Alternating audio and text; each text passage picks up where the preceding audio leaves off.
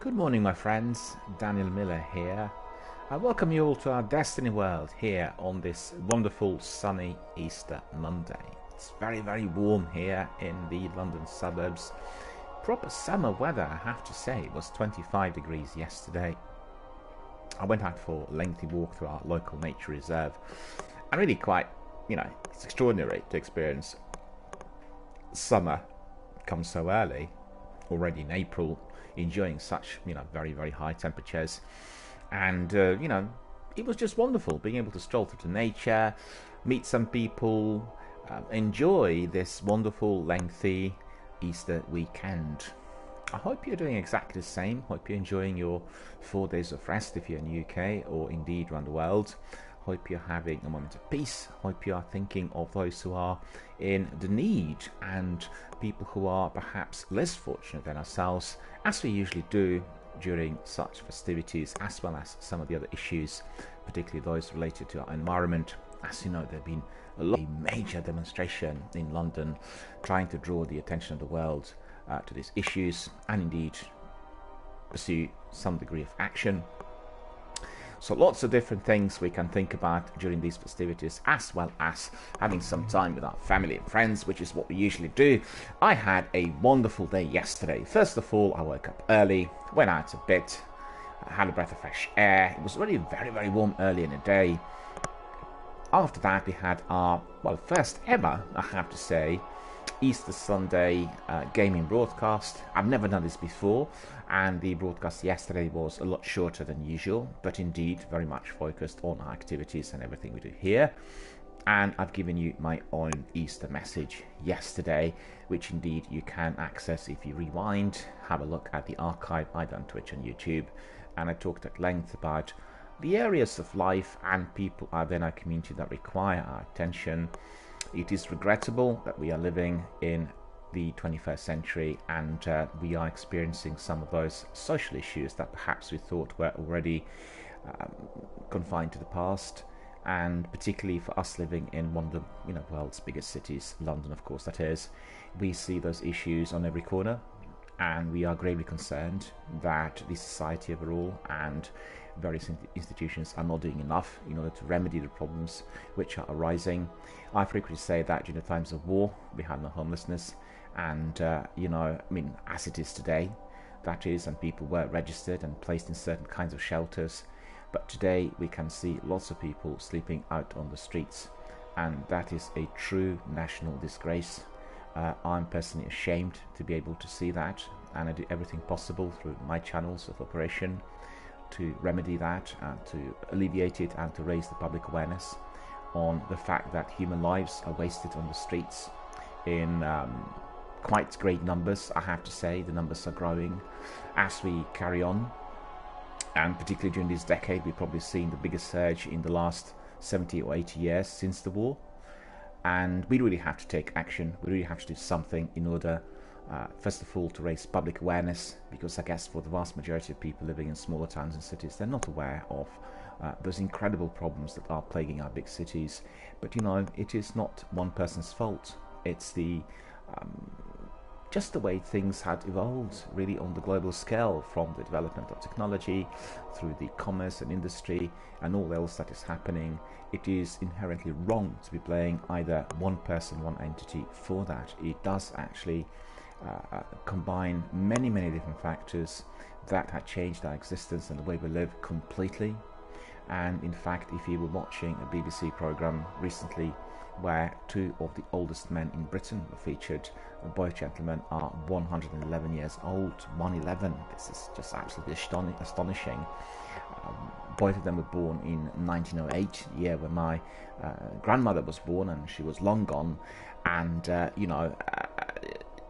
they talked about their lives and everything they experienced, and they said, well, we can tell you one thing: the advances in technology and the way we live and everything else have been absolutely astonishing, particularly during the last 15 to 20 years, and we can't really conceptualize it.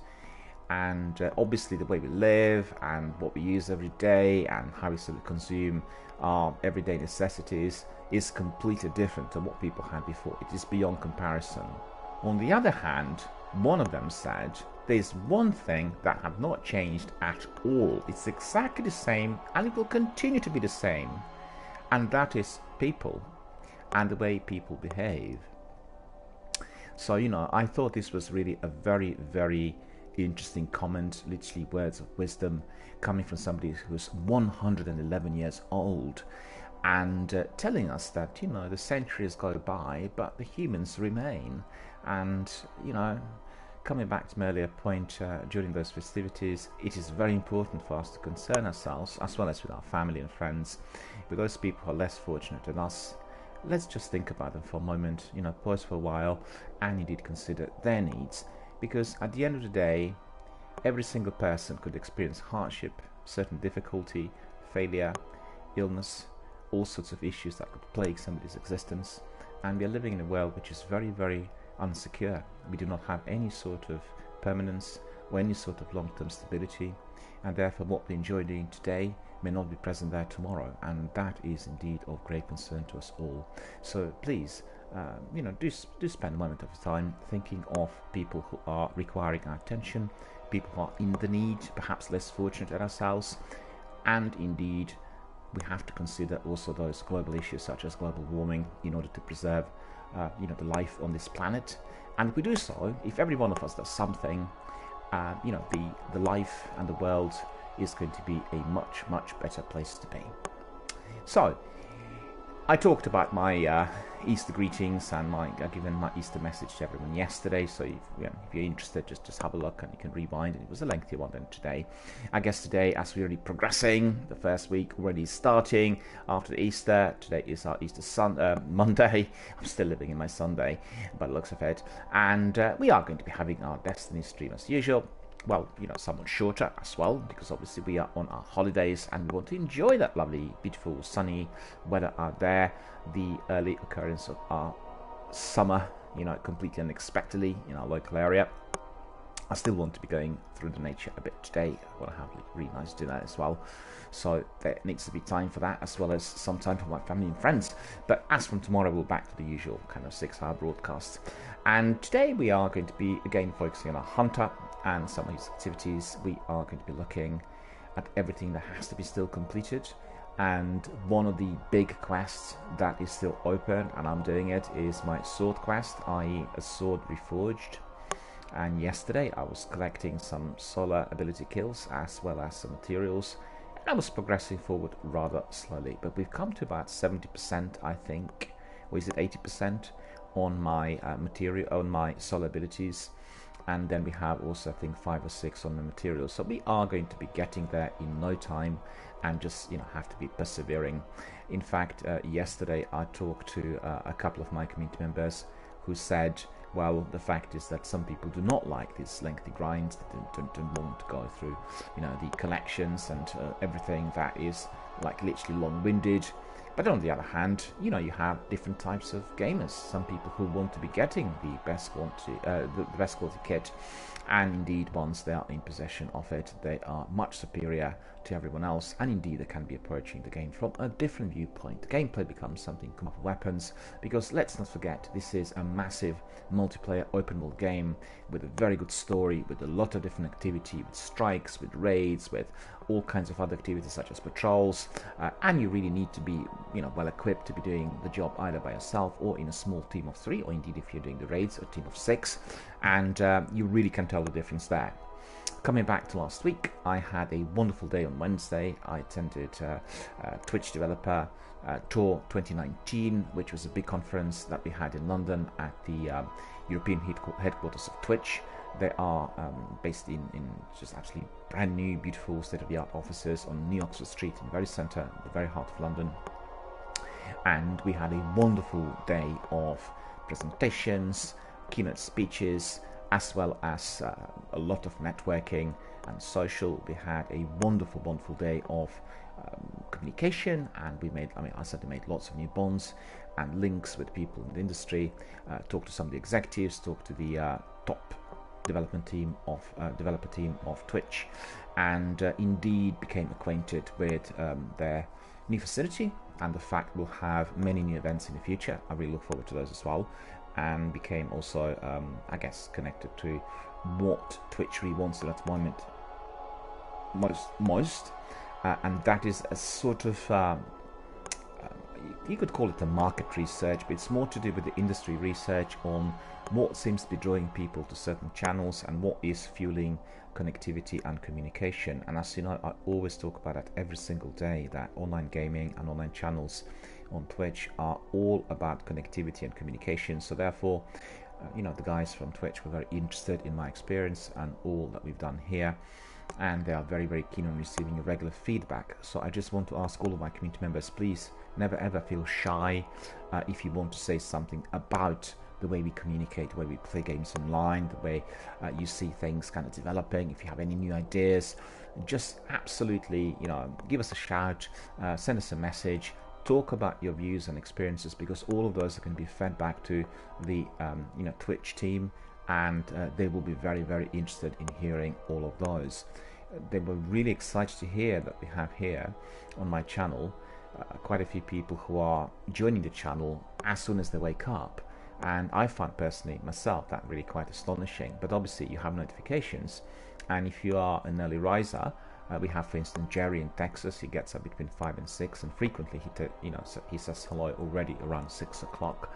And it's interesting because I think the channel becomes almost like the first thing that people do, either means to which they will wake up, they have a bit of breakfast, you know, a bit of coffee or hot drinks, and they're getting ready for work, so have maybe 2 hours to spare. And you know, what a good way of actually, you know, becoming awake. And some people exercise, and other people will watch Twitch, and they'll watch their favorite channel, because you know what, some of that fiery action that we have here is having that sort of effect. It does actually wake you up, it raises your adrenaline levels, particularly if you're playing some, you know, serious kind of firefighting games, such as, well, obviously we have a lot of that in Destiny, but I was also thinking of games like PUBG and Apex and, you know, Battle Royale and Battlefield. But there's like a continuous hectic action taking place at all times at a relentless pace as well. So a very, very good way of bringing people in and making them very awake very early. And also the other thing is that a lot of people who are having a long, hard working day, they'll have maybe a pocket of 2 hours before they go to work, or maybe an hour or two after they've come back home, which in fact is going to be dedicated to what they love doing the most, which is either playing the games or indeed jumping in and joining others. So absolutely wonderful. And the Twitch guys were very, very excited to hear that there are people out there doing it. I think the gentlemen I talked to, they were not aware of people doing it like that, because obviously what I do here on this channel is without any form of involvement of automated services. Everything is either than myself or my moderators, which means we are approaching it from a personalized perspective. And as you know, the industry generally is kind of progressing towards everything being automated, and that's very, very unpopular. And in order to have the best quality content, you want to have that personalized touch, you want to be talking to everyone. And I have seen other streamers, for instance, having bots that are answering to messages that are coming in on a Twitch chat, and that's just a non-starter, because anyone who comes in wants to be talking about what they see, they want to bond with other people, and getting those bots answering is just completely ridiculous. Reminds me of the early ICQ days, where you would get the same sort of service, which could be switched at that time, could have been switched on. And I guess it's, you know,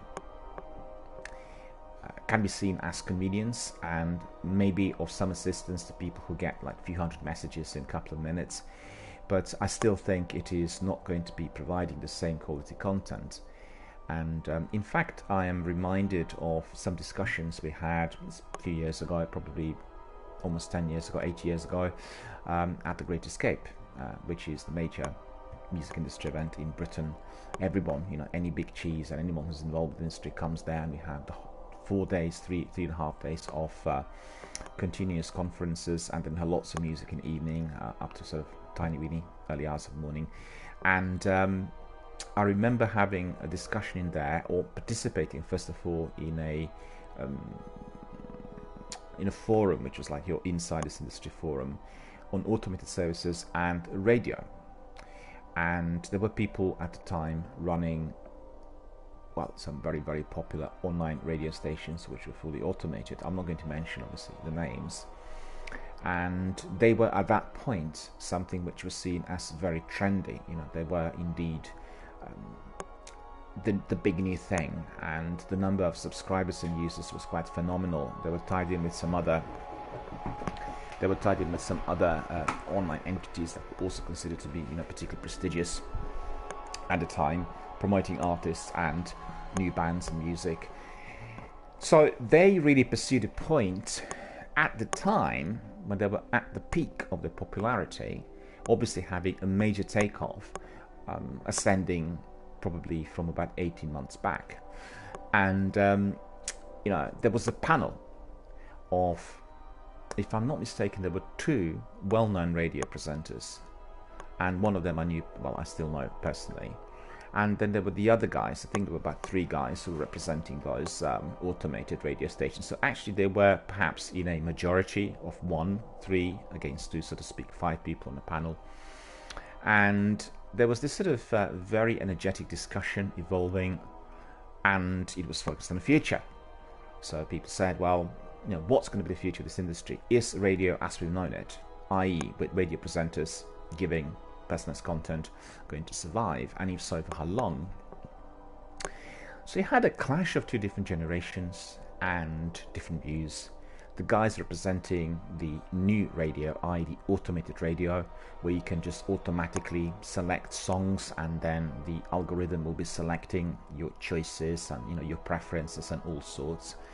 That was seen as, well, first of all, as incredible in technical terms. Today we know it because it's applied everywhere, from Netflix or Amazon, you know, whatever. But at the time it was just completely new, revolutionary. And they were seeing the point that this is going to be overtaken completely, and that the radio presenters and all the other people on, you know, that front are going to be made obsolete. There will be no interest for them, and they will be confined to the past. And they were sort of quite aggressively pursuing that idea. I really didn't like the tone of the discussion and the fact that they were so self-assured that the new system was going to survive without any major hindrance or difficulty, whilst the radio presenters, who had obviously 20, 25, 30 plus years of experience in broadcasting, they were pointing out some very important factors which are what they actually liked themselves when, first of all, when they were growing up and listening to the radio, and then secondly, as they became presenters. And this was all about them selecting considered to be very close to them, be it as people, i.e. in terms of their personality, or in terms of their choices, or in terms of the types of music that they were going to be introducing, i.e. their personalized taste. There's 3 different factors: their personality, the way they came across, right, just by listening to the voice, then the choice of different kinds of topics and maybe certain kinds of genres, and thirdly, the type of music, i.e. specific artists that they would actually put on. So that was the personalized approach. These radio presenters grew up listening to these guys, and then obviously acquired taste. They built their own preferences and became eventually broadcasters themselves, who were doing the same sort of radio presenting within, you know, very, very similar format, but also with a very, very personalized touch, which meant the concept was the same, but they came across as very, very different people. And that was indeed both exciting and interesting to very many people who were interested in music, because obviously they would be following their recommendations. And I think the same can be said for other affiliated industries, particularly film and television. The same sort of presenter stroke critic would have been present, and people would have relied on their opinion and views. I guess with the radio presenters, perhaps they were more frequently present because their radio programs would have you know, been in circulation for a lot longer and on a regular basis, everyday basis. So therefore you could depend on a particular presenter doing a show between, let's say, 8 and 10 o'clock in the evening, or 10 to 12, which is what we have here in the UK on, you know, very many stations, inclusive of BBC and, you know, all the other ones, indie ones. And you had that degree of regularity, but the personality, the way they came across, i.e. as people. Secondly, the topics and the selection of different kinds of ideas and areas of interest. And then thirdly, the choice of artists. These were the 3 most critical viewpoints, right? So at the end of the panel discussion we had in there, and, you know, Q&A, and it's like a big industry forum, all the industry insiders are there, I just went to the radio presenters to have a chat and just want to find out how they felt after this, because I felt they were bombarded with the novelty, and in fact with an aggressive threat coming from the new guys, saying, well, you guys have been around for a long while and you'll be gone. Who's going to be listening to you? You're just, just pursuing something that is already sort of sent to oblivion. And I said, that's not going to work like that. Because people said this about the vinyl, people said this about records, people said this about music overall already for 15, 20, 30 years. And we've seen that actually people will decide. You can't be predicting or assuming what the next big step is going to be, because first of all it will have to be in operation for a little while. Same like you introduce a new kind of type of bread, and people might love it initially, but eventually they might get bored. The bread might be perhaps not tasting exactly the same, or indeed maybe a bit more expensive, and people will just simply resort to not wanting to buy it anymore. They'll resort to something else, or indeed they'll go to the old one, the one they've had for 15, 20, 30 years already. That is always the same, simple yet easily acquired on a good price. And people will resort to what they know the best, what they like the best. Don't forget, when you are paying your bills and there's some sort of difficulty, you will call the company, you'll try to speak to somebody in person, to resolve it. And that person will resolve this for you. A robot, an automated service, cannot resolve these kinds of errors and mistakes, and it will not be possible at any stage in the future either. Because a machine is dependent on human spirit in order for things to be initiated or changed. So coming back to my earlier point, the radio presenters were somewhat subdued, and they were not quite happy about what they've heard. They thought the discussion was pursuing a rather aggressive selection of undertones, and they indeed said that they believed that there will be certainly the space for both sides. There will be radio stations that indeed will be automated, and they will cater for a certain kind of taste, people who are not wanting to be given certain music, and people who just want to be browsing and researching the music in very, very large volume. Because let's not forget, today the vast majority of artists can actually create music at their own home. They don't have to go to studios, and that has exponentially increased the number of audio files accessible on the net and elsewhere. People can be creating music with ease compared to the past, where indeed they had to pay for the studio, then record the track, and then get a record on vinyl. And all of that was costing an enormous amount of money, and it was completely outside of the reach for ordinary people. It meant you had to be embraced by a record company, somebody had to provide you with investments, etc., etc. So it was a very, very long-winded process. In fact, just a very small number of people were given access. But then on the other hand, you had people selected, and there was that degree of investment. If a record company believed that a certain individual was providing others with potential, with certain talent, and they would just then produce a couple of singles, maybe an album, and you would have quite a number of artists in circulation in the medium term. Years have gone by, and my own suspicion that the undertones that were pursuing the automated services perhaps will not materialize indeed turn out to be exactly that. Because we could see that some radio stations will have some sections during the day, perhaps during the night, or during the early hours of the morning, where you will have some sections completely automated. But on the other hand, people do listen to the radio because of that personalized content, and they will resort to certain presenters. And it's just a fact, some presenters are more popular than others. And they're more popular because they have something special. It's either their personality or their wit, or kinds of content they're providing, maybe the interviews they're doing, or certain discussions, or their taste in music, or just a selection of topics. There's going to be something which is highly personal in there, drawing attention. Well, this is what I said to the guys from Twitch as well.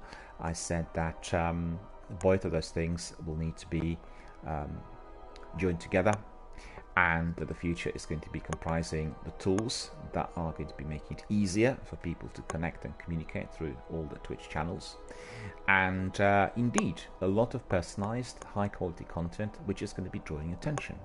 So that is the future for certain, and I'm very, very excited to be a part of these networks and indeed very happy to have discovered one of those, which is a brand new one operating in London, and to become their member. And we'll have regular meetings in London.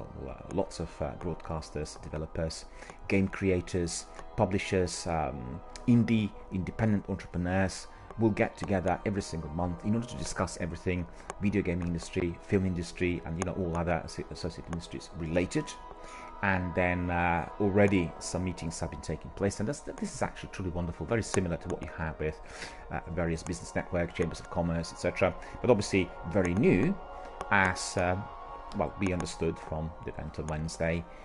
Twitch really had taken off in a very, very big way since about 2015, and the rise has been very exponential and had taken everyone by surprise. So in fact, the company is working 24/7 in order to suffice, to produce, to provide, to create, to give you new tools and everything. And there are lots of exciting new additions which you will find on your channels if you're a broadcaster, indeed on your channels as well if you're a viewer, in order to connect with others and interact, because that is the focus of what to do in order to draw interactivity, connectivity, and communication.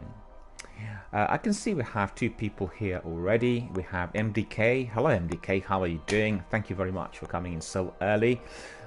Great to have you here. Thank you for joining us.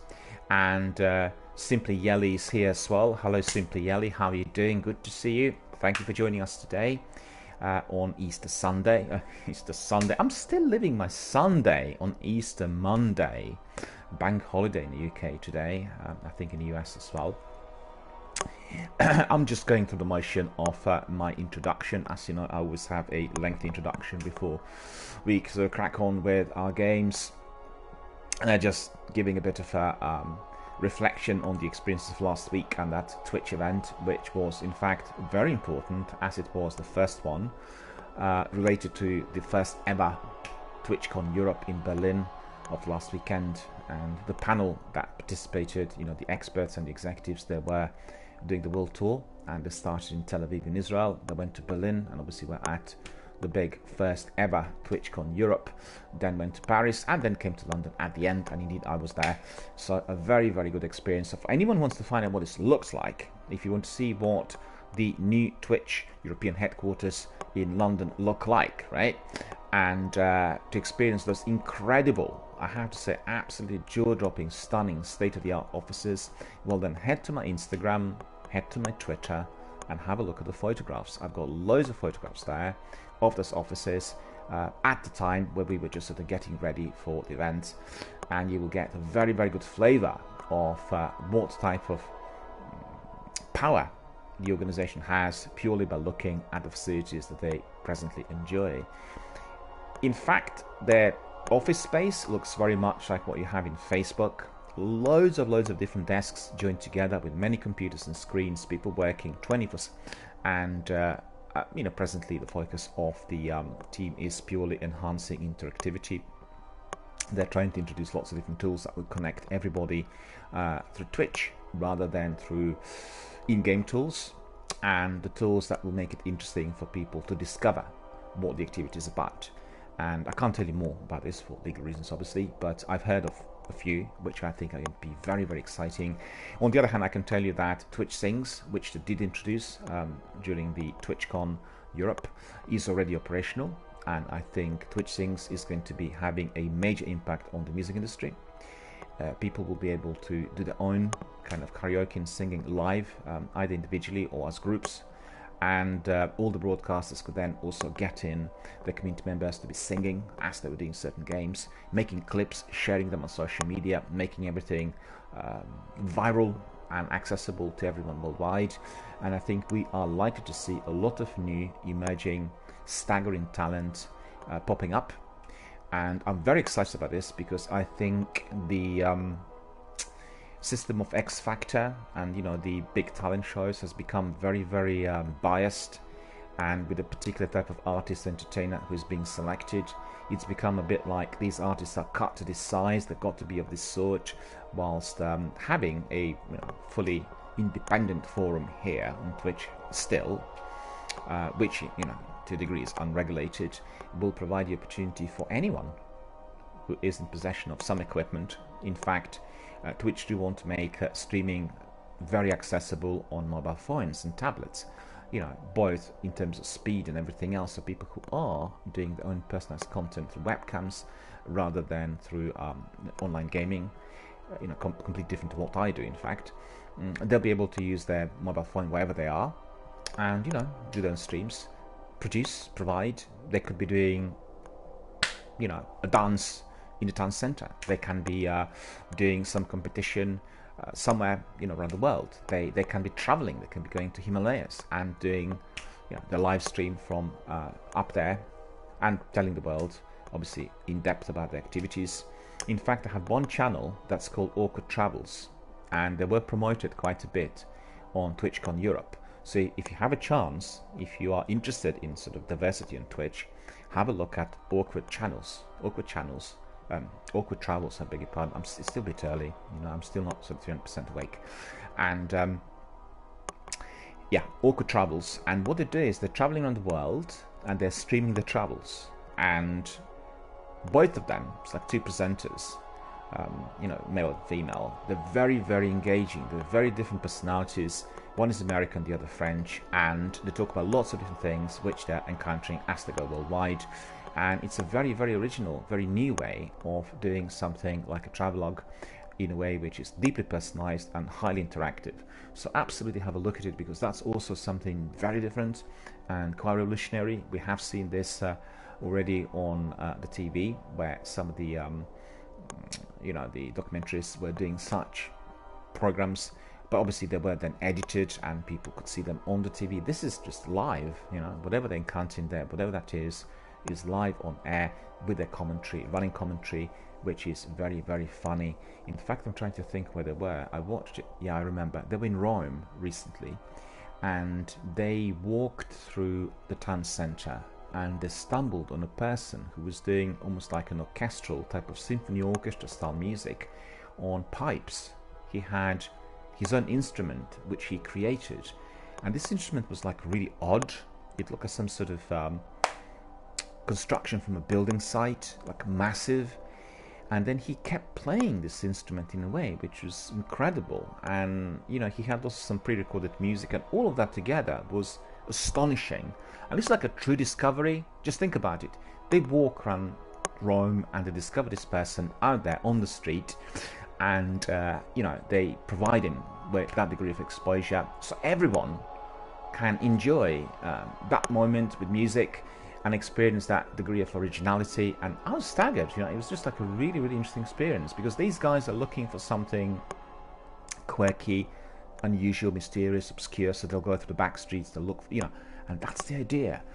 Very, very good. So they had the slot during the TwitchCon Europe. Obviously they were, you know, discovered, people realized they're doing something completely innovative, and I was very interested to discover how they've done this on the tech front, because there's the two of them, but there's another person traveling with them, and I think they have some assistance. So I think they use 3 separate phones in order to do live streams. And I was sort of interested about the internet that we're using, because it's very taxing on the bandwidth and in terms of the costs and everything else. So it's all very, very interesting, original, innovative. And as I said, Twitch is providing us with this opportunity. And on the other hand, there are many, many more new tools to come in. So I can just see a massive, massive growth on various channels here. And I really look forward to that. I feel also happy and privileged to be, you know, fully a part of this, and also indeed have been finding the networks that are just about to start. You know, they're just beginning to operate. They've been around for a few months, and these are the networks which are not internet based. They're actually, you know, so your real life networking. And I think for this sort of activity, it is absolutely fundamental that you're running it online and then out there and meeting other people who are doing the same for obvious reasons. So these were the news. This was my last week, and it was a very, very good sort of pre-Easter week. In fact, I was overjoyed to have my Good Friday with lots of my community members here, and probably I had one of the best events on my channel ever. And I talked about it yesterday.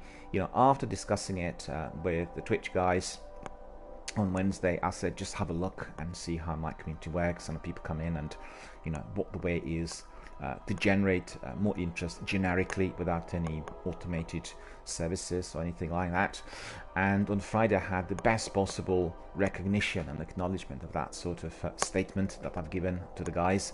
And I was going to have like an ordinary Friday stream, but then as I progressed, lots of people kept coming in and they were asking for help. They wanted completion of certain sections in the game, and this was the advanced gameplay. These were the guys who were really doing something very, very difficult, like long grinds, to get the best weapon, similar to what I'm doing at the moment.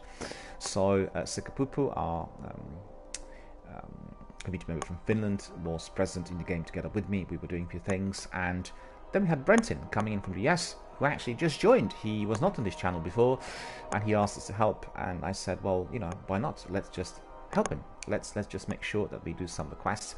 We thought about doing it in a measured fashion, doing it just for a little while, but then we had lots of other Destiny community veterans coming in and wanted to also help, and we decided on raids, which is what I was not planning to do at all. I've not done any raids at all, but just one previously, and it just felt like a really good idea. We had 5 other Destiny veterans wanted to do the raids, an ideal opportunity for me to come in, or to be present, or to provide my obviously space, the game and the channel for the raid to take place, and an ideal opportunity for me to learn, because having 5 veterans is like joining your FIFA top 11, with Ronaldo and Messi and all the other guys in there. And it was a wonderful, wonderful experience. We actually played raids for about 5-6 hours, and lots of people watched them. We had an abundance of entertainment and fun, really good team effort. I learned a lot. We completed the 2 of them. One was left unfinished due to some technical glitches, and it was a truly wonderful Destiny World community experience. It was the best I've ever had, and purely because of its volume and the difficulty level. Raids are obviously the most popular activity that people like watching in here, and we had there 5 veterans plus me, a rookie, in there, doing it and learning and going along, and they were quite pleased with the fact I didn't die too many times, and I was pleased with that as well. But I was so happy to see that we had a wonderful community-based week. Firstly discussing everything with the Twitch guys there on New Oxford Street at the European headquarters, and then having that degree progression later in the week, which was just telling us that we are doing the right thing, we are progressing forward, we are getting the best possible support from our community members worldwide, and we are indeed growing. So now we are going to be progressing to a hunter human male, looking at everything that still needs to do. So without further ado, we are going to be cracking on.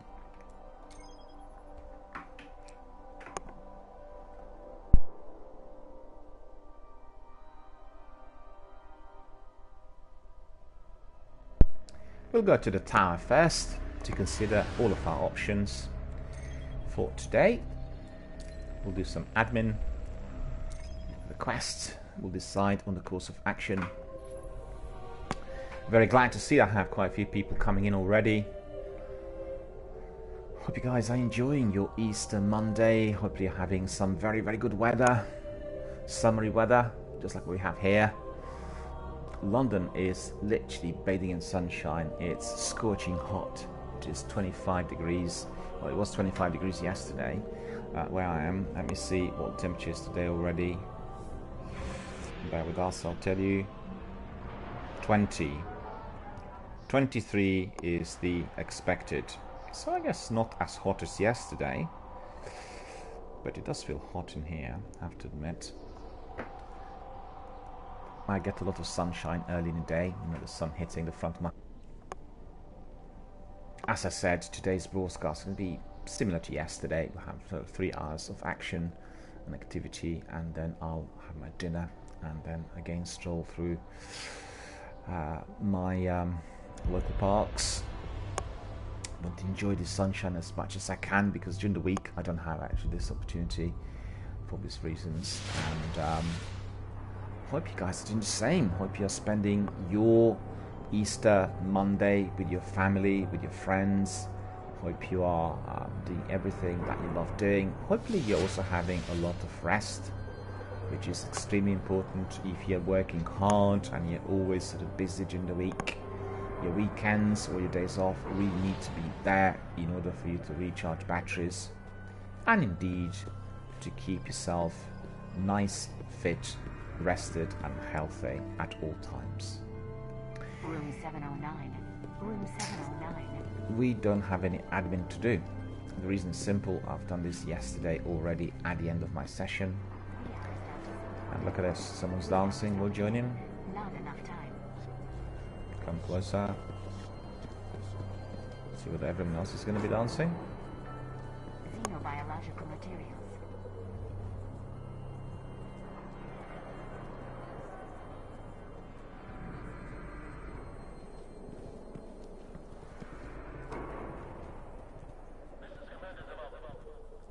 Down to the city and up again. Down and up again.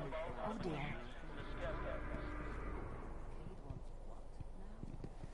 There we are. We have a nice short social video clip. You never know when you come to this area what you're gonna find, and it's always interesting. What I really like doing is, like, you know, I come here and it gets busy, have about 20 people walking around. I like seeing like different outfits, and then a particular outfit draws my attention, as well as obviously some of the emotes, dance moves, and you know, all of these kinds of niceties. Captain Jack is in there. Hello, Captain Jack. Happy Easter to you, sir. Hope you had a very, very good Easter. Hope you're enjoying your Easter Monday. Indeed, I hope it's very warm, nice and summery out there in the US. Similar to what we've got here. Proper summer, arriving early. 25 degrees and shorts. Quite extraordinary. Never been so hot so early, I don't think.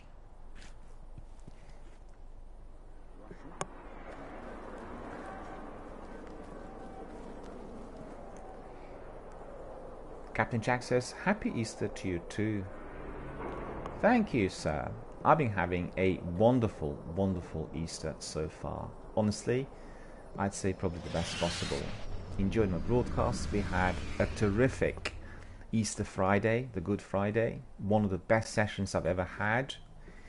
And, you know, it was just literally, just bear with me. I have somebody who actually wants to be joining, but at the moment, I'm not going to be doing anything of that sort. Yeah, I just gonna say we had one of the best broadcasting Fridays ever here, and lots of our community members, lots of our Destiny veterans and community members came in order to chat, you know, talk about various other issues.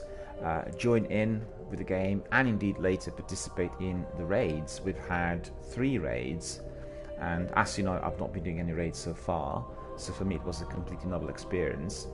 And the reason was very simple. It was just like progressing generically. You know, we actually, well, I wanted to help Brenton, who is our new community member. He is doing one of the difficult weapons grinds. I'm not sure exactly whether he's doing a sword or any other weapon, and it's a very, very lengthy grind where he has to be doing some strikes, then some story missions, then he needs to be doing some collections, and then indeed he has to be doing some raids. And initially we were going to help him with everything else but raids, but then as we had a team of 5 veterans in there, we said why not really crack on with the raids as well. So that's exactly what we've done, and we've done 3 of them. 2 were completed. The 3rd one, Wrath of the Machine, had some serious technical glitches, and therefore we couldn't complete. And you know, it was like a really, really fantastic experience of community activity, which in fact just developed on the day. You know, I'd not planned it. In fact, everyone came in during the last hour of my scheduled broadcast. And which raids did you do? We did Vault of Glass and Wrath of the Machine, and then what was the last one? Crotus End. So those 3, Crotus End and Vault of Glass, were completed, and Wrath of the Machine was not. So it was a wonderful, wonderful experience, a very, very good Friday, and I was particularly happy to see that degree of community coming together on Friday, because it was obviously happening after I attended the Twitch developer event on Wednesday, and I talked at length about how really everything works in my community. And the guys from Twitch said that, you know, they're going to be keeping an eye on this, so they'll see the 12-hour stream on Friday, which turned out to be very, very enjoyable, and as I said, completely unexpected. This was not scheduled, it just progressed during the day. And Captain Jack says, did you do the 390 versions? Yes, we did. We've gone for the hard difficulty levels, yeah.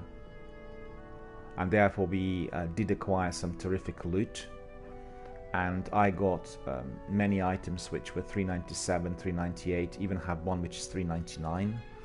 That's one of the artifacts, the very best, the most powerful item that I've got altogether. And I tell you what was particularly rewarding.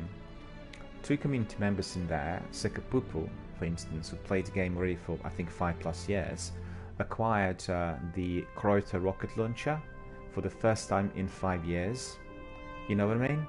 So Sekapupu was looking for this item for 5 years, and he acquired it at the end of our last raid, and that was like so rewarding. No, I didn't get Mythoclast. I got... I'll show you actually what I've got. You'll be able to see. Just bear with me. I got Unyielding Cask, which is 397. Then I got Tireless Striders, 398. I acquired Shroud of Flies, 397. In fact, I'm wearing it at the moment. You could see Shroud of Flies, 397. I look like a fly, don't I? Look at it. And then this one, 399, which is Oversoul Scream. So that's the most powerful item that I have, 399 defense, Hunter artifact. I got this Ghost, Bellicoy Shell, 399. I got Hunger of Kreuter rocket launcher, 398. And I got also one, I think it was, what was it? I think it was Treads Upon Stars as well, 395. And there's also another, there was another pulse rifle, and I put it in the vault. Also I think it was 395, 396. Because at the moment on my hunt I'm using primarily my hand cannons and shotguns, you know, scout rifles perhaps to a lesser degree, and maybe some automatic weapons from time to time, but principally it's just... Captain Jack says, yeah, the Myth class is really hard to get. It took me like 25 clears. Really? That's really... sounds like a really, really long grind. But you know, what was very good for me wasn't just my own personal experience of those raids, it was the fact that all the other raiders got some kit for the first time. Like Sekapupu was looking for this item, Hunger of Kreuter, for 5 years, and he got it for the first time. And that's terrific. Do you know what I mean? When you acquire something after you're looking for it for 5 years, and it just pops up, it's just astonishing. And they all told me that in fact Hunger of Kreuter is the rocket launcher is a very, very rare item. So the only thing I could think of is that we've done something quite extraordinary in there, and you know, we were just grinding one of the raids for quite well. We actually were grinding, I think, all of them for a while, but the one that did take us the longest was Kreuter's End. But I think rather the machine would have taken us even much longer. There was a glitch in the boss, and there was something troubling there with his shield, because we kept throwing grenades and his shield was recharging too quickly. He wasn't taking much damage, and Matthias was here with us and he was the team leader. He obviously spotted it. He said that definitely we won't be able to do it because there's a glitch, and that was the reason really. Otherwise we would have been carrying on for, you know, a long while. It would have been a very, very long grind really trying to finish it. But anyway, really good kit, good loot, good items, fully equipped, and as you could see, in fact, I probably could have brought in, what is it, 395, 390, yeah, so that's my best kit at the moment. So in fact, I'm 396, 396 is my power at the moment, so still 4 to go in order to get to 400, and Furry Spider Furry Spider told me that maybe I need to be doing the Crucible quite a bit in order to get some of the other items. He said probably the easiest way of getting to 400, getting some items through the Crucible. I personally, I'm not sure, but I'll do everything in order to get to 400. Captain Jack's asking, did you do any of the challenges for the adept weapons? We didn't do any challenges, and the reason for that was that I was doing the raid for the first time, and Matt thought maybe doing the challenges would not be a good idea, because I really had to grasp the idea of those raids first of all, and once we've done them maybe for the second, third, fourth, fifth time, then we'll do some challenges, because otherwise it could turn out to be too difficult, and therefore I'll be eliminated too early. And in the first raid we've done, I think I died 4 times, and once I died during that raid due to my own kind of error, and then I think there were like 3 enemy kills on me, so I was very happy with the result. With Croydon it was a bit more difficult, because we were positioned in a way which should have really enabled us to kill the boss, and again the boss wasn't really kind of buckling, and we all used Galahorn on the boss, and he didn't take too much damage, so that was the reason for us replaying it quite a few times. We couldn't work out as to why he wasn't taking more damage. We were quite well coordinated, and he was receiving literally bag on shots, but there was some reason, and we couldn't work out why. Completed at the end, so it was really good fun. Right, so let me see. What I need to do first is I need to warm up, and the way I'm going to do that today is I'll be just pursuing my quest, which is Sword Reforged. But before I do that, I have 1, 2, 3 bounties, and what we are going to do is we'll go to our bounty tracker first of all, and we'll get some new bounties. We'll cache those and make sure that we are fully equipped for everything that is to follow.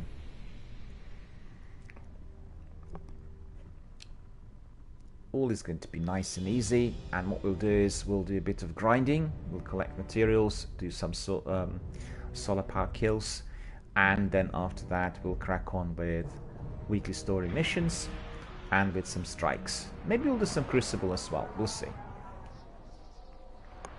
Captain Jack says, did you get your raise lighter yet? Unfortunately, I'm still working on it, and we are just progressing to the quest. I have to be getting 10 materials, and I have to be getting 100% of the solar kills, and unfortunately I think the quest might be glitched a bit. The materials are kind of coming my way really at a very slow pace.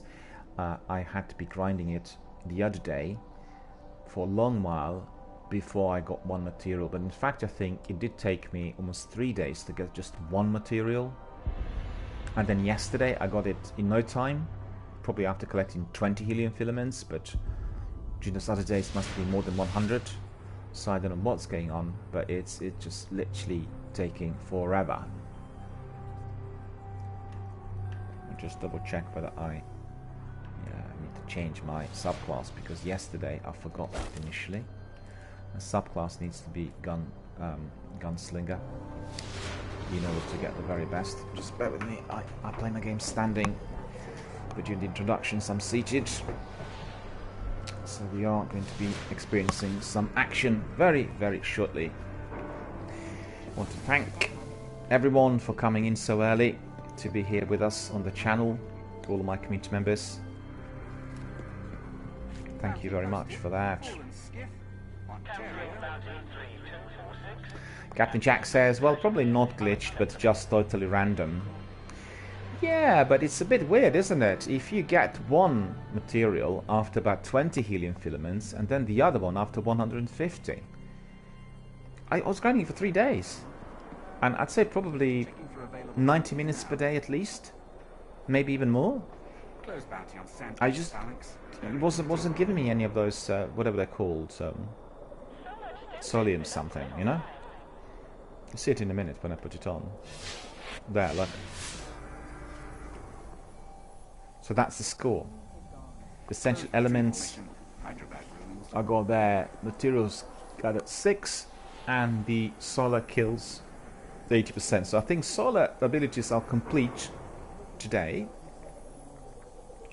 but the elements I probably have to still do for about 2 or 3 days at least, if not more. It's hard to tell. Or maybe I'll be fortunate, you know, maybe they will be kind of respawning quicker or something. I don't know, hard to tell. But at the same time, doing it for about 45 minutes is a good kind of warming up exercise. So I'm not too bothered, but it can't be done really fast.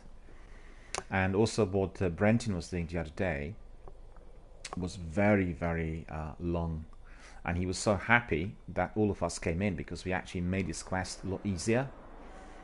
We've done what was it? He had to have a couple of strikes, a couple of story missions. He had to do either 1 or 2 raids, so I'm not sure what the weapon is. It just seemed like really, really protracted. You probably will know that better. Captain Jack says, yeah, it's a pain, but I believe in you. Well, thank you, sir. Thank you. Well, I'll get there. You know, I'm not a quitter, as you know. And everything I learned about Destiny has been basically through a lot of hard work, and most, first and foremost, through my community members. And you'll remember the way I was doing it with my Warlock at the beginning, and I was just learning. And today I learned a lot. And I'm progressing, and probably in about a year I'll be pretty good, but I'm not there yet. The only thing is, Matt always tells me that I need to be kind of moving my character faster and ducking and diving and doing these kinds of things, but the thing is, I'm not really particularly fast, and also if I'm kind of moving my character too fast, I get a bit dizzy, I get a bit of travel sickness, it affects me neurologically, if you know what I mean. So I'm not really bothered. And I'm not a competitive gamer. If you really want to be always doing the scores, you want to be literally on your toes 300%. But my priority is producing a good quality entertainment and providing the highest possible quality community content. That's the the creed of this channel: the best possible entertainment and the highest quality content for the community. Captain Jack says, that quest is infinitely better than the quest I did this weekend in Destiny 2. Which one did you do in Destiny 2? One of the very difficult ones? One of those long grinds? We actually talked about it, I think, when was it? It was on Friday. It was on Friday. The fact is, there was some discussion going on about Destiny 2, and the comparative discussion, what's better. And then Tonzak talked to several guys in there who were quite negative about Destiny 2, and there was the whole discussion on what game appears to be better today after the seasons and after all the inclusions. And I think a lot of the guys that were not happy with the base game didn't want to invest in the annual pass, and therefore they've not experienced it. So they're still sort of sticking to the guns from before, but that's to a degree redundant today because the seasons obviously killed it. Captain Jack says the one he was doing is for Luna's Howl.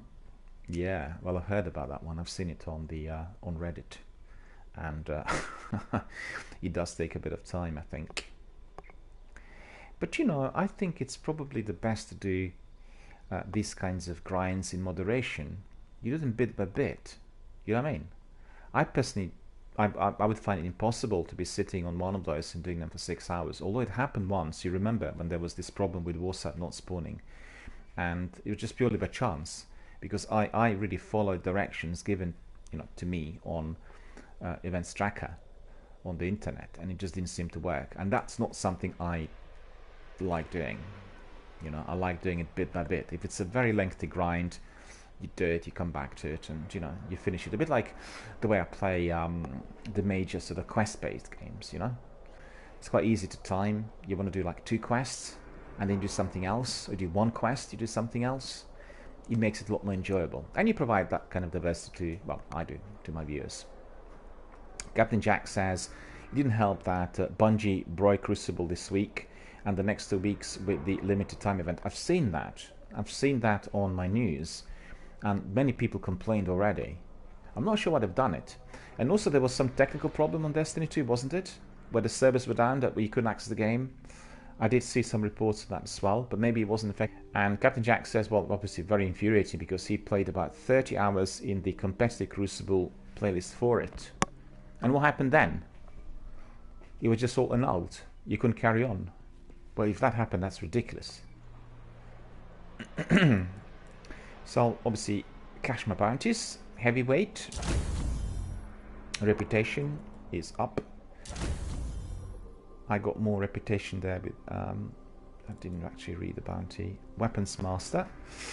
Get 6 rapid kills with any weapon, and that's completed as well. I just got reputation, didn't get any loot. Okay, it's got 3 bounties in there. What we'll do is we'll collect those from Bounty Tracker. That will be based on kills. And let's see, we'll have Void Weapon. Fallen Defeated will take Mages, Ultras, Patrol the Dreadnought, Solar Weapon kills. Okay, we'll take that. And Patrol the Dreadnought, taken Mages, Ultras. No, that's well, we'll take that. You know, that's for Sealers. We'll take that for later on. Exchange complete.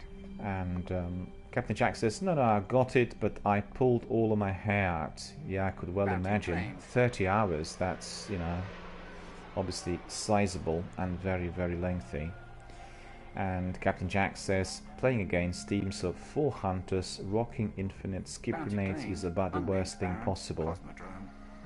Yeah, it's frustrating, I could imagine. And also, you know, let's not forget, it's obviously competitive and other people are trying to do the best. And it just turns out to be like a really, really lengthy grind. I don't think, you know, I have to say, I've played the Crucible now for a little while. And maybe it's down to my internet connection, the poor upload speed, because obviously I have, you know, hit registration problems and tick rates very poor and all this. But I don't really find the Crucible to be on the same level as everything else in Destiny. I think for me, the Crucible is probably the least favorite activity in Destiny, if I was to be comparing, you know? I find it a bit repetitive, and I find it to be just like any other deathmatch. It doesn't have for me that flavour of excitement and, you know, like your thinking man's game. You need to be thinking what you're going to be doing, strategizing and planning and doing inventory and, you know, all sorts. You're just straightforward deathmatch, elimination and, you know, whatever you're doing in there. And I didn't find it particularly elating. I'll do it, and, you know, if there are obviously bounties and, you know, quests and that, but that's just my own personal experience. On the other hand, I probably will have to do it on another setup in order to find out whether it would work differently for me. And I think, well, it isn't that much to do with speed. It's just the type of activity that there is, you know. Close bounty on Cyan Major. I mean, when I do Battle Royale, you have obviously a different sort of map, and then it'll be very much down to the participants, the way they behave, the way they use the weapons, and, you know, and therefore it becomes a bit more diverse, because depending on the teams in the arena, you will be obviously confronted with a certain kind of behavior. I find with the Crucible, it's just a lot of running around and jumping and diving, and that's about it, because it's a very urbanized type of area. You have to be hiding, and, you know, it doesn't provide you that degree of variety. And Captain Jack says probably my least favorite two, along with Gambit, but the gun in the Crucible, and you pretty much need... Hang on, I can't read the message on the screen. Just about me on. Probably my least favorite too, along with Gambit, but the gun is the Crucible meta, and you pretty much need to have it if you're going to play. Well, I think they've done this in purpose, because you remember there was quite a lot of criticism directed at Bungie initially to do with the Crucible, and they've integrated everything, so people have to be doing it even if they don't like it, you know. On the other hand, I think it's fair, because it gives you that degree of variety.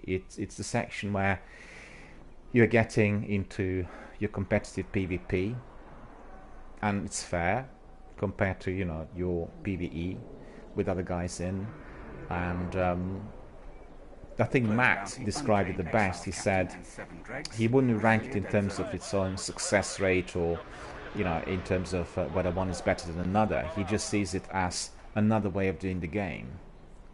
You know, obviously PvP, deathmatch, a similar sort of environment, but actually the behavior is different as you're playing against the other guys. And it's fair. You know, you want to have that in the game for certain. And I know that some people love it.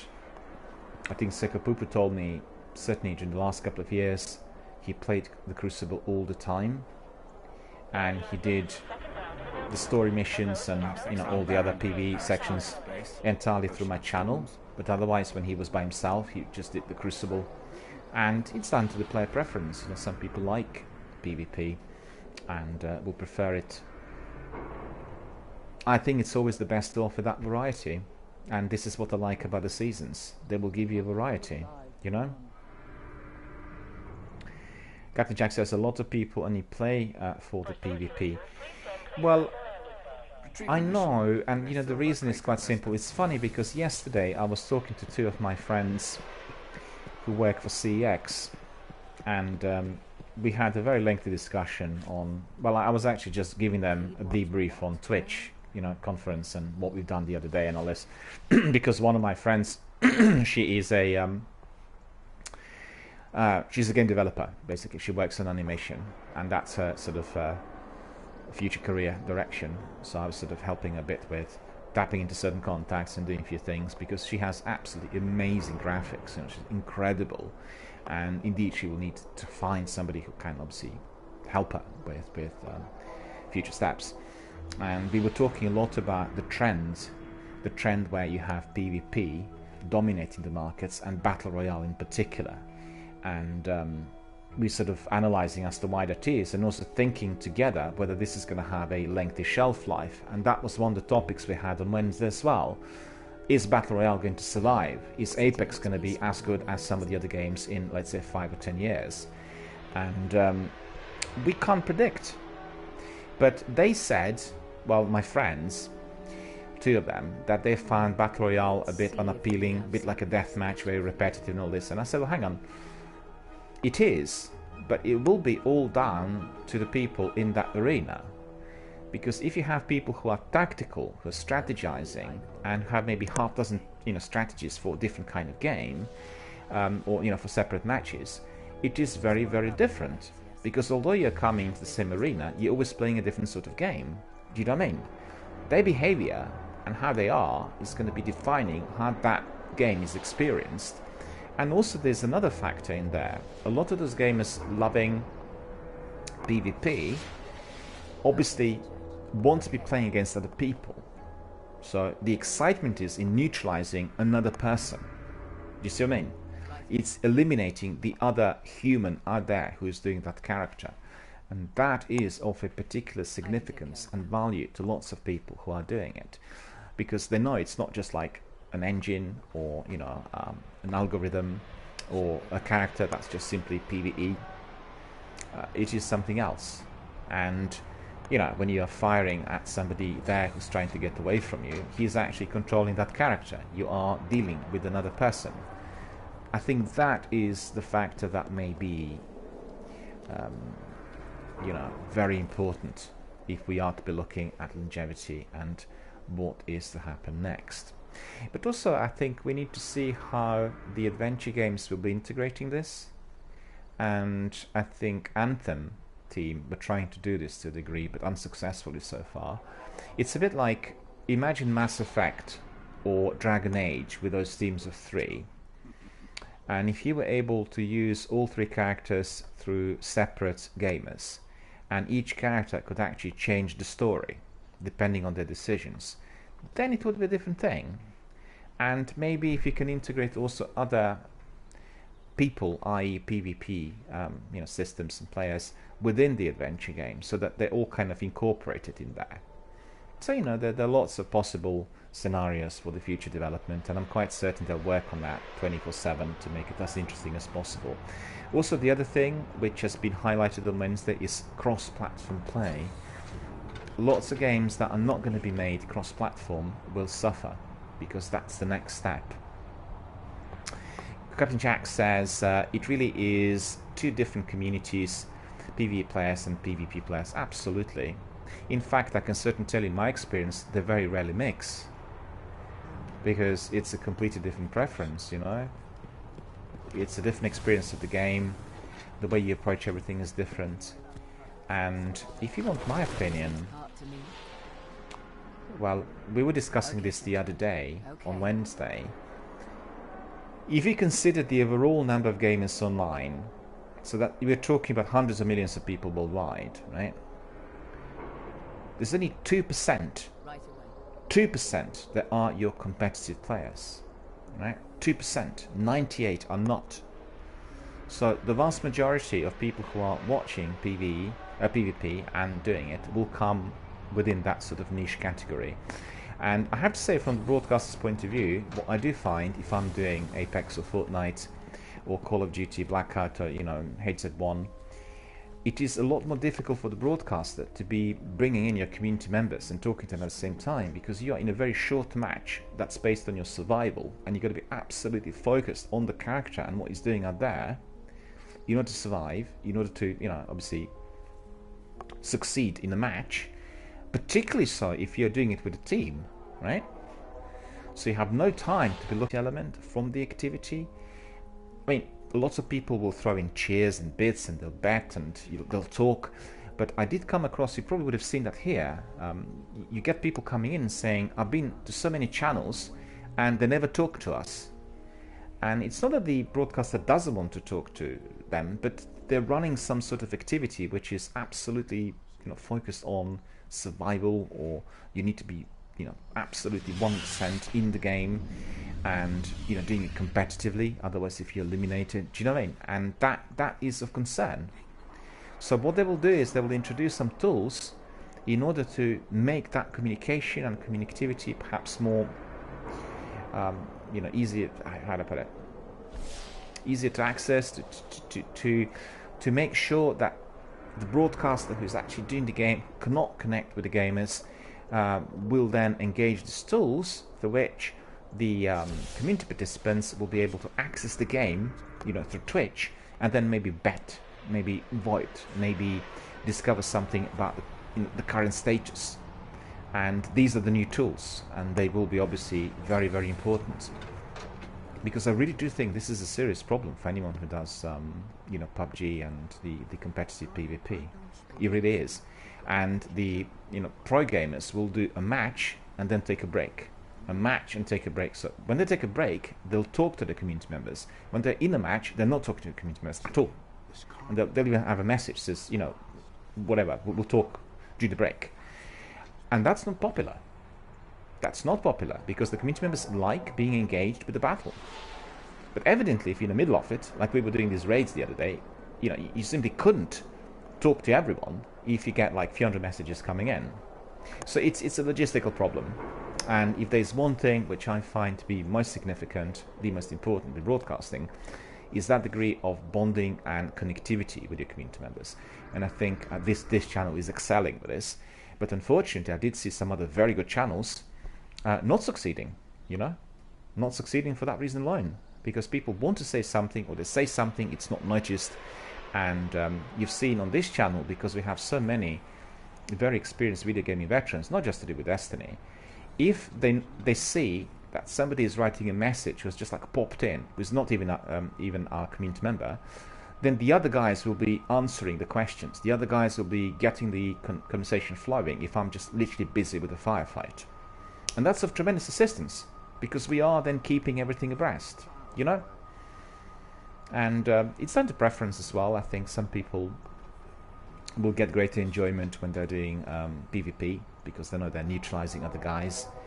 And some other people will prefer unraveling mysteries in PvE, you know, discovering different areas, exploring them, doing the long grinds, all of these sorts of things. It's down to the different mindset. And I think we are privileged because obviously we're living in an era where this is possible. I said to the guys the other day, on Wednesday, anyone who did the early PC gaming of the 90s, like myself, we didn't have that variety. There weren't that many games out, and the quantity of games coming out actually increased with the introduction of consoles. Once you had PlayStation coming out, it was in, 97, 98, when it sort of was introduced to the global markets. Then obviously they were releasing quite a few games, and the PC gaming industry had to catch up. And they were motivated, and you had many more games coming out. And also the price ranges were somewhat different then very quickly, because the old computer games were extremely expensive.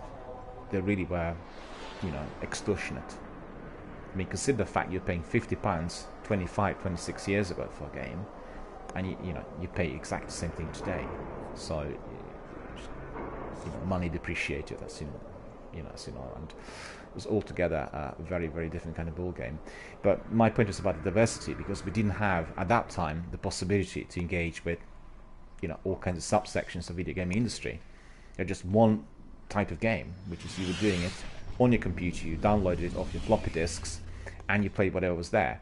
But on the other hand, some of the games were extremely difficult, and people forget that they were extremely difficult. And in order to crack the code or to complete it, you have to be replaying it many, many times. Replayability factor was very, very important, and you were driven to replay because of the difficulty level. I've had lots of games which I couldn't really crack by myself, and this was before the internet communities took off. I used CompuServe, user groups, what was it called, news groups, and tried to get information. It didn't really work. Lots of people struggling with the same thing. You didn't have the kind of worldwide connectivity, and then I had to resort to calling the company. So I remember calling Sierra quite a few times, and then my phone bill at the end of the month was absolutely extortionate as well, because you had different options. Automated service, you call Sierra, and then let's say you are already progressing towards the last section of the game, so they keep reading all the options, this section of story, this chapter, that, and then by the time you got to the very end, it was really a lengthy telephone call, and then you had to be choosing different options, and sometimes instead of pressing 1 you press 3, you don't get the right one, you have to really re-listen to the whole thing. Oh man, it was messages. Well, not too fast, it was easy to sort of take some notes. Gabriel Knight was difficult. I remember doing I think it was the first one. It had a couple of puzzles. Then Black Dahlia was very difficult, and Ripper. They had the puzzles I couldn't crack at all. And it's nice and easy today. Google it, bang, the solution is there. But in those days, that just didn't exist. And you had to resort to whatever was offered. And that was calling the company, making revenue for them, obviously, for phone calls. And these were the old days. So I feel very happy that I can be choosing what type of game to play, what to broadcast, and there's quite a variety. And it will carry on. I think we'll see probably more input on virtual reality, and that's not going to be applicable for every single game. It's just going to be for certain types of games, in my view. And some games might be too scary, in virtual reality, and others perhaps will not work as yet, technically. So let's see. Right, so we've got everything sorted. We are going to go up, and we'll go to the moon, do a bit of exploration in there. We need to collect materials, we need to use our solar kills. I acquired that bounty. The bounty is for solar kills, so that's going to be pretty good. And also I have I just tried to collect some of those materials yet again. Struggled really quite a bit during the week because they were not really fast coming. In fact, in order to get one material, I was grinding it for 3 days. So that would have been probably 3 days, about an hour per day, maybe an hour and a half. And, quite a long grind just for one material. Must have collected 200 or 150 helium filaments.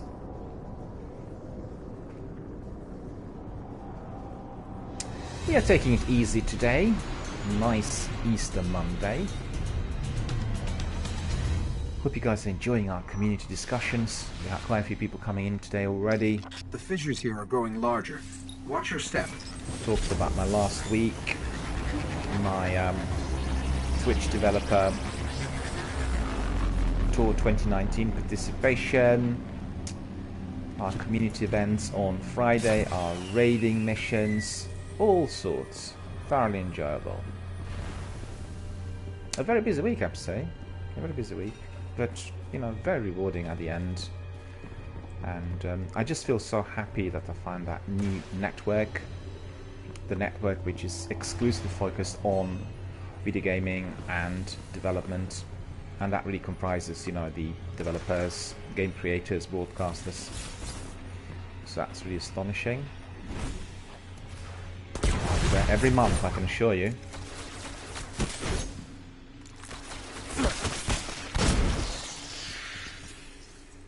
Do I have a button? No. No. Right, I better wait for my super to recharge. Okay. I definitely want some helium filaments. Oh,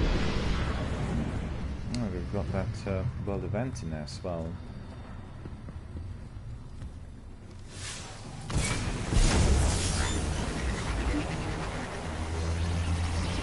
There are people in there.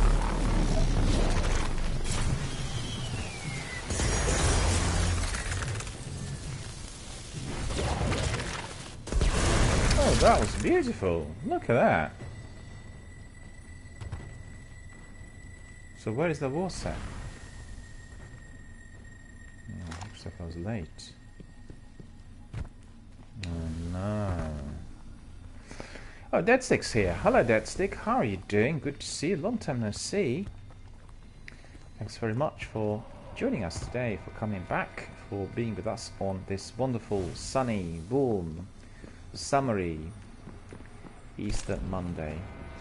I nearly said Sunday again. I don't know what's going on.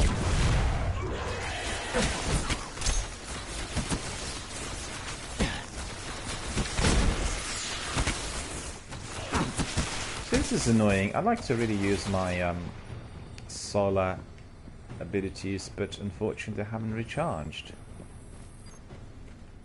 And basically I'm collecting materials and using my solar abilities here in order to complete my sword quest, which is Sword Reforged. Look at him. He's resisting in there. Well, not for long. Okay, my super's going to be back, so we'll go inside. We have some enemies and a servitor in there, maybe a captain as well. So that will be good. Right, that's ready. Steady. Proceed. Before I go in there, I'll have a look at right. Some healing filaments in there. I've seen them, but maybe I'll have another lot in here. Just try before I go there. Because there's a chest. The chest is usually respawning here or down here. Down below near this dome. Let me see. No, it didn't really.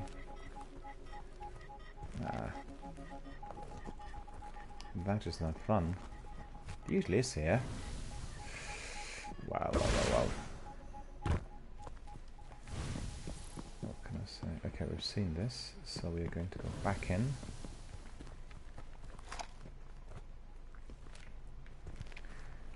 Hate the enemy, but like his cloak. His cloak is quite good. Wonder which one it is. We'll have to see. Okay.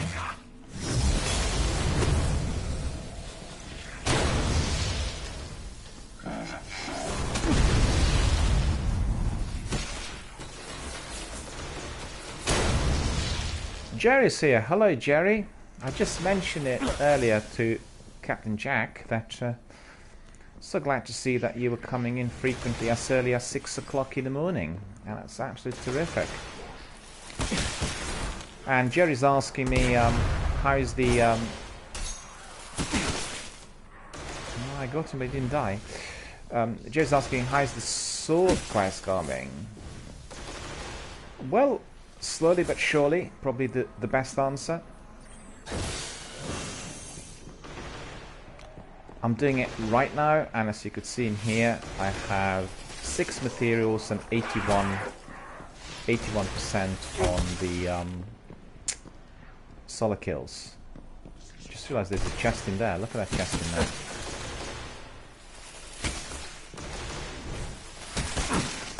Oh, he got away!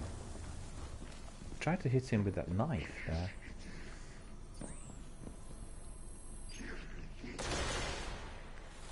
It's a long grind.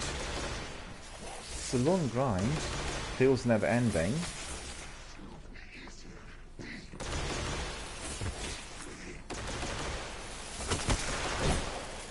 You went up. Ah, well, I'm not gonna bother anymore. I had it. It's like really fast. Need to collect that chest and these helium filaments. Right, the chest is up there. Semi-hidden. Right. We did see it. Let me see. Yeah, there. See? Missed it. Okay. Missed it. Okay, let me see. How do I get there?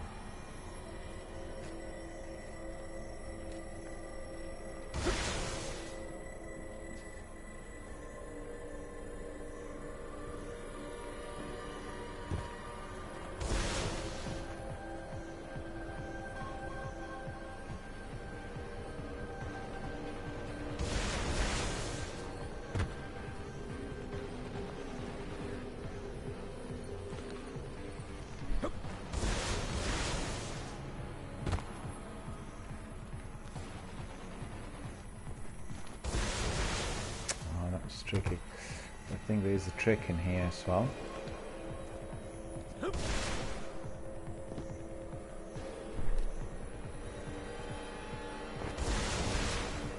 No.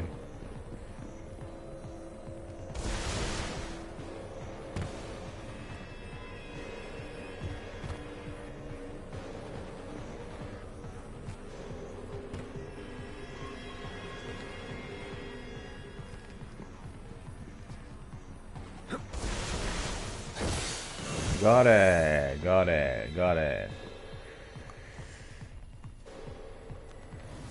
Remember the trick as well, which is you jump, you come close, and then you press your square.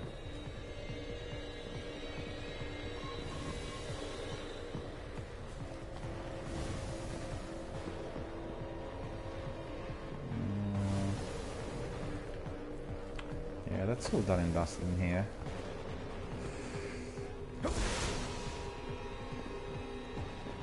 Super's gonna come back as well, so better wait for a moment.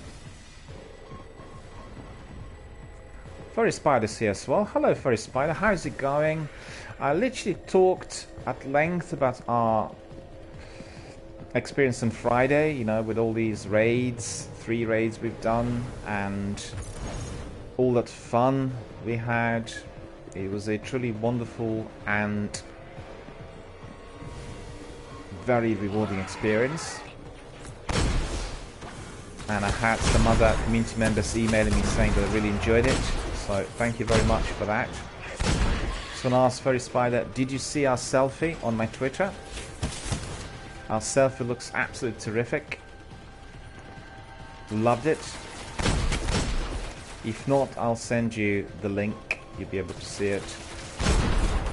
In fact, I'll do this straight away, just bear with me a second.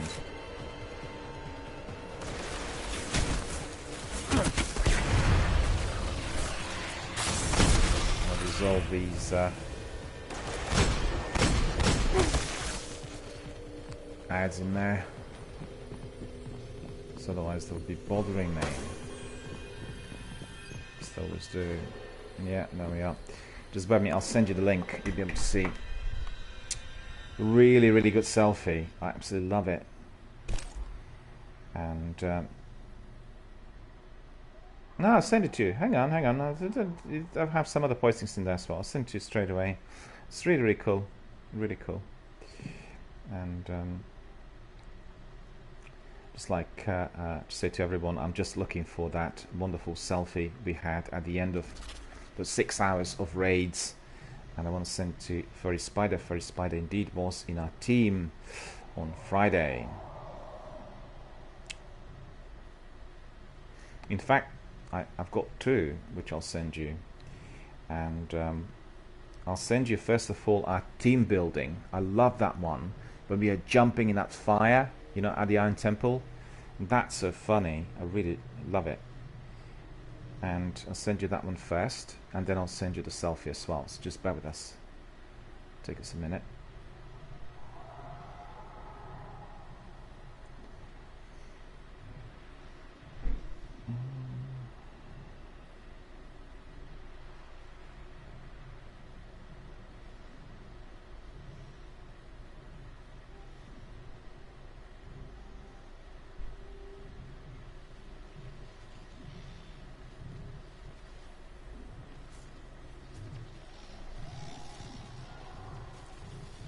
Hang on, I'm not getting you on the friends map for some reason. Never mind. Yeah, I've got you. I've got you.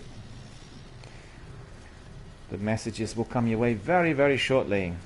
There we are.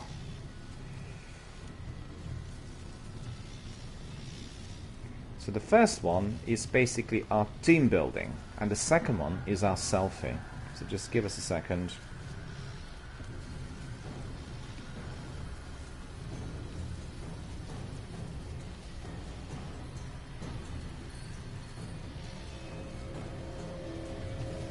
There we are. The first one's gone. And we'll do the second one as well.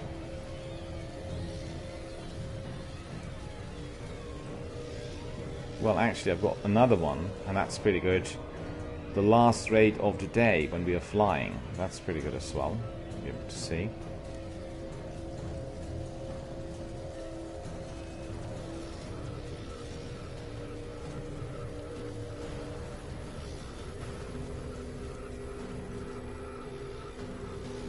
There we are. That's very good as well. And then the third one is our selfie. And I really love that one. It's really cool.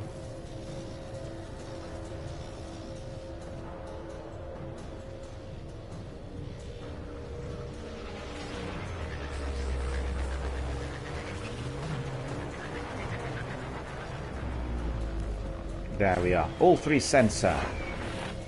All three sensor. Furry Spider's asking, what's your Twitter? My Twitter is @DanielMillerGame, and that is without E at the end, right? So it's just GAM, no E at the end. The easiest way to access is just go to information on my Twitch channel, and on the information section on my Twitch channel there are panels.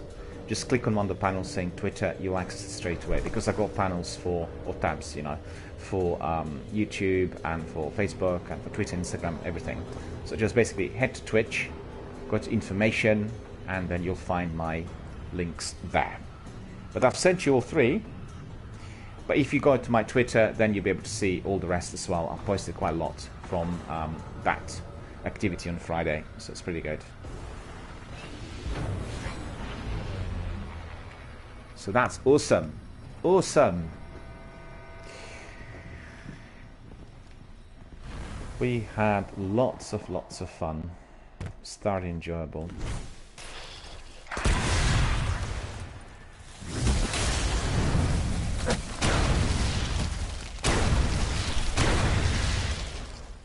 So we have 82%. Okay, we want to bring it to maybe 90 today. And then we'll carry on with some SIVA heroic strikes. And with maybe some weekly story missions as well. Let's see. We'll see. Come on. Where are ya?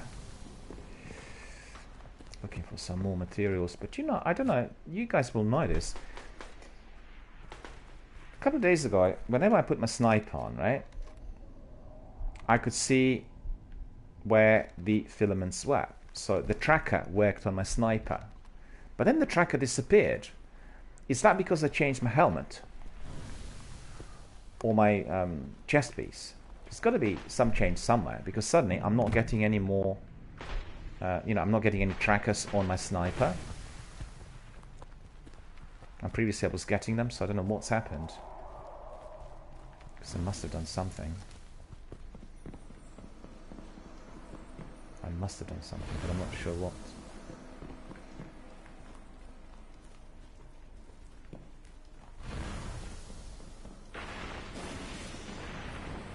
See, always come here, because you'll find either chests or filaments. And those are kind of semi-hidden in here as well. It's pretty good, because in here I even collected 3 lots of filaments. So that's awesome. And you know what? This is unfair! Captain Jack, did you see this? I've not collected more than 15 filaments today. Not more than 15 filaments, and I already got my top material. And the other day, I needed like 150. I don't believe it. It is so annoying.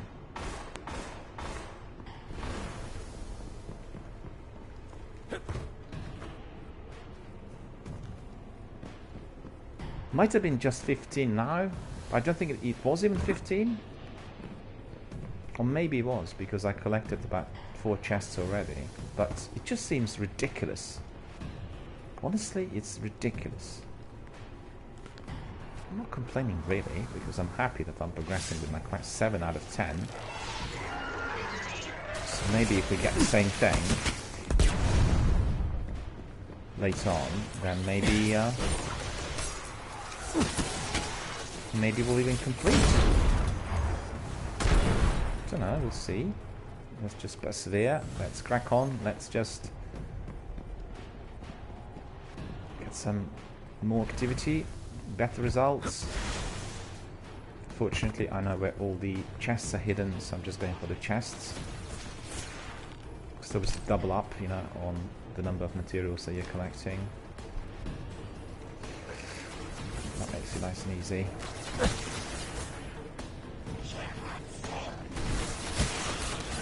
Bounce. Boo!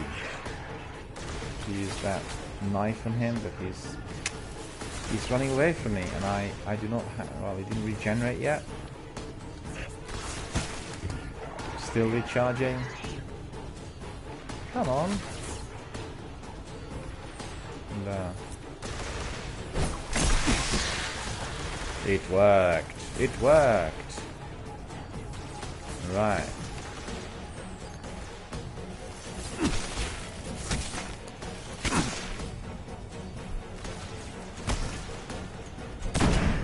Yeah, I got him. In fact, as he was flying. That's pretty good. I'm happy about that.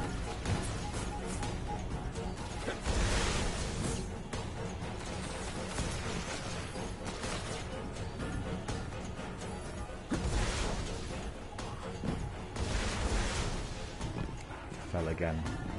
It's happened a few times. This first bit in there, I need to jump over it. Otherwise... Nah. Boo. 4 skills of 9.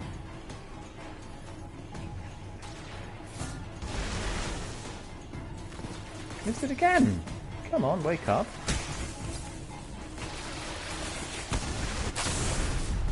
Right. Okay.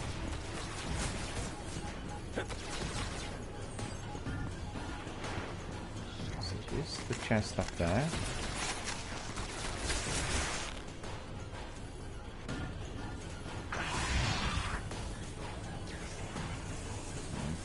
Else, you know, dealing with his ads.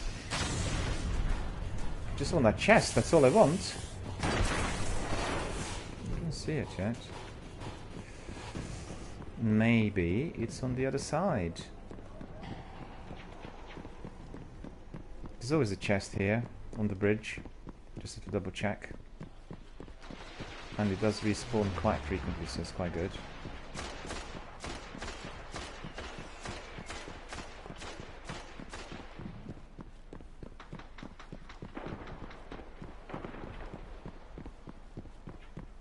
Alright.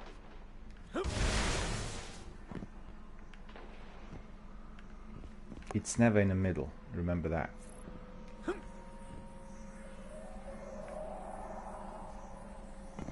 Yeah. You see that? What? It's not there.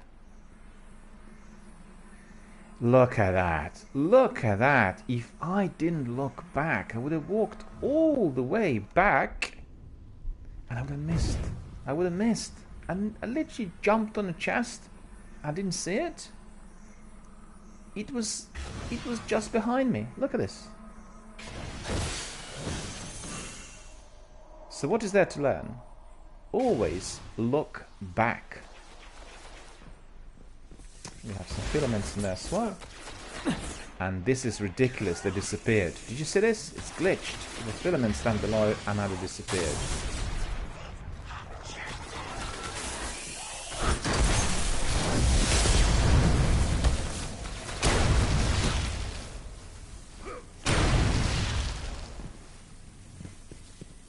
Oh, this guy just took this away from me.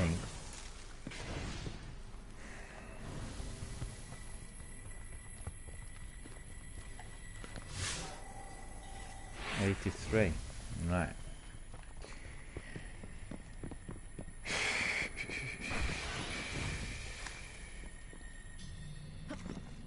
There was something in here as well, but what was it? And it disappeared.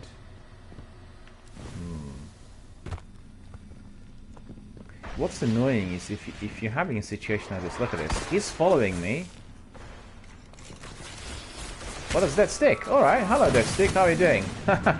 Dead Stick is watching and obviously coming in. Well, it's very good that Dead Stick was helping me, but actually, I can tell you Dead Stick, what's happening at the moment is I have to chase those guys in order to get my kills. You know, it's for that quest, the quest where I have to be doing all the solo kills. My quest is Sword Reforged. The trouble is, if anybody else is neutralizing the enemy, then I'm not completing my quest.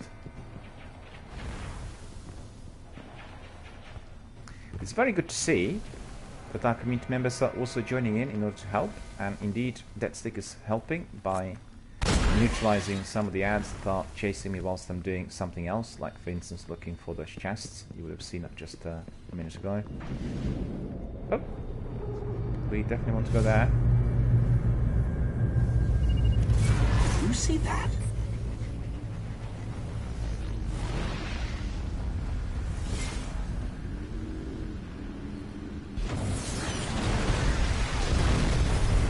And I got killed because something literally flew away from the central section, and I guess I was hit on the head. But what else? Hang on, we might have a problem. Alright. So what I'll do is I'll equip my Okay. sword The on boss. as well. And put on my heavy as well.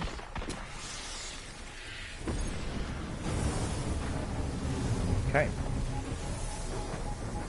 So let's see. Ah, plenty of ammunition in here.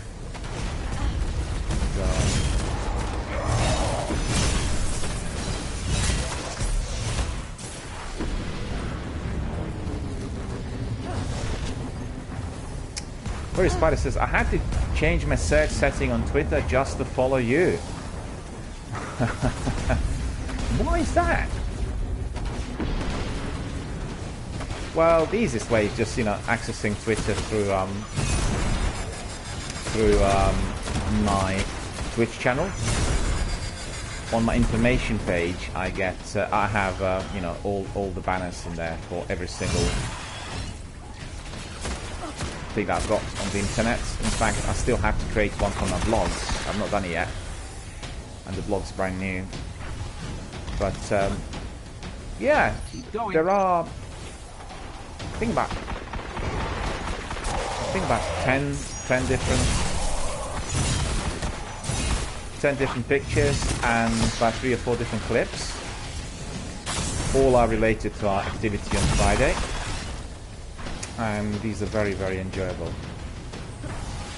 People really like those clips, although I wasn't taking any clips whilst we were doing the raid because, you know, the obvious reasons really.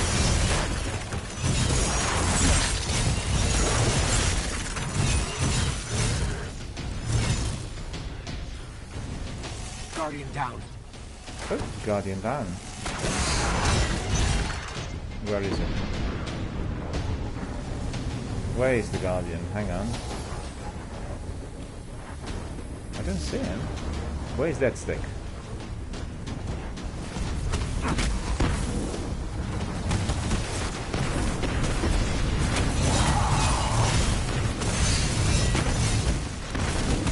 Must go back quickly.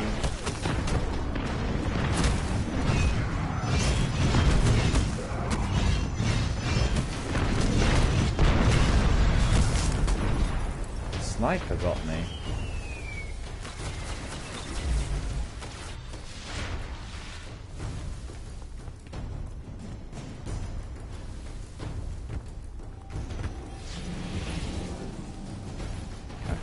He was. Oh, they already got to the war set and we're not gonna win it.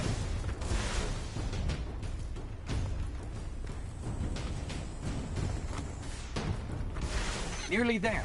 Just hold out a little longer. He's falling like a million miles away.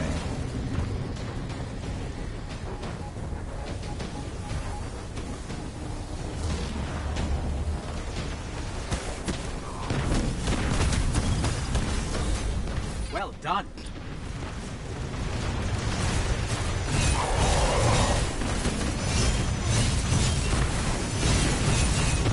Keep the captain.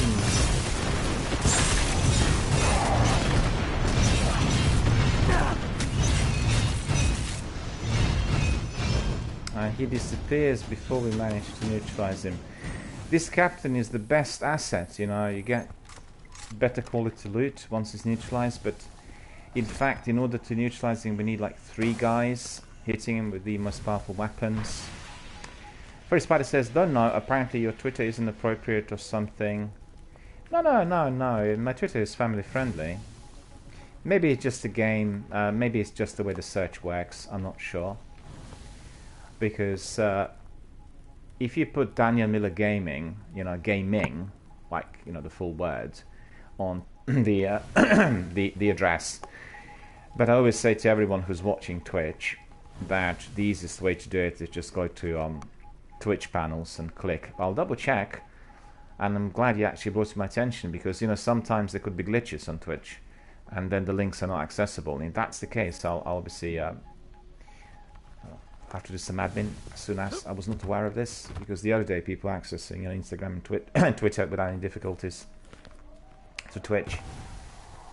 But you never know, sometimes there could be some issues. But, you know, also it is down to where people are, well, on what platform, you know, my Twitch is going to be accessed through.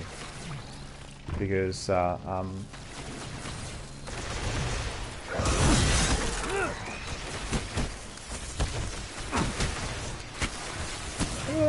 have nothing on me. Look at this. That's ridiculous.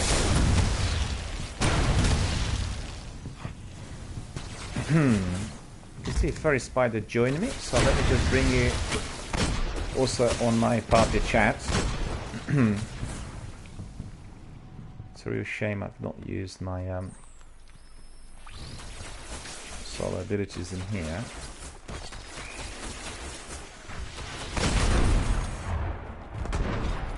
Dead Stick is here as well.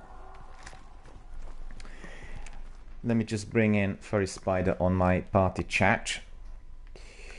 because we can talk live on air. And there we are.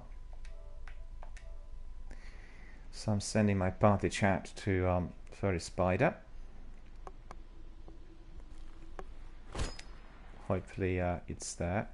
Hopefully it's been received. Just let me know if you received it. Could talk live on air. Can sort of do the missions together. Because this collection is taking forever.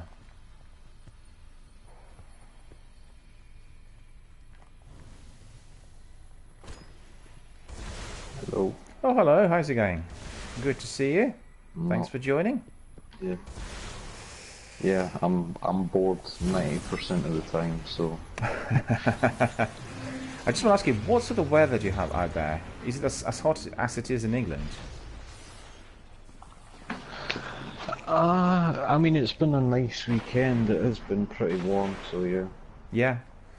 I had 25 yesterday. It's never been as hot, you know, in April around here.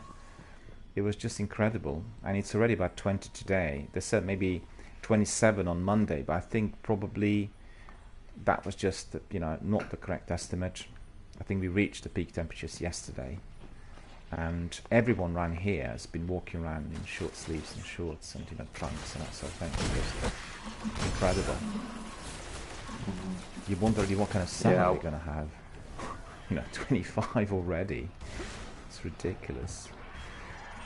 Yeah, I went out on Saturday and it's like, I went and we went for a walk in like Edinburgh town and stuff.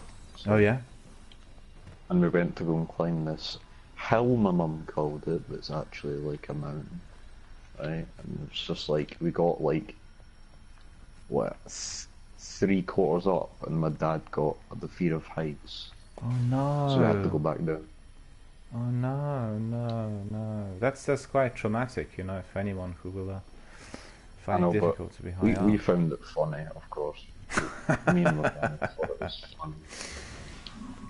Well, because my sister was moaning and was like, oh, I don't want to go up this, and it's just like, my dad was like, oh, you're either going up it or you're not going up it, and then later he's scared, so we have to go back down, so we didn't have to go up it. My brother-in-law, he has the same sort of thing, and it is sort of it actually affects him neurologically. You know, it's a bit like agoraphobia. He can't really predict it.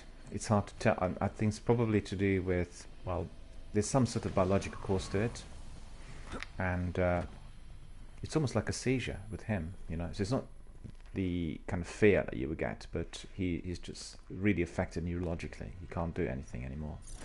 Has to be helped, and well, is it some sort of epilepsy or something? Well, he was tested for it, and basically, you know, didn't get diagnosed. But I know, for instance, from you know, with my activities when I was doing high altitude trekking, where you go like above 3,500 meters above sea level, some people are very sensitive to the oxygen supply, and you know, they can be having lots of difficulties when they come up there. But that's not to do with any heights which are not really, you know, as severe, and I guess hard to predict. Hard to predict. But I guess he had a good day out on Saturday, right? It was nice. Yeah, it was actually quite good. Edinburgh's beautiful. Edinburgh's beautiful. I mean, honestly, anytime I'm in Edinburgh. You know, like, if you want to meet so many different people from many different countries, you just go to Edinburgh. Yeah. So many different tourists. It's incredible, isn't it? Yeah. Yeah, you got Asian folk, you got American folk, you've got Europeans. Lots of people from the continent coming. Yeah. You just got everyone from everywhere visiting Edinburgh. It's like insane. It's becoming incredibly internationalized. I remember many years back, it was a different story, but it's so good to see. It's a really proper, you know, internationalized city, and the diversity is quite extraordinary. I think when you compare it to some other areas of Scotland, it's just like literally very, very cosmopolitan, and everybody from all over the world comes to Edinburgh. They'll want to see, you know, the sights, and they want to see the castle, And you know what? They need to come for the new year, because your celebrations there are absolutely outstanding. And it's a whole week, 2 weeks of celebrations, isn't it? I don't think I've ever seen it, but I'm sure my parents will plan on doing it sometime. Oh, really? Yeah, Yeah, it's really, probably. really cool. Really cool. Because I think the celebrations start early in December. I think they just extended over the years. You know, it's a bit like your Advent. It carries on for 3 or 4 weeks. And the peak of it all is around, obviously, Christmas. So really, really cool. Yeah. I've been there a few times for Christmas over the years. Always had a lot of fun. But also people, I guess, a lot of people from Liverpool, from Manchester, from the north of England, they go to Edinburgh, you know, for the celebrations. And you get massive diversity also. I've seen it on Sky News. This is how I know it. I watch it every year, you know. And you got the coverage of London and Edinburgh and the fireworks and everything, so it's always good fun. Let's see, 7 out of 10, 84%. This is a long grind, you know, it's just never ending. And it's a bit unfair because I spent 3 days collecting just one material, and today I collected 15 filaments and I got one material straight away. So it's really berserkers. Are you going for the exotic swords? Yeah, that's the quest. Okay. So I've just... So is this the arc one? Yeah, no, it's Solar Sword. Yeah. Solar Solar, Sword. right. So it should be what? I know it's Raise Lighter at the end, or Dark Drinker. One of yeah, those that two. one. Raise Lighter. Dark Drinker's the purple one. That one's on Mars. So. Okay, so that's Raise Lighter. I know that because that one took me the longest. Yeah, the one on the Mars. Oh no. Yeah. That sounds dreadful. The one I have in my hand right now. The one that does a spinny attack. Oh, that one. Yeah, that's a terrific sword. Matthias is using it all the time. Yeah, a lot of people use it for Yeah. the final boss in Wrath of the Machine. Yeah. Well, I think he had And it the for other day as Call well of when we were doing the raid, and there was this glitch on the boss. The boss wasn't taking damage, and we kept throwing grenades, and it was just really bizarre. And he said, "Well, this really this sword, that's the Dark Drinker, isn't it? The one you got." Yeah. Yeah. He said it's a game changer. Once you've got it, then obviously, you know, certain missions and certain sections are a lot easier to do. And I've seen it on some people, but I still have to get there. I haven't got it yet. So that grind is ahead of me, unfortunately. So some people say this is the best sword for taking out enemies and stuff. Whereas when I was trying to solo 390 Crota, I got to you know, the bit before Crota, the wizard person. Yeah. Right. And I tried using Dark Drinker and it wasn't doing enough damage to solo knights because it was one enemy at a time, it wasn't really? multiple. So I had to use the solar one because I found it more useful and I was actually doing it a lot quicker. I think what, they've 3 minutes, yeah, 2 they've minutes? designed a game like that because certain swords are, you know, applicable to particular types of enemies and very effective, and therefore they want you to be grinding, obviously, you know, for other swords as well. And I found that with some of the other weapons. But on the other hand, I think for the major bosses, if you're doing anything in the Court of Oryx, if you're doing the raids, well, this is gonna rock, that's for sure. And definitely worth having. Court of Oryx. Don't think the sword will become in handy because Oryx is not actually there. It's really just sleeper and well, fusion rifles or sniper rifles you want for like Oryx himself, because he is at the side, he's gigantic and you can't hit him with a sword. Yeah. No, Sure, I meant the events. You know, when you use the runes, when you go to that court in there, and you keep getting all the different bosses and knights in there.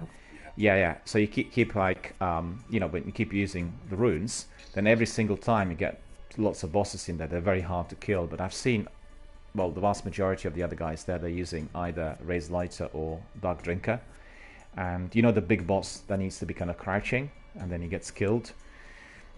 always they do it with your weapon on, really properly done, and it works. And I've done lots of those already. So really, definitely very, very mighty. What do you fancy doing? We don't have to be doing this grind anymore because I was grinding it already for a little while. You fancy doing some strikes? I've got 2 stolen runes and I've got 2 antiquated runes. If you want to try them, we can. Why not? Know. It's going to be very exciting as well. Because it will get you. Yeah. Because the antiquated rune will get you. What are they called? What are those little things called that you have to find? There's about 50 of them. Oh yeah, classified fragments. I forgot the name of them. Yeah, classified fragment. Yeah, you get one of them. Classified fragments. Yeah. We were doing actually a fragment search, Matthias and myself, and he knows everything. You know, he knows every single bit about the game, and he was basically showing me some of those which are really well hidden. There's one on, I think it's on Dreadnought, and it's hidden in between 2 different boxes, and you must know exactly where it is in order to find it. It's almost impossible. And a couple of other ones which are sort of hidden high above, or it's just been really quite an interesting search. That's the thing. I've gotten 45 out of 50 that I need for the. Oh yeah. What do you call it? Touch of malice. Yeah. So 5 to go still. Well, maybe the one that... Well, I tell you what, he told me that he was actually working on the weekend, so I'm not sure that he's going to be able to come in. Because you can ask him. He was suggesting to Sikapupu also had the same problem. He had 45, and he was still looking for the last 5. And Matt said, well, he knows where they are, and he's going to obviously help him out. So maybe a good idea. I'll tell Matt about it, and maybe what we can do is we can bring you all in. Do you know what I mean? And we can all do it. Yeah. And Sikapupu, Matt, yourself, me, we can all kind of walk to certain areas, and you'll be able to basically show us exactly where these are. Some are difficult to get. I remember one of them was difficult for me because I'm not particularly good in jumping, and it was hidden like really high above, and I kept doing it again and again, and just I failed always, and so I'll just leave it for another rainy day. But I don't think I've gone back to collect it yet. So, he will remember it. Matt remembers everything, and he insisted that I would do these long grinds in order to get best weapons, and we've done the raids the other day together as well, so that was pretty good. So all right, so you fancy going to Dreadnought, doing some of those Forex? Yeah, we'll do that. My sister just shouted me for lunch, literally just there. So okay. Do you need to do anything together with her, or? You I don't know. I don't know how this would work because you're streaming obviously, and I can't hold it back. So yeah. So I'll leave for a bit, and when I've finished my lunch, I'll join back. So. Okay. So yeah, sure. What we'll do is, let me think. Can you hear me? Yeah. Just send us a message on Twitch once you're back, and we can do the Quarter Forex. But in the meantime, I'll do something else. So just let us know, and obviously I'll bring you in, and we'll crack on with that. And we can do maybe some strikes or some other story missions. Well, have a wonderful lunch. Alright, cheers. Yeah, speak to you later. See you.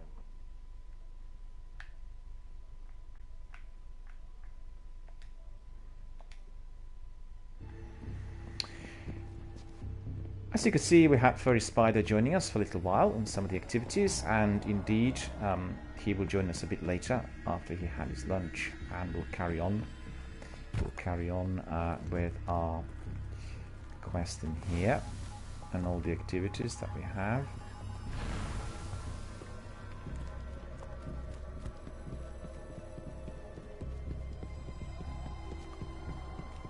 We are really grinding all of that in order to get the sword. But the materials are really slow coming, and that's so annoying.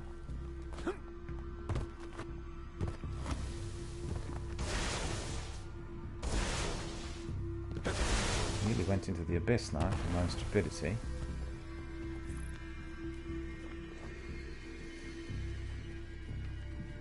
Because this is a different area. you know, to the one where I usually look for my filaments.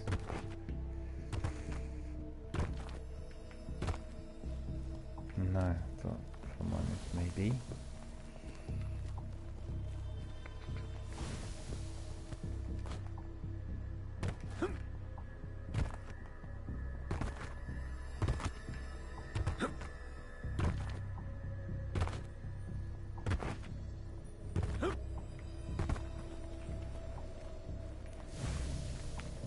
There could be one chest in there as well, and indeed there is.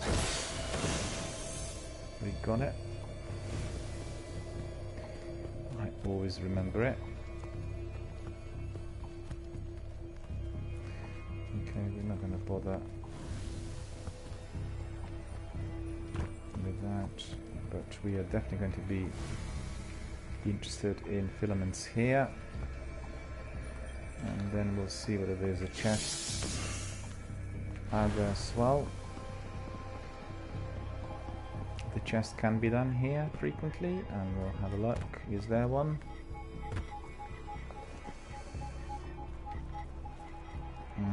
Unfortunately, there isn't one.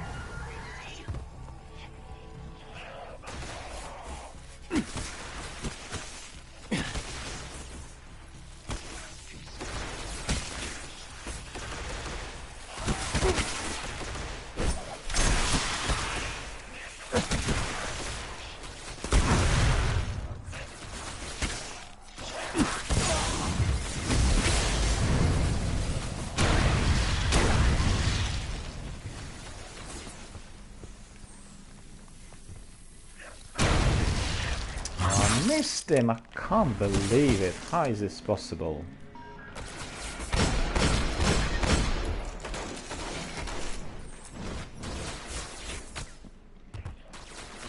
I do have 3 of them in there, but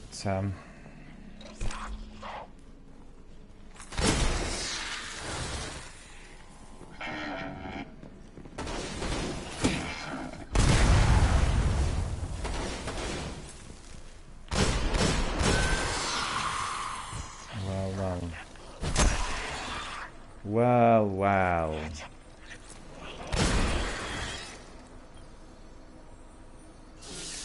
Collecting helium, alright. Yeah, let me see. 85. Well, maybe we can just try to up it to 90. And then... oh, yep. Quickly get out. Watch it!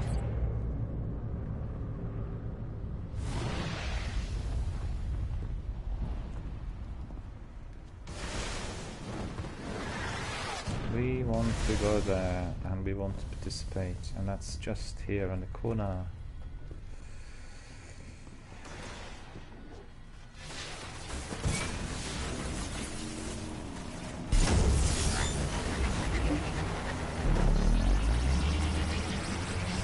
We've got trouble brewing. We got trouble brewing, that's for sure.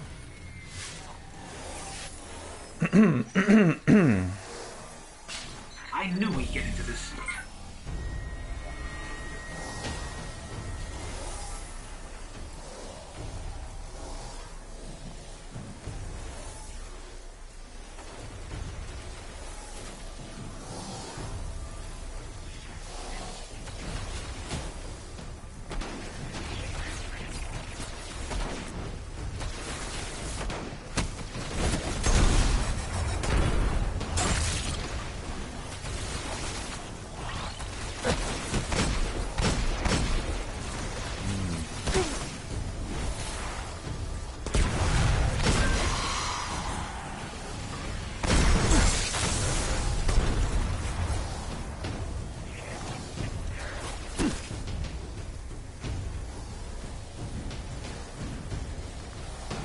So where are they?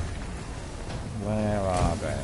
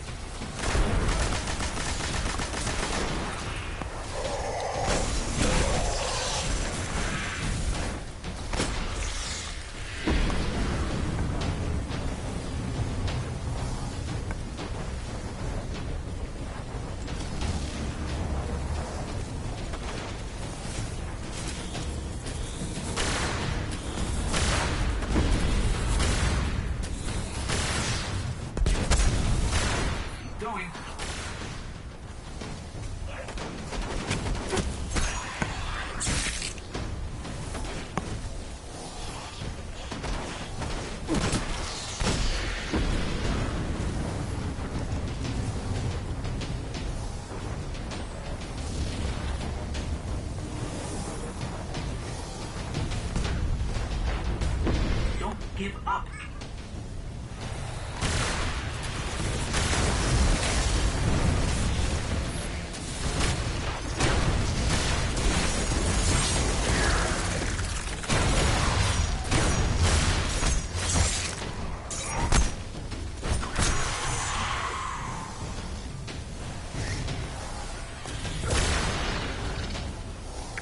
'86. No. Just getting there.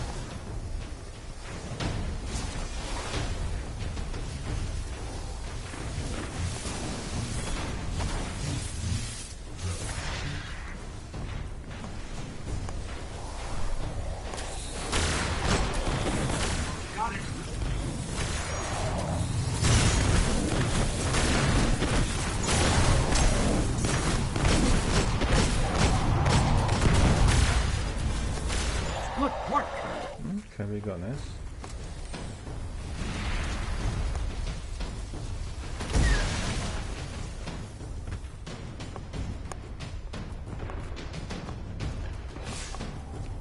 '86, right. We want to get that percentage to 90, and then we'll do something else. We'll do some story missions, I think. No, we'll do see where he rake strikes, in fact. Story missions yesterday.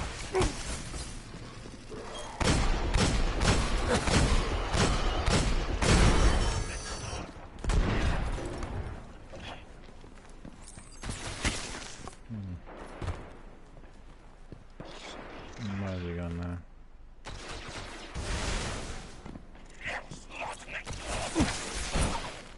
Oh, missed him.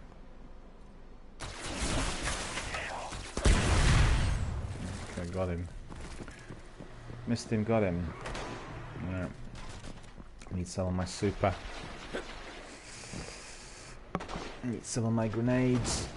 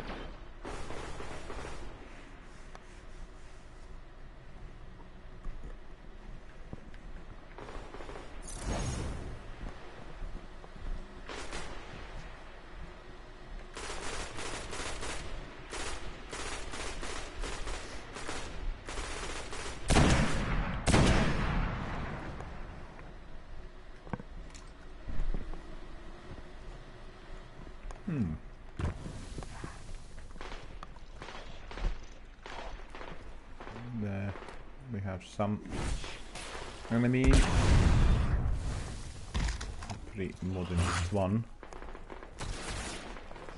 Doesn't look like it.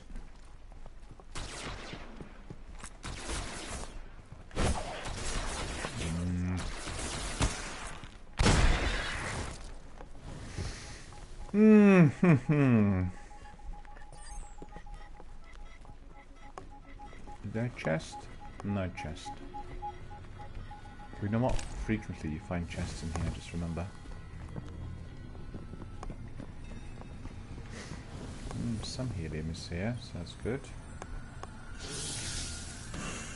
It would be incredible if I actually collected lots of materials. Of course, solium something. In one session, that's not happened so far.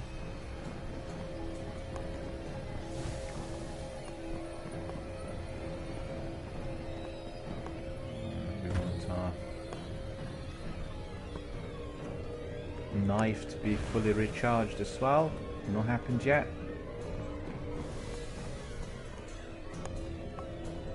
Come on, come on. Okay, right. Yeah, it didn't respawn. I thought the enemies were going to be there.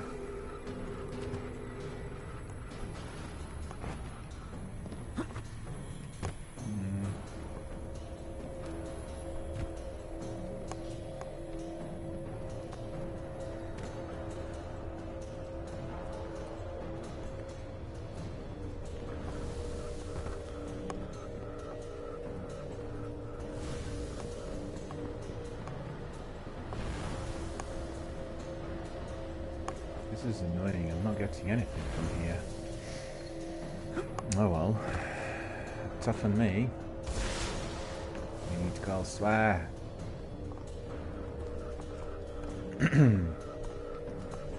Beautiful weather outside. Apparently it's not as hot as yesterday. I thought it was going to be 27, 28 today, but guess what? That didn't happen.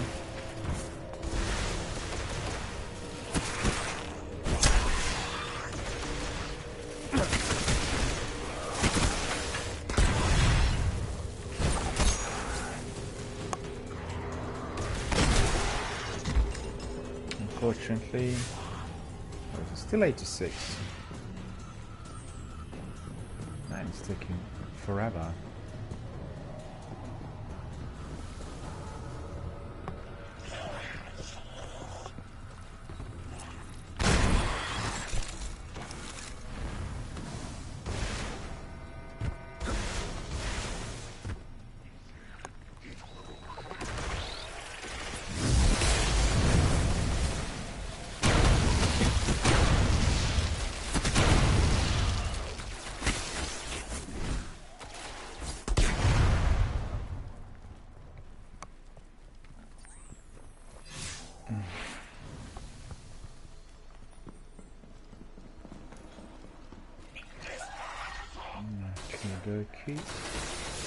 Okie dokie.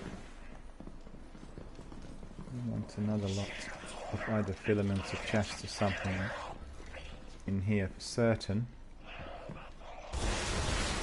There's nothing in there.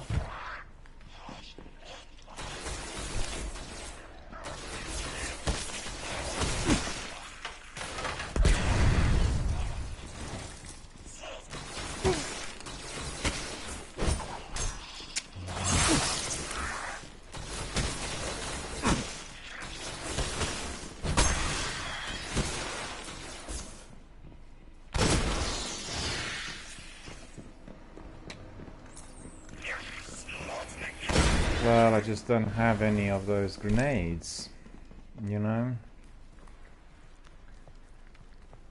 See anything in here at all? No.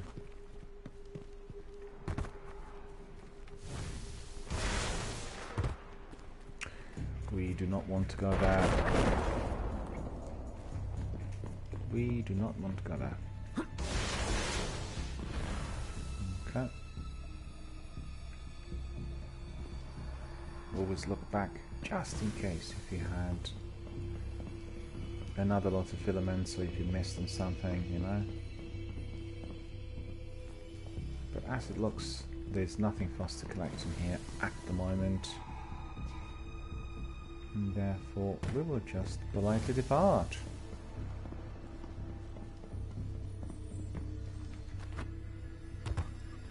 Right.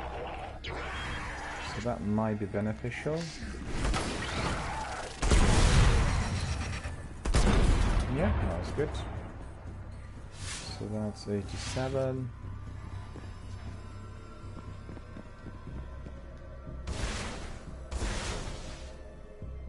I want to land up on top. Missed it.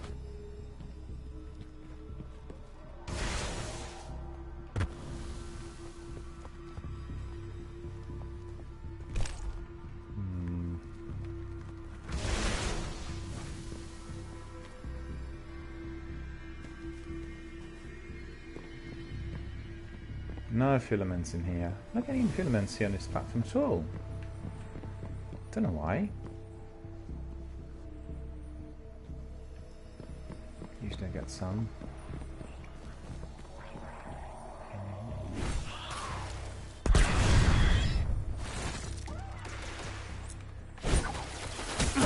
I had to miss him. I just had to miss him.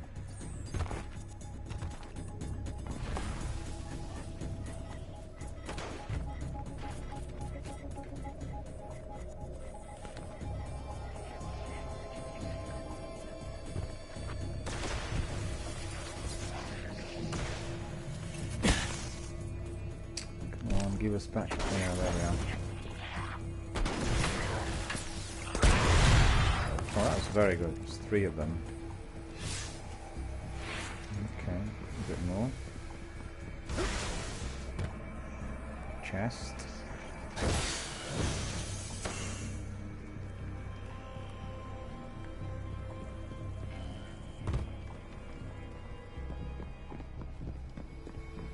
Right. Just want a grenade.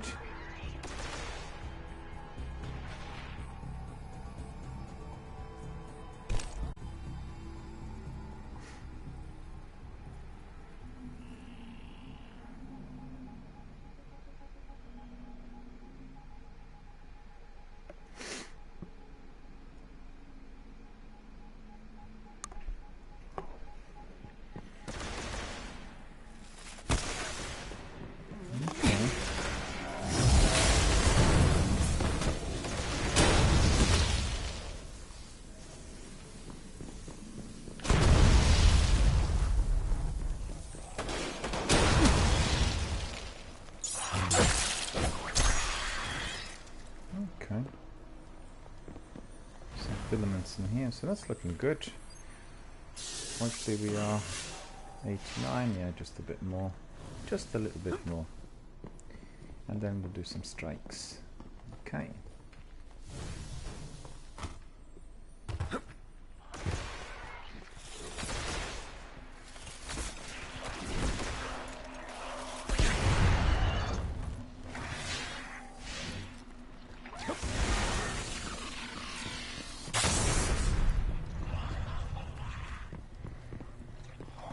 If you're asking yourselves, why is he not using his primary as much? The answer is simple. I'm doing my quest, which is called the Sword Reforged. I have to get 100% of soul abilities, soul ability kills, and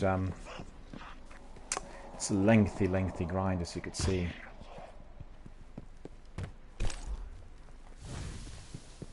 Well, with the soul ability kills, I can, you know, I can still get somewhere, but with those materials, it's just absolutely ridiculous, almost infinite.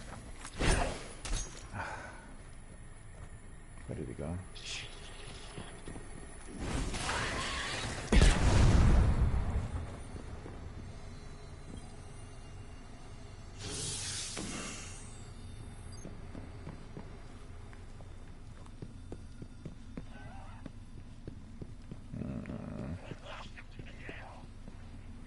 Yeah, I need my grenade back. I need my grenade back because then I'll reach 90%. It's 90 already. Okay.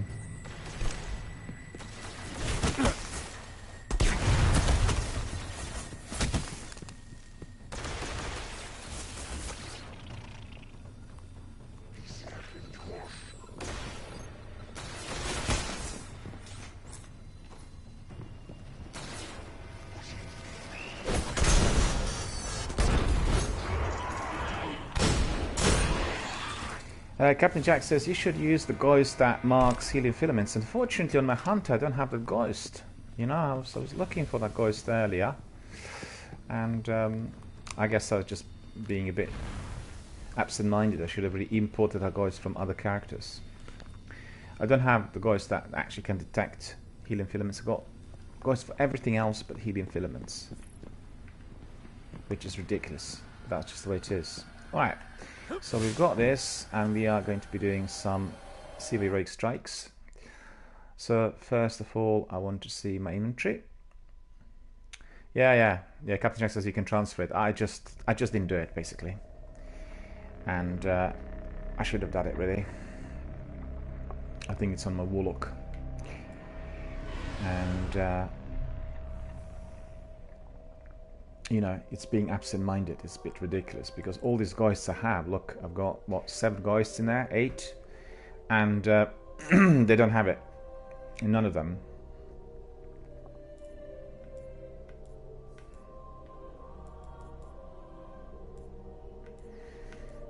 Alright, got some engrams there.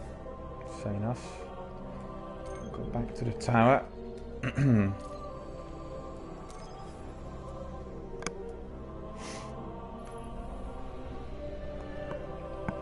We'll do some admin.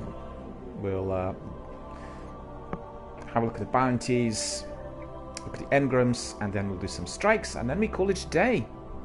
A short broadcast today, as it is indeed our Easter Monday. We want to enjoy that wonderful weather out there, and also spend some time with family and friends. And then from tomorrow we have our regular 6-hour broadcast as usual. I have to admit, this was my first Easter, and then also with Destiny and broadcasting, and it's been thoroughly enjoyable. Well, Good Friday was absolutely amazing. Wonderful activity, plenty of community action, the best possible broadcast on Twitch that there can be. So for anyone interested, have a look at the archive, it's all there. Friday broadcast, roughly 12 hours long. 6 hours of that was spent on raids, 3 separate raids: Crotus End, Wrath of the Machine, and Vault of Glass. And I got my trophies. Got my trophies for those raids as well. And Jack, I bet you have every single trophy on Destiny 1.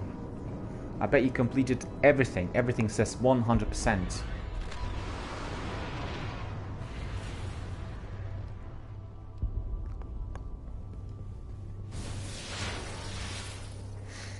There we are. Okay, nothing with our postmaster. I think. And Captain Jack says, not just Destiny 1, Destiny 2 as well. That's fantastic. Huh. Interesting. And congratulations, of course. Didn't used to be a completionist myself, but I think I'm progressing down this route thanks to my community members. My priority in the past was completing the game, you know, but actually doing all the achievements was not always the priority.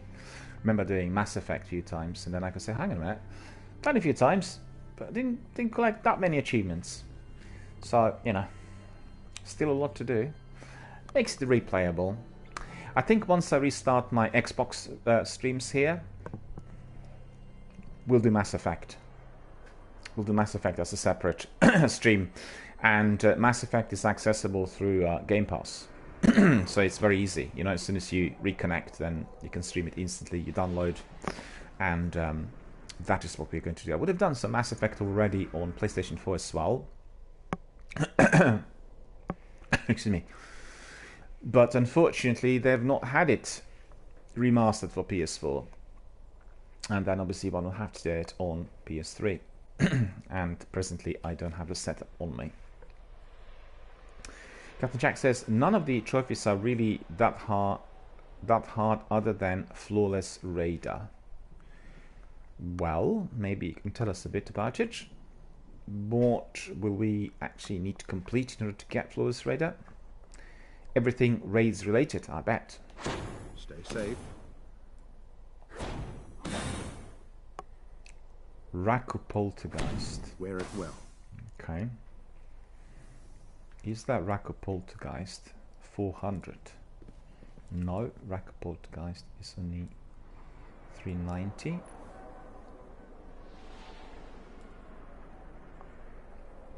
Raku Poltergeist.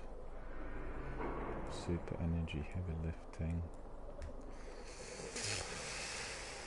Right, that's very similar to what we've got here, and in any case it is indeed in our vault as well.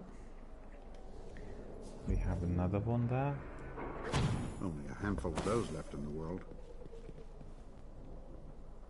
Yep. So we'll see what it is. Again, you know, I really need that gauntlet. I need 398, 397 gauntlet. I'm not getting it. This is no fun. Honestly, I definitely need it as soon as possible. Right. So well, that's resolved. Back to the fight. That is sorted. And just like Master Cool said, back to some serious action. Indeed, we are going to be cracking on. Still for a little while longer. There we are. You know what? I didn't do what I had to do in there. Just very eager, trigger happy.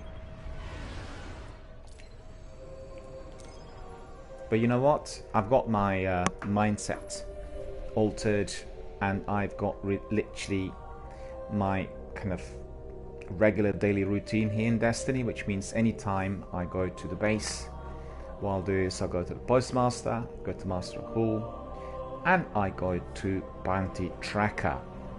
And guess what? I didn't do it.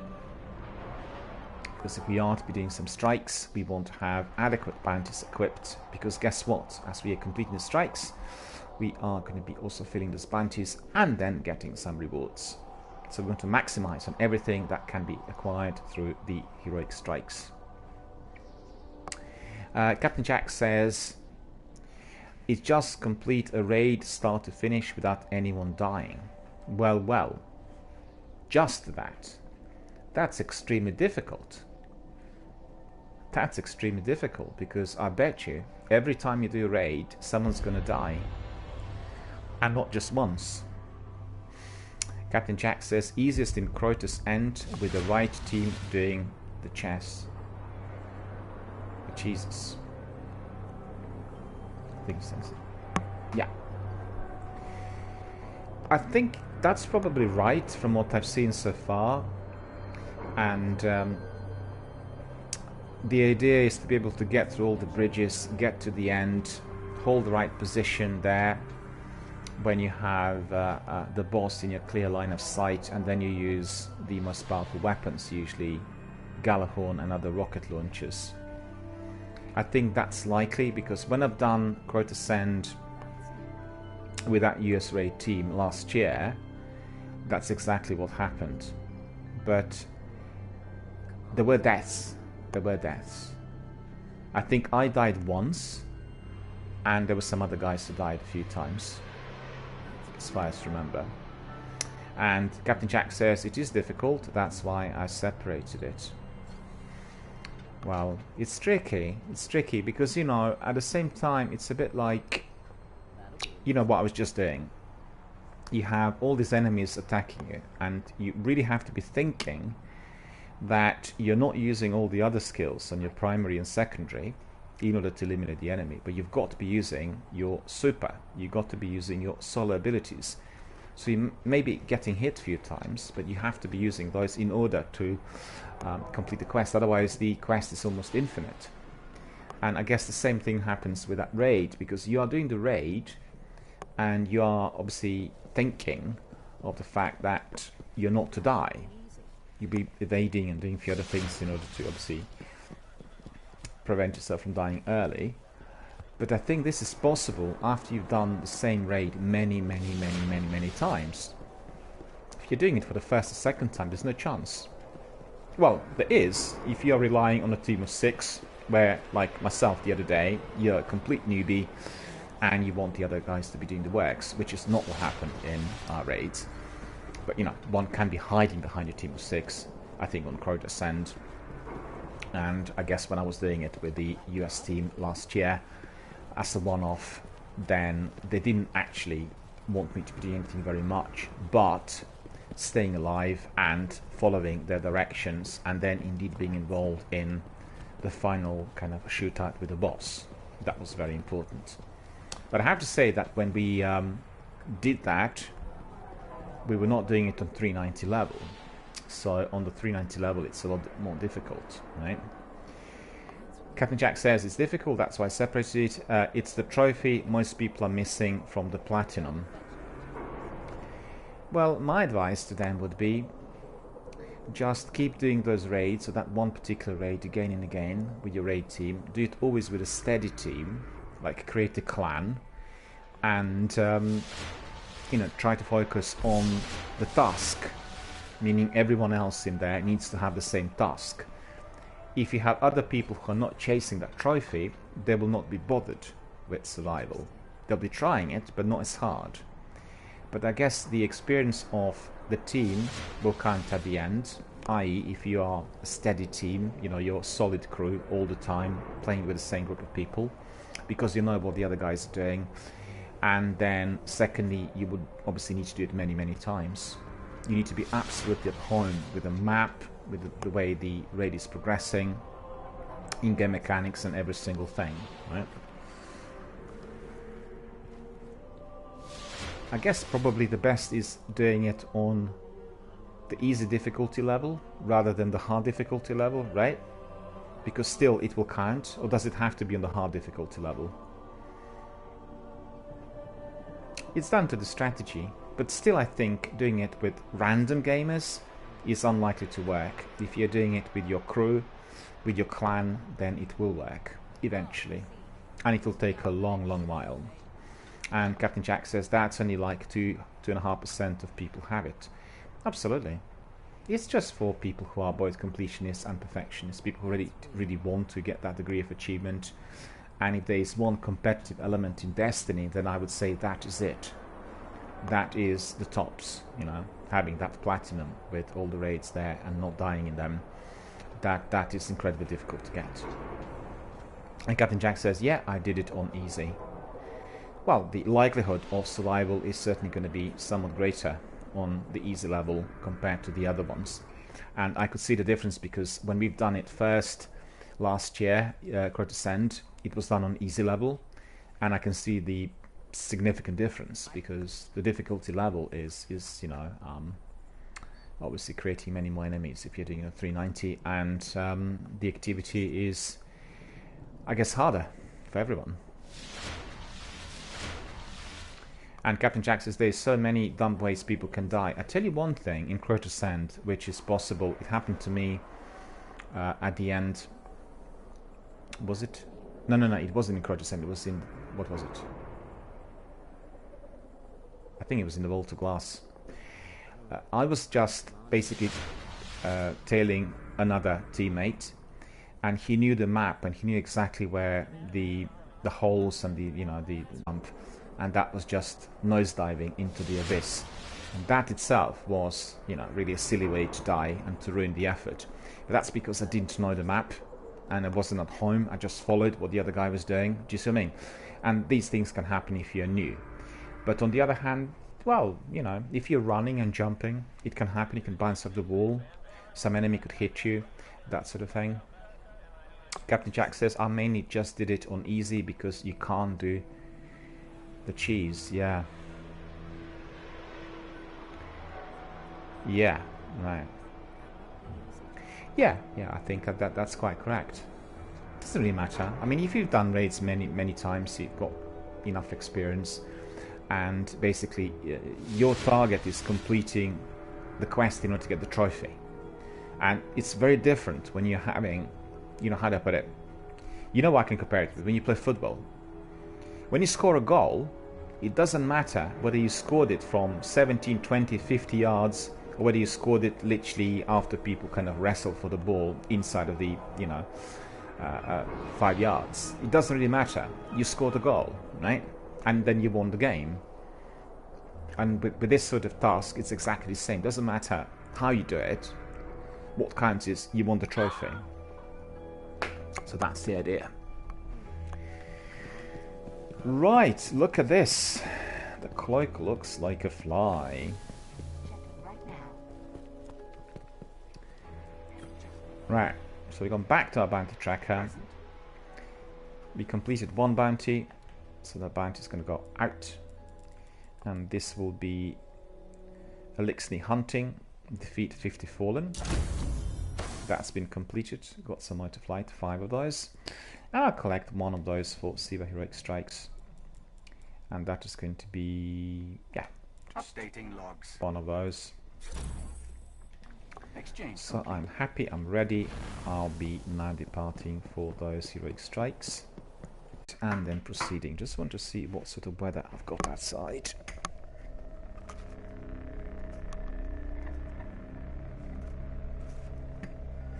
It is absolutely magnificent, beautifully sunny, very, very warm. So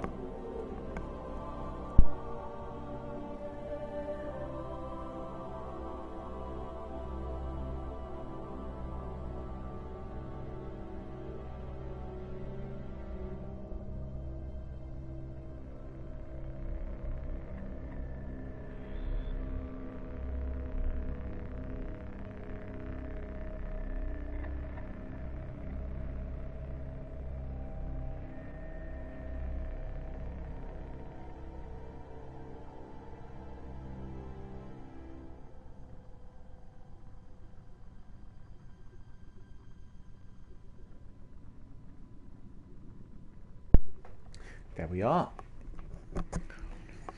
Heroic strikes are next. We are proceeding to our first destination. Two other guys, I believe. News. The Devil Splicers have used Siva to resurrect an old foe. Tenix the Scarred has become Tenix Perfected. Tanix's crew has joined the Splicers. They're using Siva to reanimate his body and overtake his territory. Lord Saladin says you are indispensable in old Russia, Guardian. We thought you should be the one to handle this. Captain Jack says when you get your chosen faction to level 25, you'll get the quest for an exotic item. Exotic class item. When you get your chosen faction to level 25... the Iron Lords, and now Tanix. Okay. There's no limit to what the Splicers will exhume to throw against us. They won't stop with Tenix, Guardian. Put him to rest and purge all traces of Siva.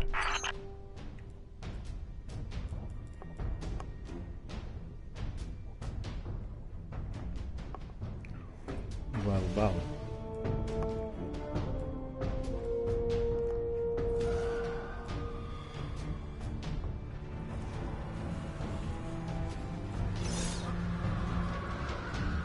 Looks like future war cult. I'm not really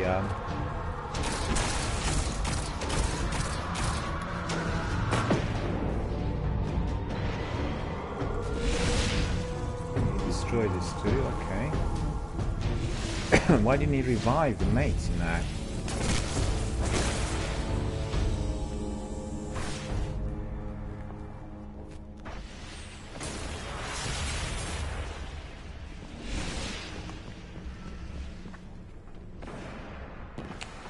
Captain Jack says, and you can do it for each of the 3 factions.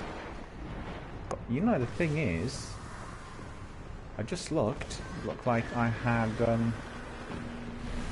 maybe about level 2 on that future war cult faction, so that's not particularly good, is it? I'm not sure that's the why it is so low so far.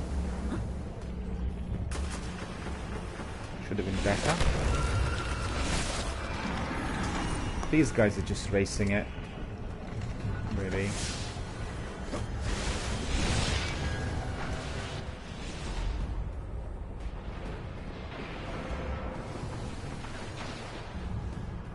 Where's he gone?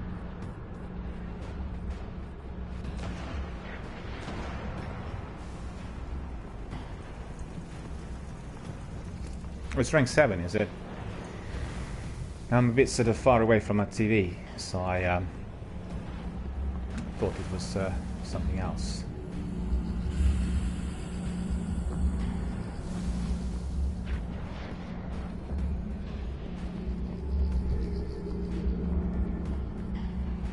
No, this is not the way in. What am I doing? What am I doing?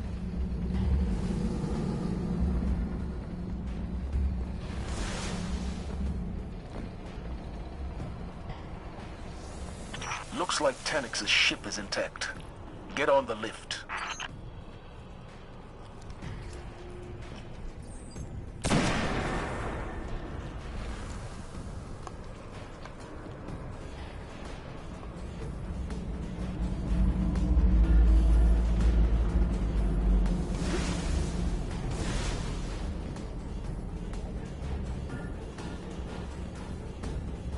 I really don't like it when people race, you know.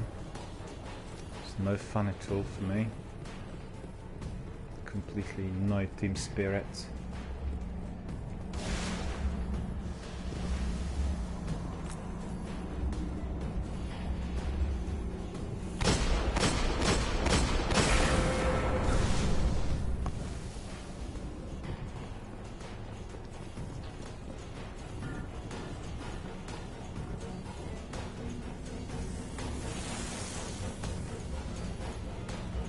So where did they go? Where did they go?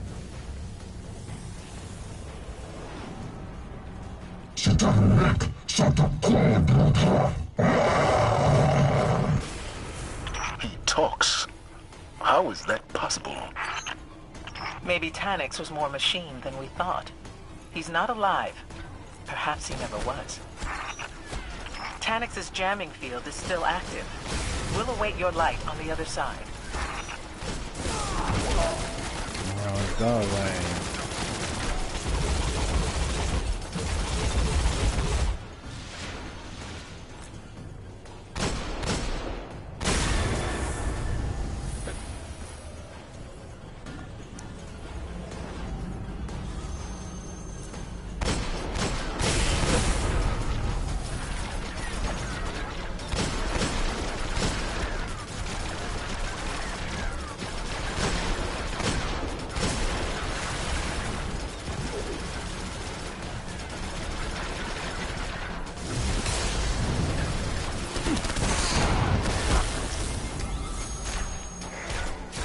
How is this possible?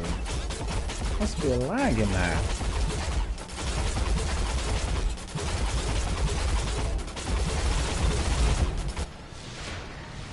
Furry Spider's back.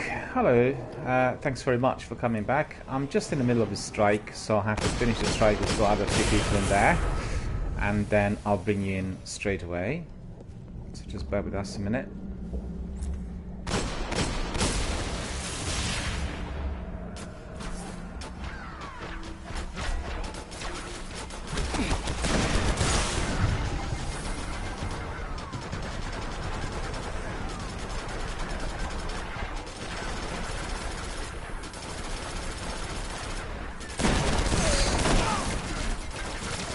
I don't get it, huh?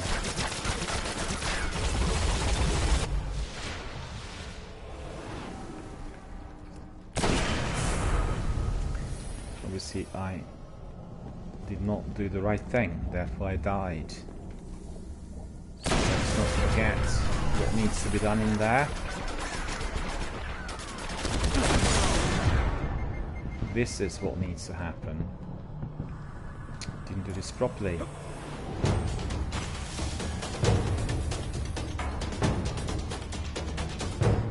Yeah, just getting back to Furry Spider. I'm here in the middle of this strike, so I'll bring you in as soon as we complete it. Please bear with us. Can't bring you in immediately because there are two other guys in there.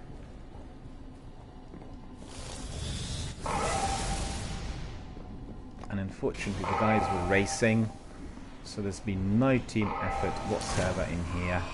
Or at least one of them was. Then what happened to the other one?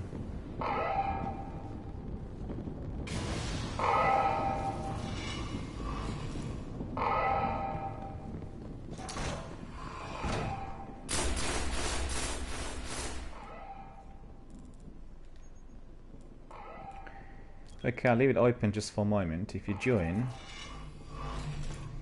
and then I can close it, because I can't actually. I always have to keep it for the invitations, you know. After it's in the public broadcast, I need to see really who's coming in.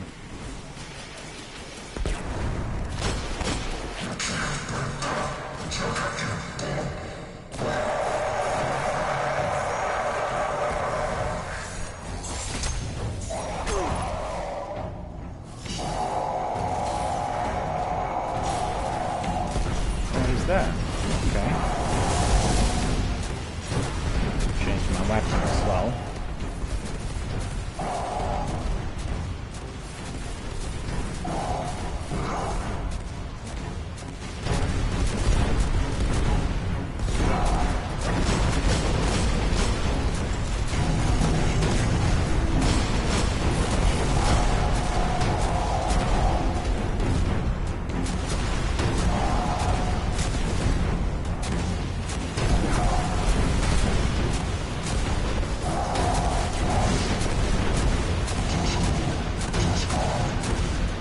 Oh no, that was ridiculous. I didn't spot it. Boo! No skill on my behalf. That's so annoying.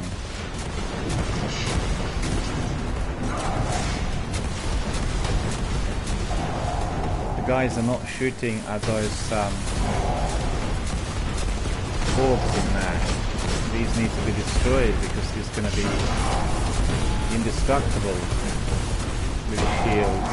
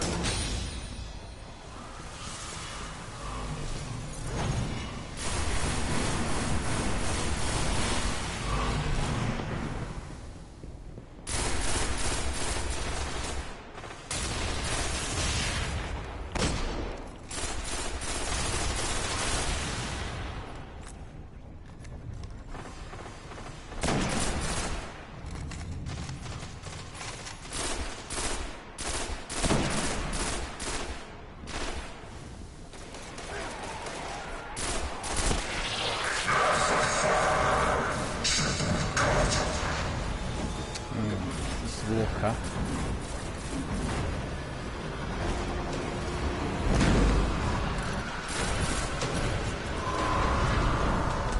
No ammunition. I don't believe it. I don't believe it.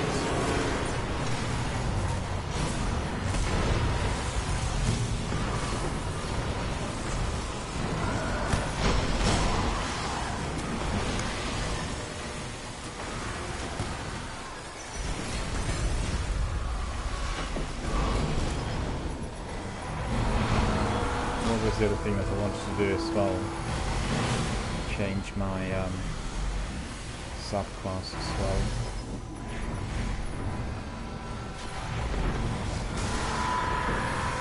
It's my error because I kept my kit on. That was useful earlier. It's not useful in here. So this walker needs to be destroyed.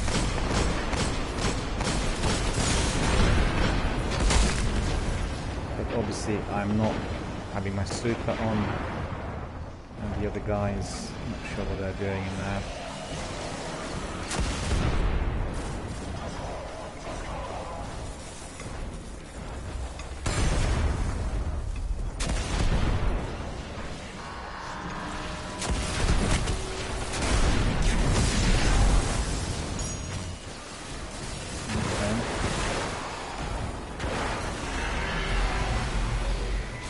Why is it that it's not giving me any heavies?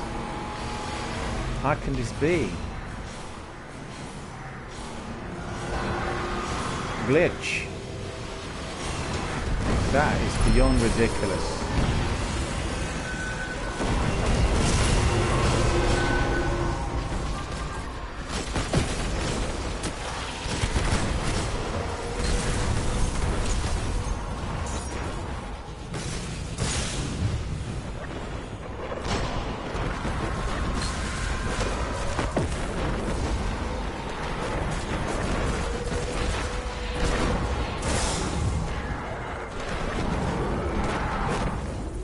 So annoying. Glitch really. Preventing me from having my heavy.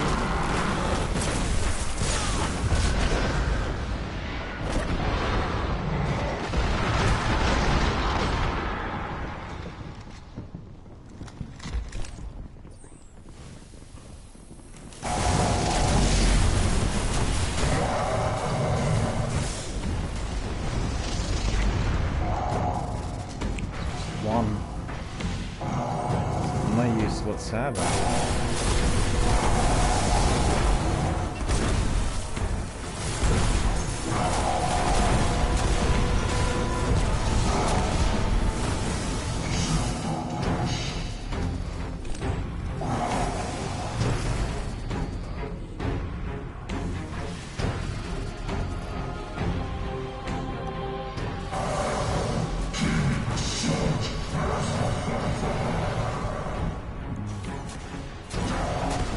Nothing I can do with him.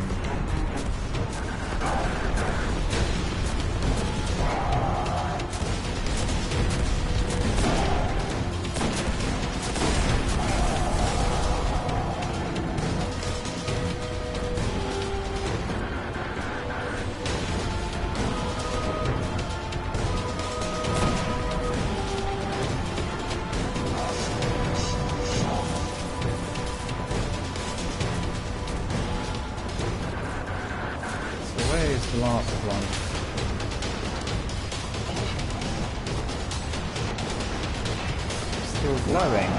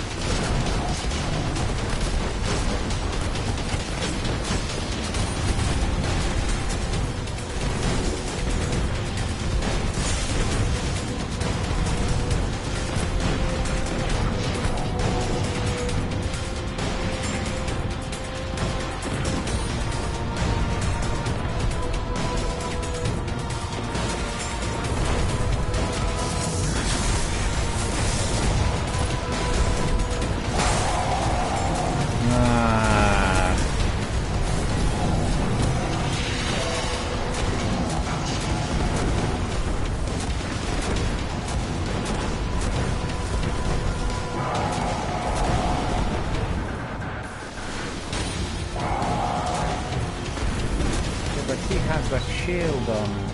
Where's the... It didn't destroy the last orb.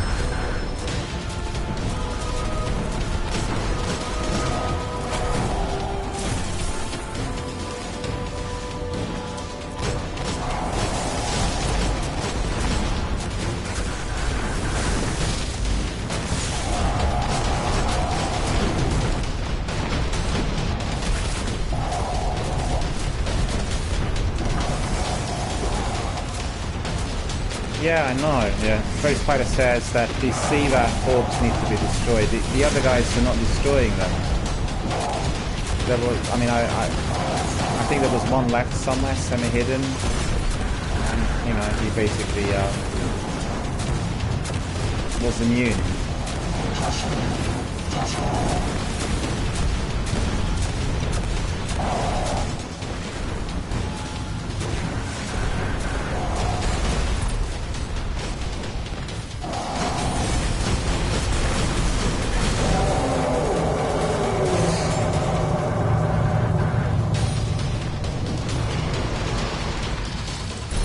Prevented Siva from restarting Tanix's mercenary operation.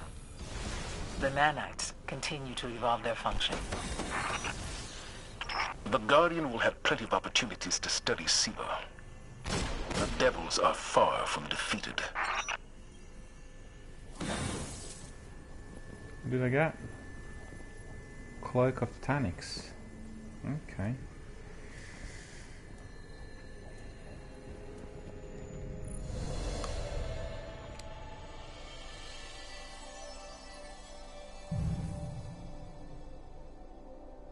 Didn't really work at all. This was really a complete waste of time.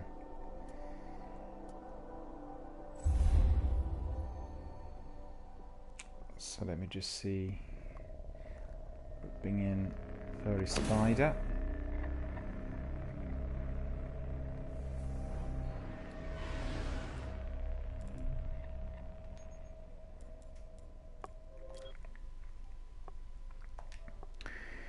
There we are, inviting Furry Spider to join us. Also sends Furry Spider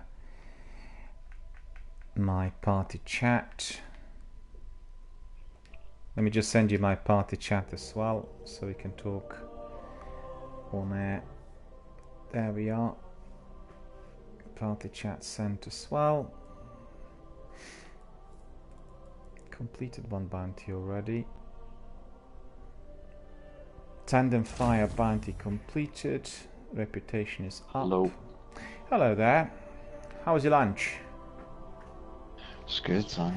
Terrific. I'm due to have mine in a minute, so really looking forward to that as well. I had turkey yesterday, which was, you know, delicious. Proper Easter lunch, or dinner I should say. But I was a bit annoyed with that strike because the other guys were just racing it and nothing could be really accomplished in there much. So let's do I mean, that warlock knew what he was doing, because I could tell, like, yeah. how he was playing it. He knew what he was doing, but the other guy was just no. Yeah, he was just doing his a cappella, because he started on a strike with me, and he just raced and then there was somebody else in a strike at the beginning who got killed early, and this bloke saw him. He raced through him and he didn't revive him. He just carried on. He was obviously collecting some, scores on kills or whatever. And I really don't like that, because obviously it's a team effort.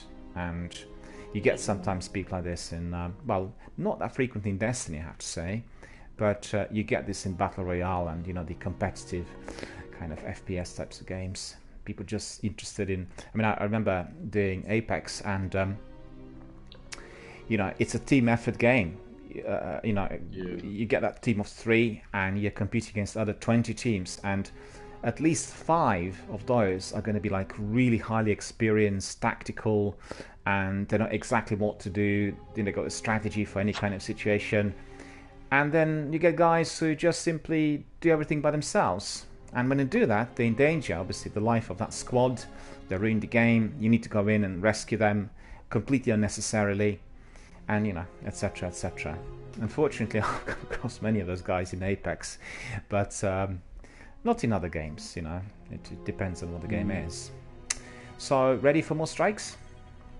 Yeah. Cool. Let's just crack on. And we have 4 modifiers. Catapult, grenade recharge rate is greatly increased, which obviously works in our favor. Airborne, players deal more damage while in the air. Again, work in our favor. Chaff, player radar is disabled, and heroic enemies appear in greater numbers and are more aggressive. We don't have Berserk. Berserk I had a couple of days ago, and it was causing lots of trouble. So that's pretty good. We were doing some weekly story missions, Donzak and myself, and my goodness, some of the bosses and some of the captains and yellow enemies there were very, very hard to kill. Because basically, even if they were down to like 1% of life, they were still as strong as if they were 100%. And we were trying to neutralize, well, one of the champions who was kind of respawning. And we got him about 3 or 4 times to 1%, and then he disappeared. The Black Garden may not stay So it was among us disappointing. long. Something has begun to repair the schism torn by its destruction. Oh, this is the one with Now flood the garden channels to protect the it. big We must Hydra. stop the Weavers before they seal the garden. That's and begin right. To summon back its heart. Done that yesterday, I think. Well, strikes are very popular, always interesting. You always get the variety.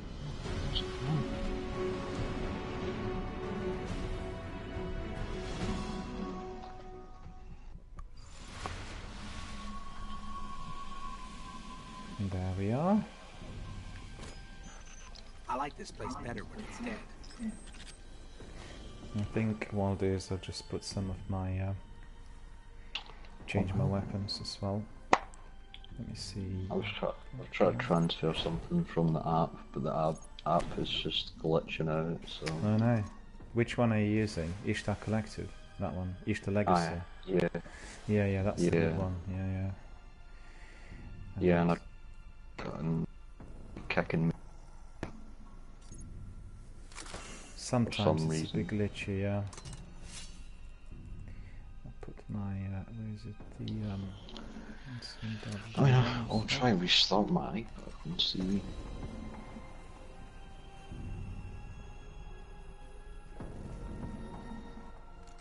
So I was just gonna get the ornament thing from my helmet. Oh, yeah. I just changed the weapon, so I got, better stuff in there. I have my fusion rifle and then my sword as well. And I also enabled blue polyphage for the Vex enemies and black wax as well, I think. So that's good. That is a lot of impact on that fusion rifle. Jesus Christ. Like, seeing Crucible with that fusion rifle, see if you're close, that's an easy one shot, like... Yeah. Some fusion rifles don't have enough impact to one shot, but that one will 100% one shot. Which one's that? If it hits them. The one you have. Yeah, that's the one which I really like, and I got it, I think, after one of the strikes, and that Maybe is Dark Blade, yeah. that's really powerful. And what I want to do is I want to really increase the power to 400 on this one, but I'm not getting any other weapons that would obviously facilitate this. But probably my favorite fusion rifle altogether, except the sleeper simulant. I think the sleeper simulant is very useful in certain situations, but not for all the bosses, because it's really recharging slowly. Oh, the Ishtar thing's not working, by the way, what the fuck?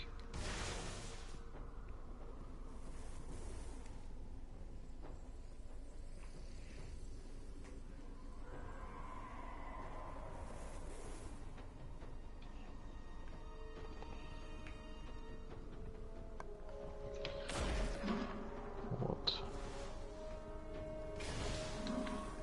The other guy's impatient. Well, we can't help him.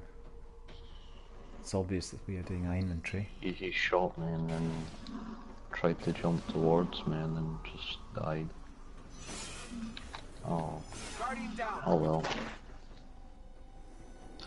Oh, Ishtar isn't working, I'll just do it later then. Okay.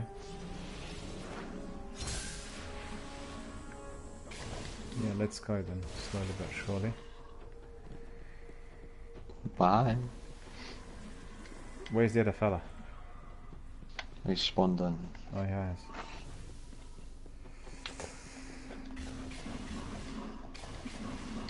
No, I'm gonna wear my Crota gear.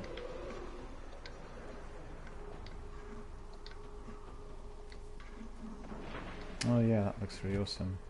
Brenton had this on the other day, and we were doing, you know, some of the missions which are in the caves, and it's really like pitch black in there.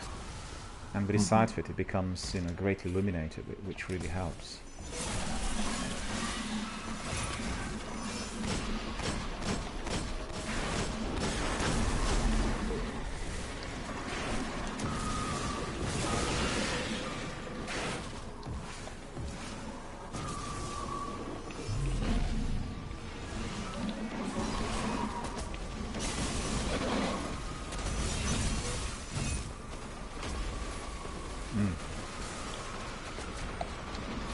Taken enemies. This one's quite strong, I think.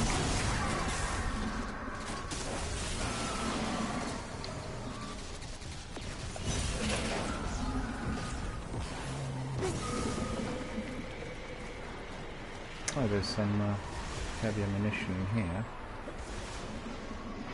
Do you want some heavy ammunition? Yeah. I'll just wait for you then.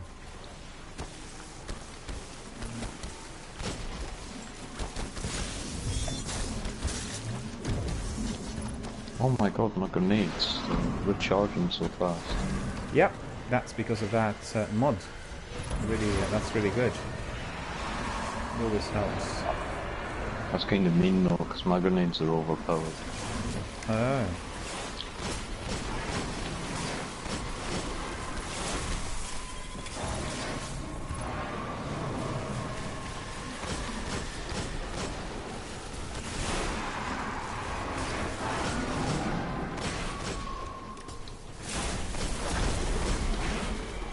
Okay.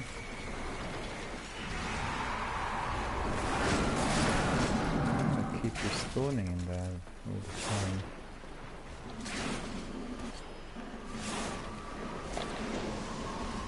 What was this?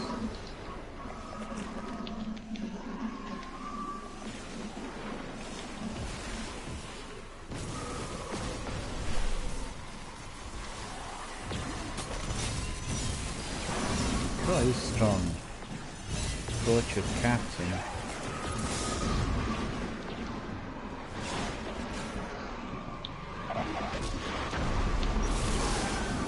Well, something killed me whilst I was in the air. I'm not sure what. It's that Minotaur over there. Oh, that one. He was invisible and he was just... Oh, that's probably what it was, yeah.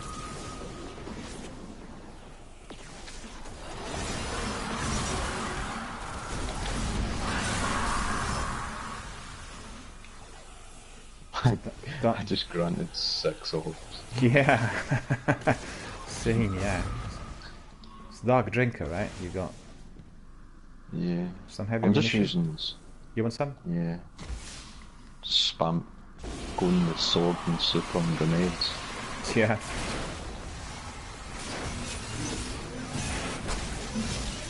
Oh, the goblin. He's really gross, isn't he? Probably got him.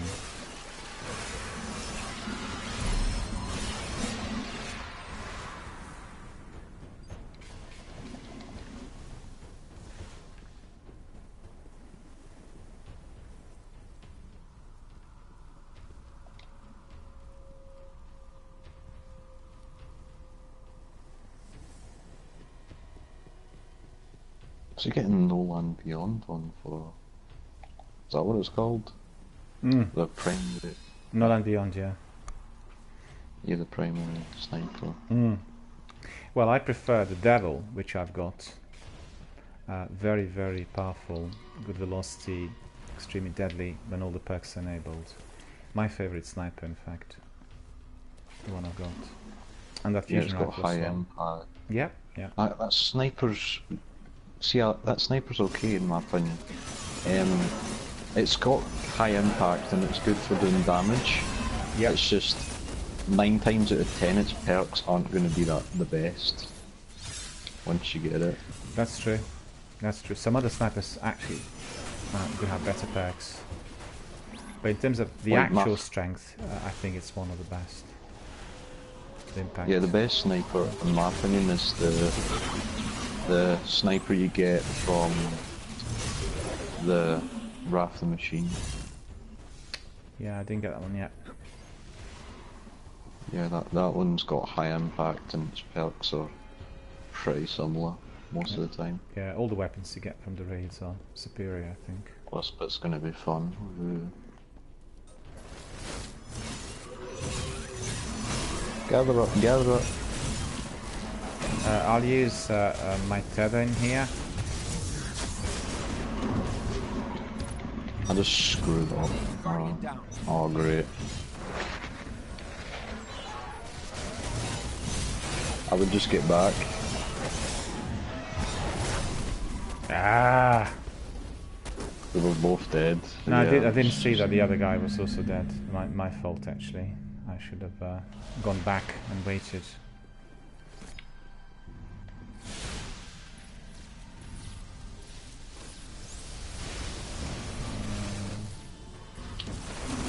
I thought it was going to be a Minotaur, what the hell?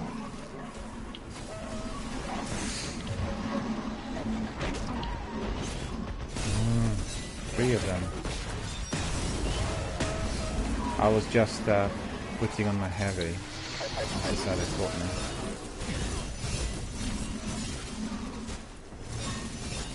Yeah, gone.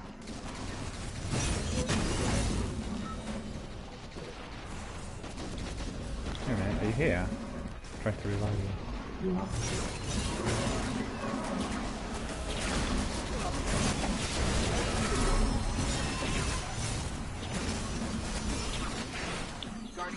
Oh, I died again. They're all targeting me, it's like... Oh, Lucas is AFK, that's good.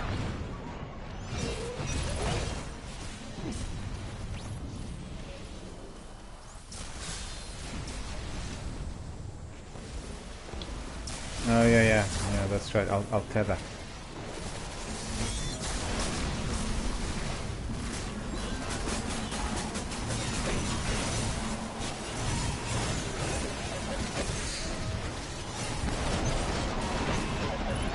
Oh no, I'm stuck in that.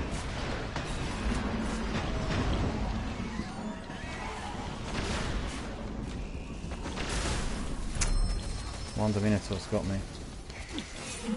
But I forgot I didn't have my Kreuter rocket launcher on, you know, because that rocket launcher I need for the beast, for the boss.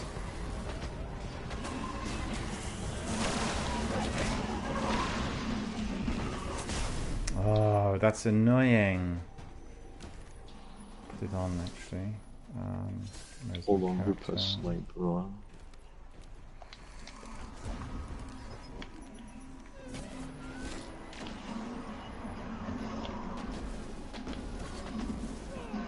Oh, That Minotaur.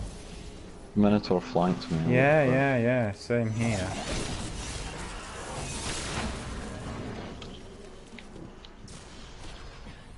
Well, I've got my Kreuter on me.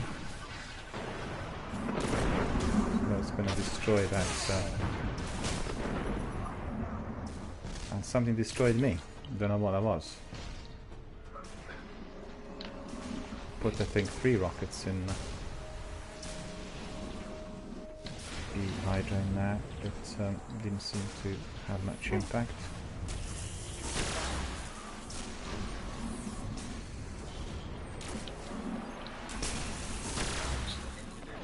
Okay.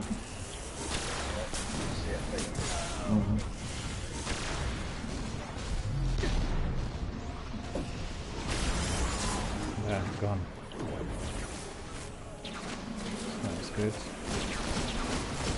Because I need to put another weapon back on. The retreaty Minotaur got me. Put my other sword on.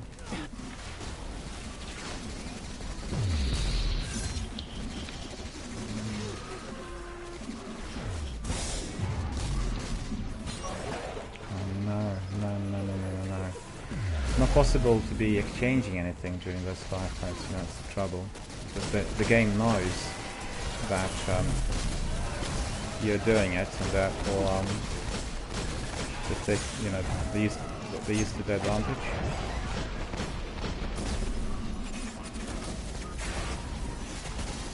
Got 3 Minotaurs are chasing me now. Guardian down. Oh, Which have already just spawned though. not a chance. No, because they're all these Marking Minotaurs. the ball. Yeah, that's right. I'm coming your way in seconds.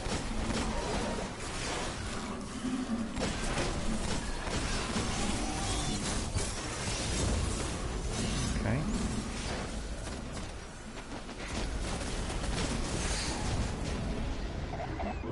God, did they stop spawning?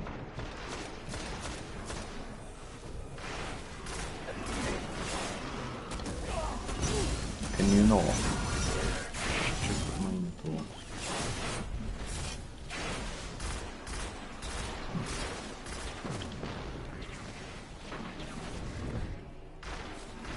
Koski's here. Hello, Kos playing the game. It's just that not many streamers are doing it on Twitch, and this channel, in the Because words it's my not channel. on PC, that's why. Yeah, that's right. This channel is streaming Destiny every single day. So if you come back to us on an everyday basis, you'll see there are lots of veterans and indeed Destiny players coming in.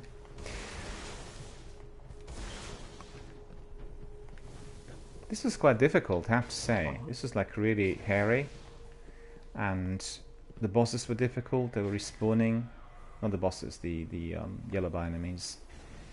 Lots of Minotaurs though. They were hard to kill. I might switch my super to hammers for this one. We got through all though. At the end. I think your sword was a lot more mighty than mine. You take about half dozen hits on those yellow bar vexes, and Minotaurs in particular were very hard to kill. Oh, there's another one here.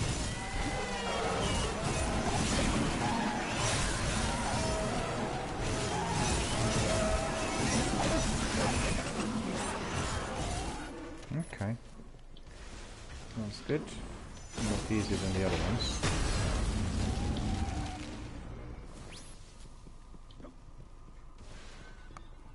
Oh, I need to change my weapon again. Put my Kreuter rocket launch on. Okay, I didn't even realise that. Yeah. Charge right, this way, and keep. Oh, there's no tracker, that's annoying.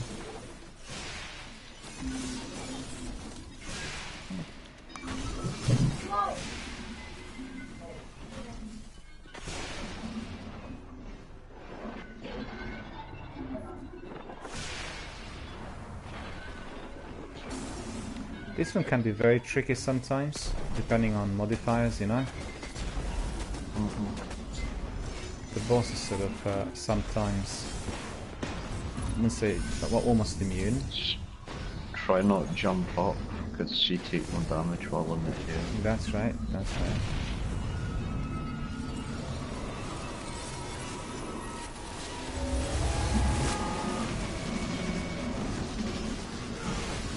Oh, never mind, he's still powerful.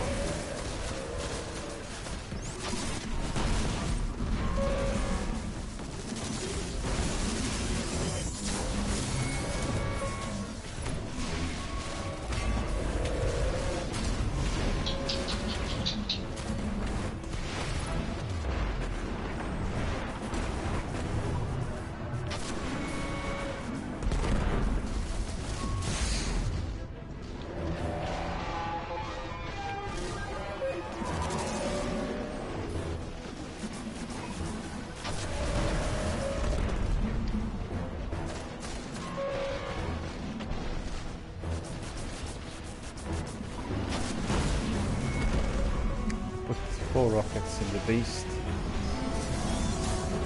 But not much assistance.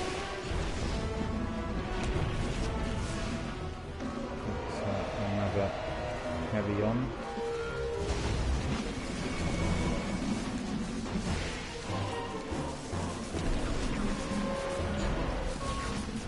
Oh, you're gonna revive him in that, okay.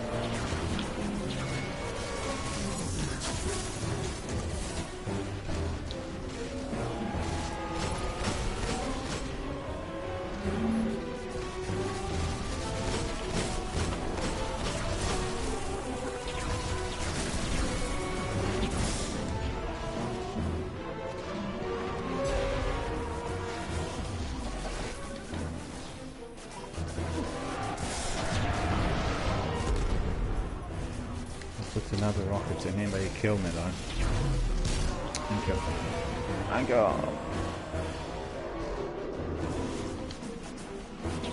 He's nearly gone.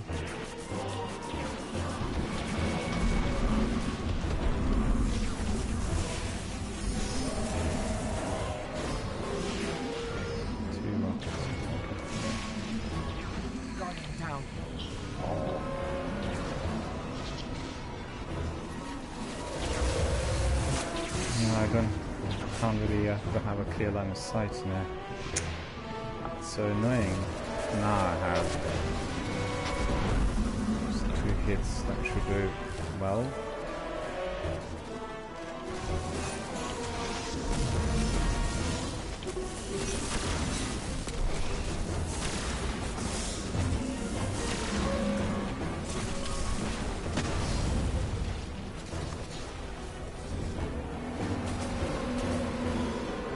I'm out of heavy, so I just got my fusion rifle in there.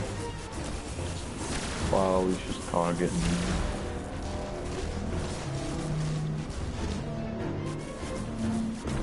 Yeah, he's just targeting me.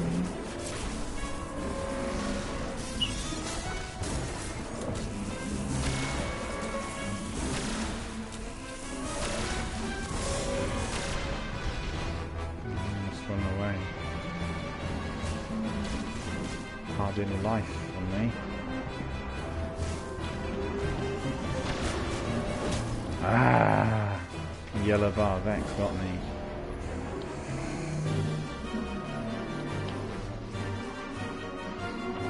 Well, the boss has maybe less than 5% left, so we just have to hit him with whatever we've got.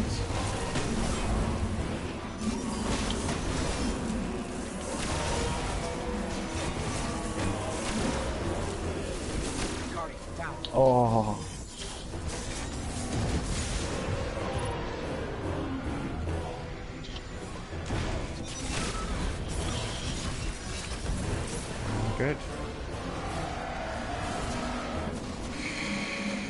Hang on, I'm coming your way.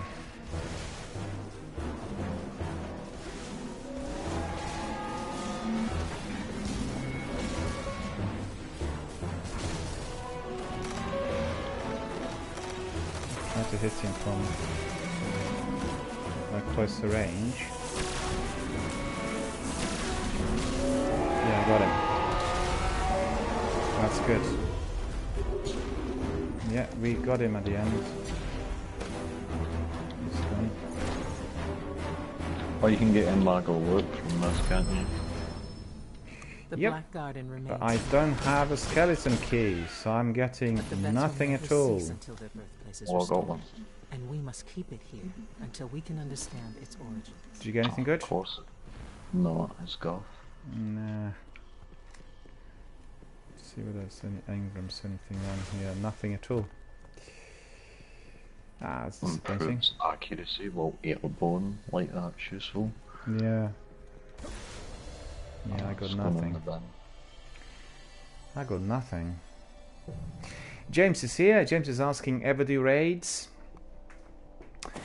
Well, in fact, on Friday we did 3 raids, so it was quite an extraordinary Good Friday for me, and my first introduction to the raids overall, and it's been a very, very good experience. It was wonderful, and Furry Spider was also here on Friday. We were doing some raids together, so the answer is yes. And at the moment we are doing some Siva heroic strikes here. It's Furry Spider, myself, and then another person randomly selected.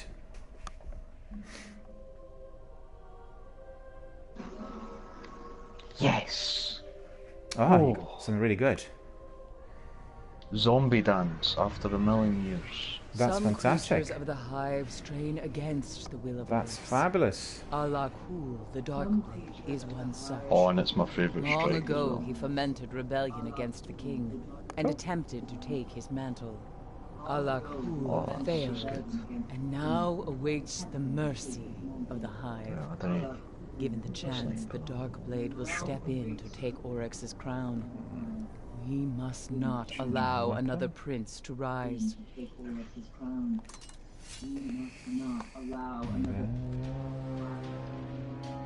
See when you done Volglass, did you get the shotgun at all? No, I don't think there was a shotgun in there at the end for me. The Darkblade suffers his judgment in the Oh, depths because I the did get- shotguns prison. and Did get some Volglass. really, yeah, I did get some really good Ghost. loot altogether, you know, at the end of all those raids. So it it massively increased my light level, and lots of items were 397 to 399. That was really good. Well, the best item I got was that Kreuter rocket launcher. Very effective. Yeah. And then another artifact. The artifact is 399.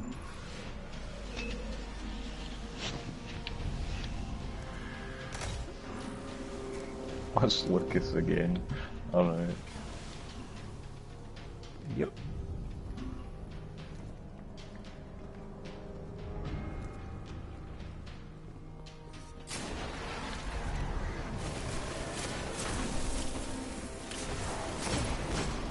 Okay. That works well.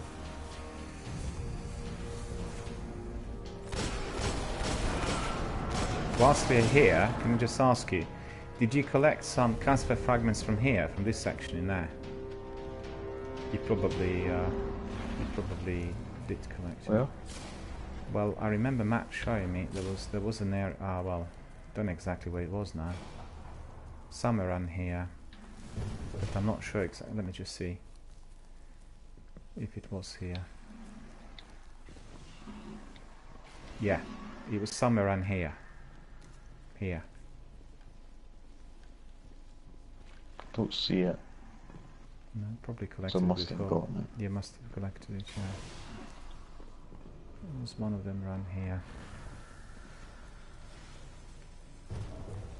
Spot the other area, I'll let you know, because there was another area where it was hidden literally underneath of some of these boxes, but I'm not sure exactly where the area is.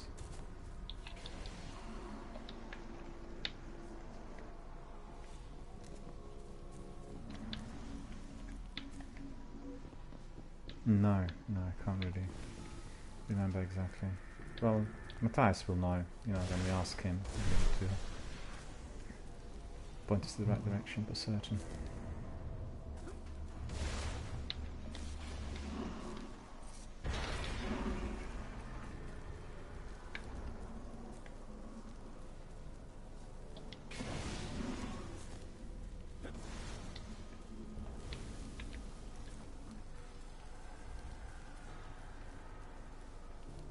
Have a kill if there's one in here.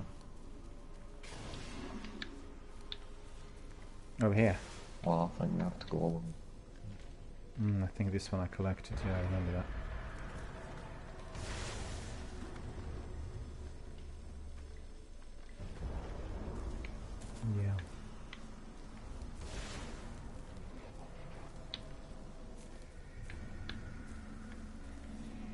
Yeah. Alright. You lead the way, sir. Yeah, I think we go. Yeah, we go back around, because... Yeah, we've just gone further out there.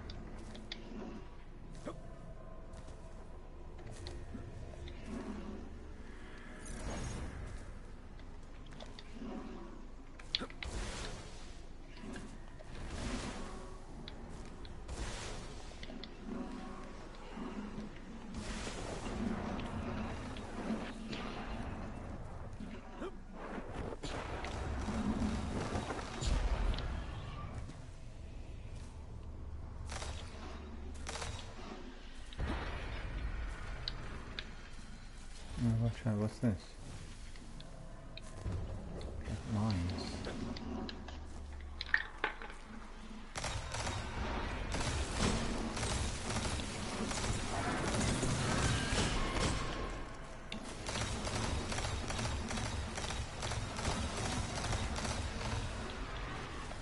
Okay, I'll tether these guys in there, shall I?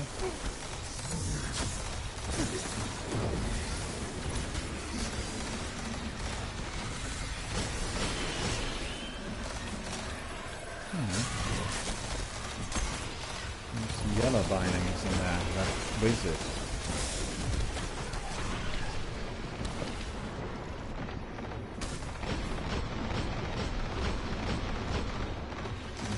Should have done it with my fusion rifle.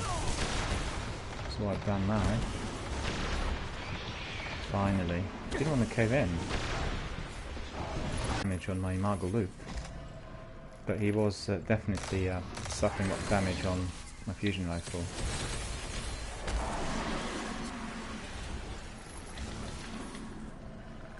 Oh, look at this.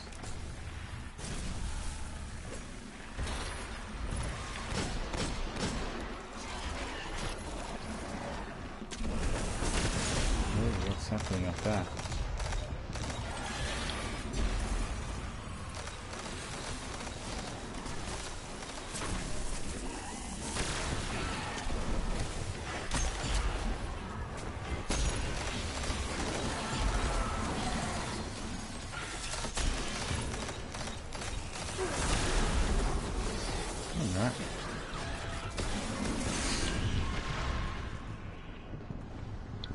Was that a shotgun at the end? Yeah. Yeah, that worked well.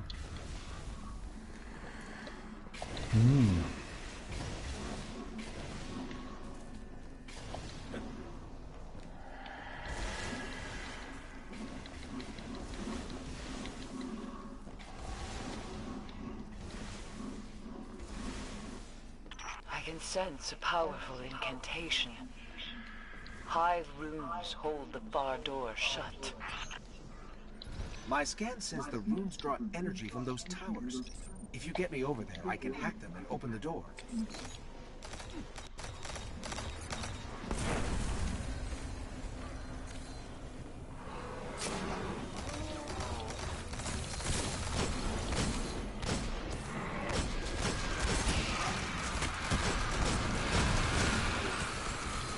Okay.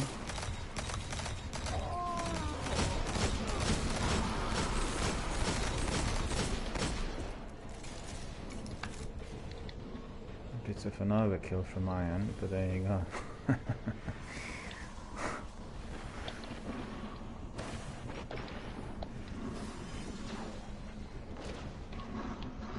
Oh.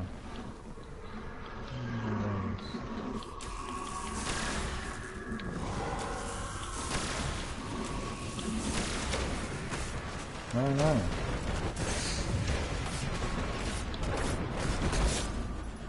Somebody killed me from behind.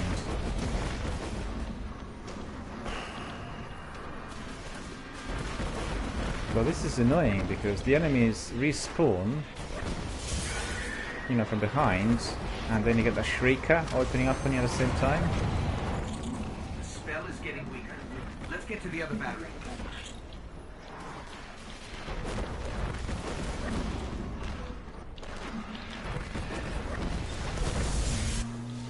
Okay. Oh my god.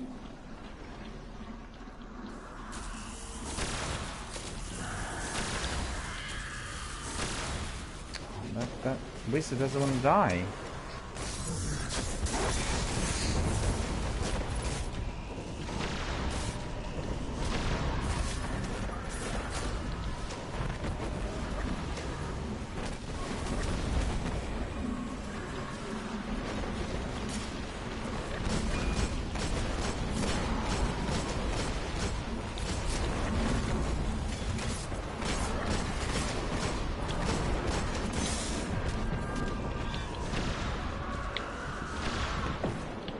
Finally. So difficult to... Oh, what was that? That Shrieker was so difficult to kill. Probably took 6 or 7 rounds on my fusion rifle. Didn't suffer any damage on the Margaloop.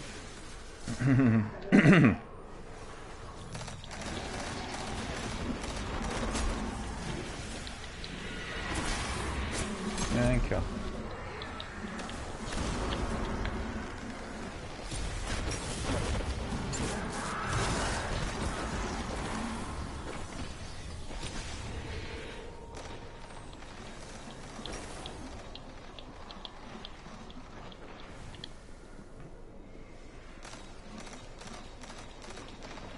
No enemies in there, okay.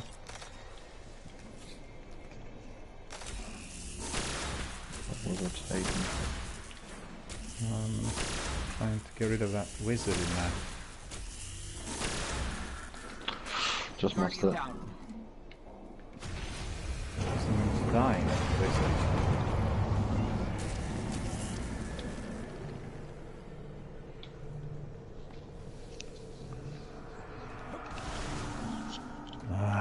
I'm coming there to revive.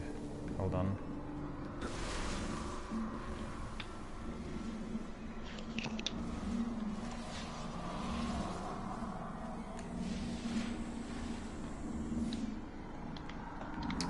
Yeah, in fact, my sniper would have been a bit more useful in here than that fusion rifle.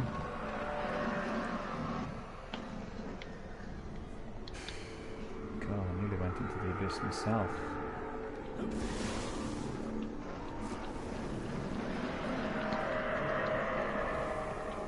Just a moment. Coming back to revive.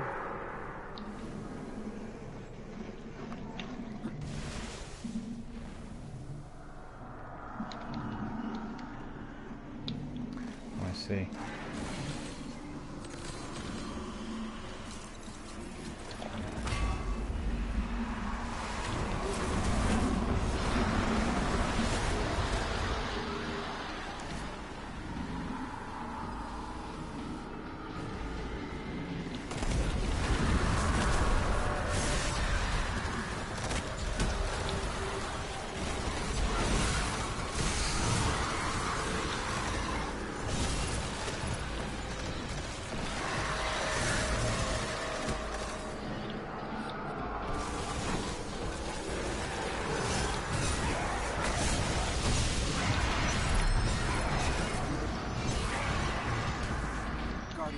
Oh. Ah, no, I don't believe it. I was reviving and it... so annoying.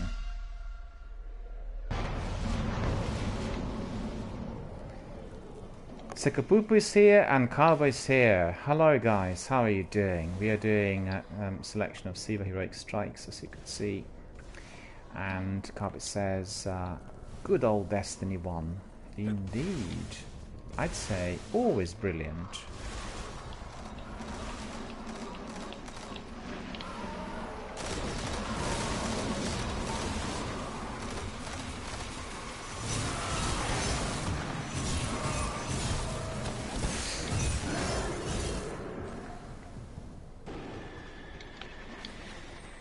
Kavi says, I'm doing real good.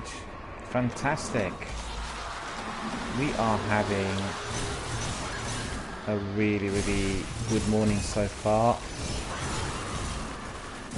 Doing some grinding early on and then some evacuate strikes. All very good so far. Very enjoyable. Lots of action, as you can see. But this one is quite heavily modified. The enemy is a bit stronger than usual. Thank you.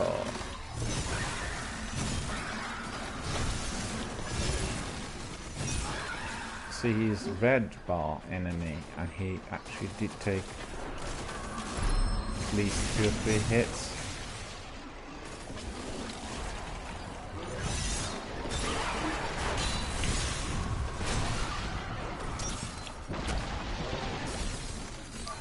Don't believe it, they kill me as well.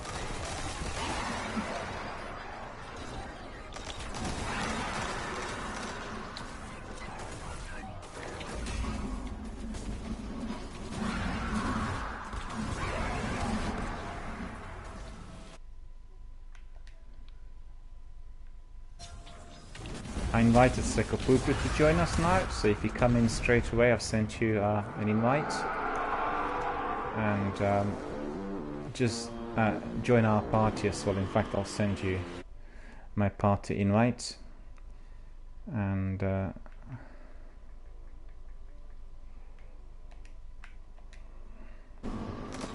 yeah, sent you also my party invite, so you'll be able to join straight away. Oh, stupid troll. I'm gonna revive you. There we are. Hello there. Were you able to join us? Excellent. So let's rock and roll. So it's Furry Spider, Sekapupu, and myself doing Siva Heroic Strikes, as you can see.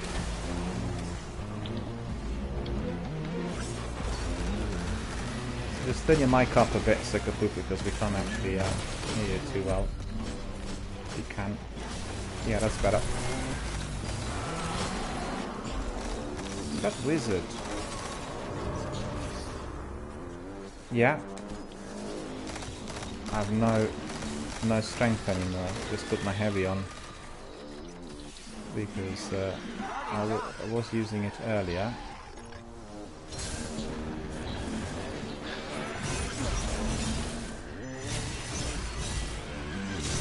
That wizard had to be destroyed, causing us all these problems. Hang on, I'm coming to revive.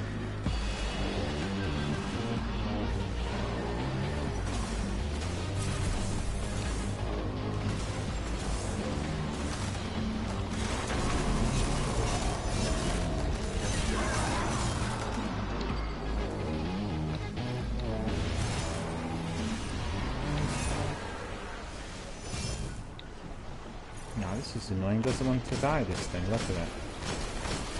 It's wretched lights.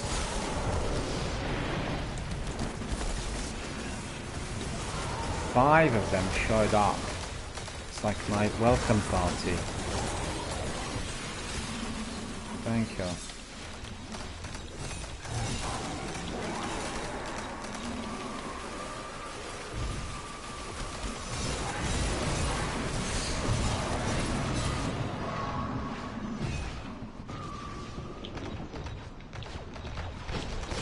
We're on the right track. So that should be it, right? Energy marker is getting stronger. Oh no, there's one Find the left in there dark still. blade. Finish this. Okay. That wizard was truly annoying and very hard to kill. Must have been shielded. Did you slip? What happened? We were booted. He went ahead into the darkness. On the bridge.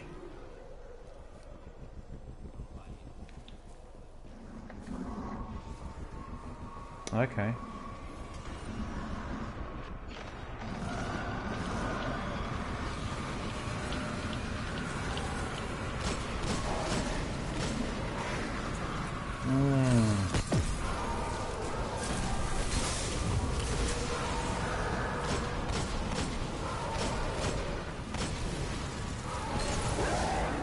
Still alive, but that is really disgraceful. I've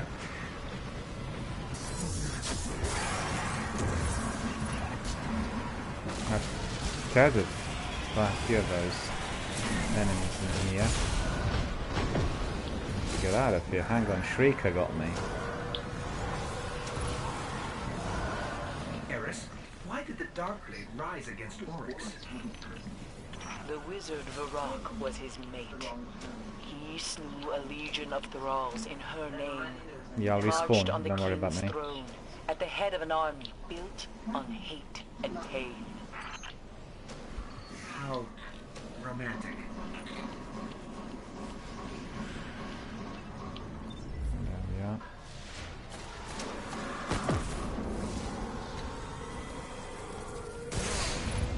What's happening? Where is the other Shrieker? Oh, there.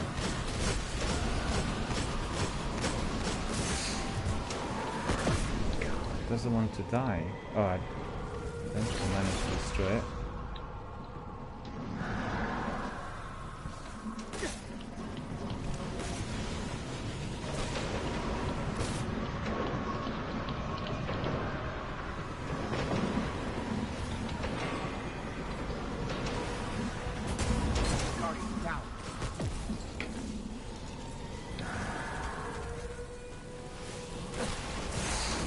Wretched Shrieker. Another one's tailing me, I can tell.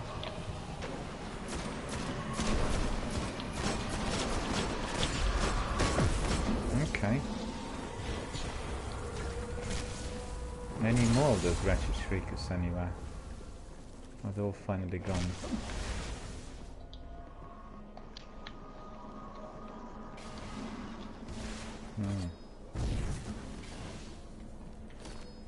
Okay, I have plenty of strength on my sword, so that's good.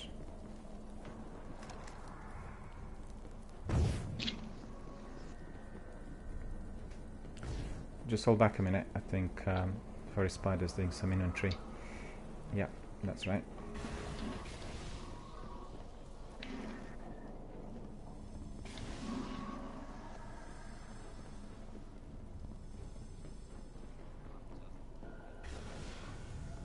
Yep, just hold on for a moment. We'll rejoin you shortly. It's easy to sort of fall off this bridge if you're jumping, you know, if you're like sprinting.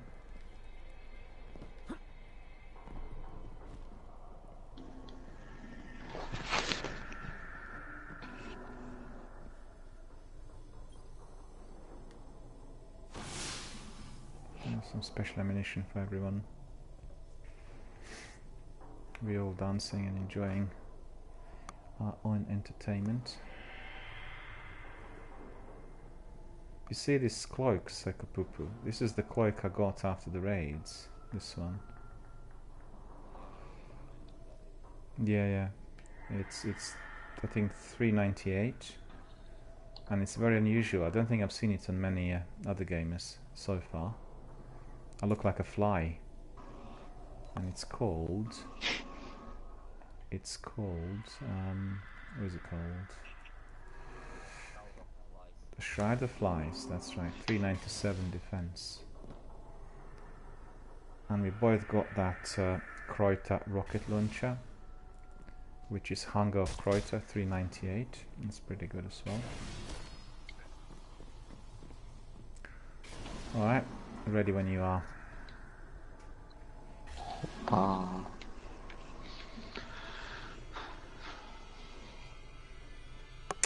Carby's asking, is this Nightfall or Strikes? These are just Siva Heroic Strikes. And Jerry says you need to watch your health bar always. Indeed. And that's not gonna work.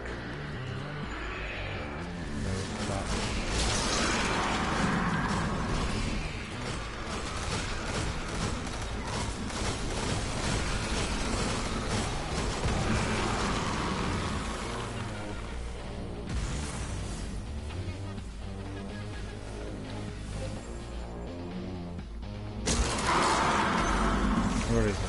Oh, next to me. I'll tether him a bit, so open up on him as much as you can.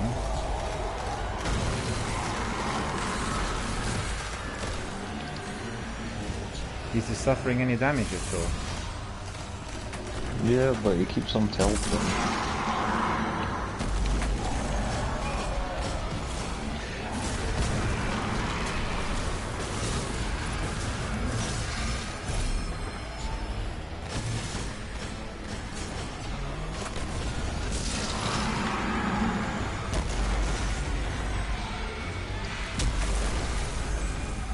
Good.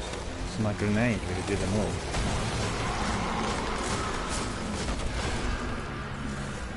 Guardian down. Coming in.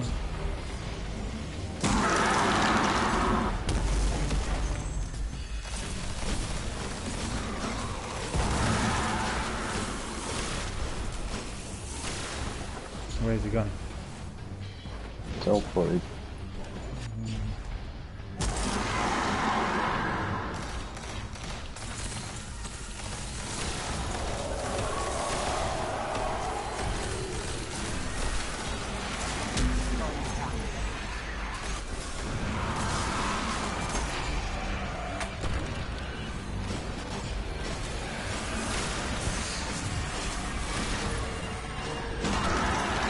Ah, that troll, that wretched troll exploded behind me.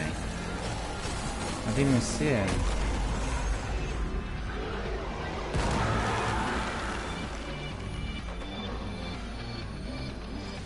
Thank you, thank you.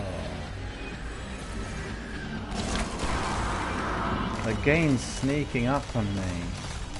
Another troll. Tether him again, now open up on him with everything you've got.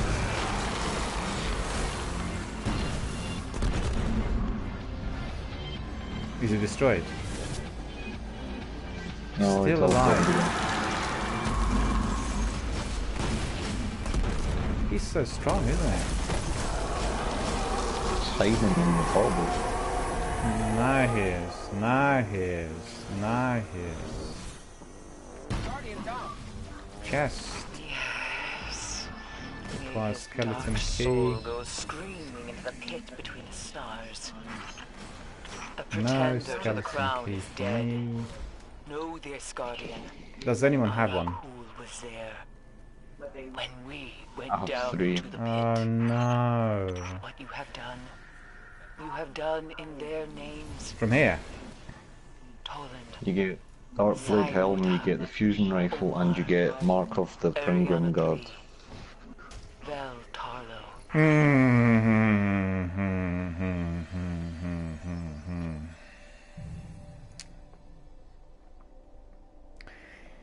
Alright. We'll do the next one.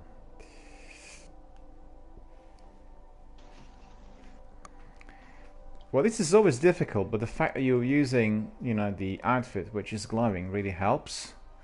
Because otherwise it's really kind of dead dark for me in there. But those wretched trolls, they come from behind you. And Do you want to try the Nightfall? yeah, why not? Yeah. Do you want to do it? Okay. We'll just Hang on a minute. How do we leave? What do I need to do? And then we'll leave. Okay. We'll do the Remember nightfall. Omnical?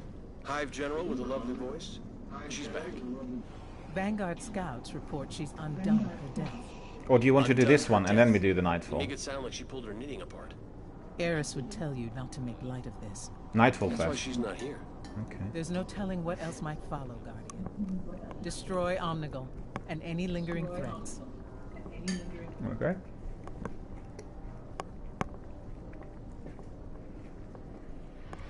Well, as you could see, some of our community members were asking whether we were doing a nightfall strike, and indeed we are going to be doing one in minutes. Right, so now we can leave, yeah? If Omnigal can come back to life, how do we make sure she stays dead? I wonder if the Hive think that about us. Okay.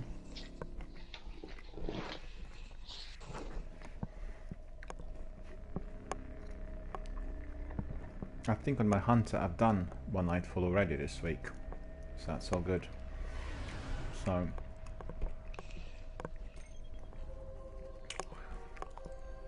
there we are, weekly nightfall strike. Very hard. 5 moderators, modifiers. My brain shriveled. Moderators in here. Exposure, Guardian shields are increased but do not replenish. Catapult, grenade recharge rate is increased.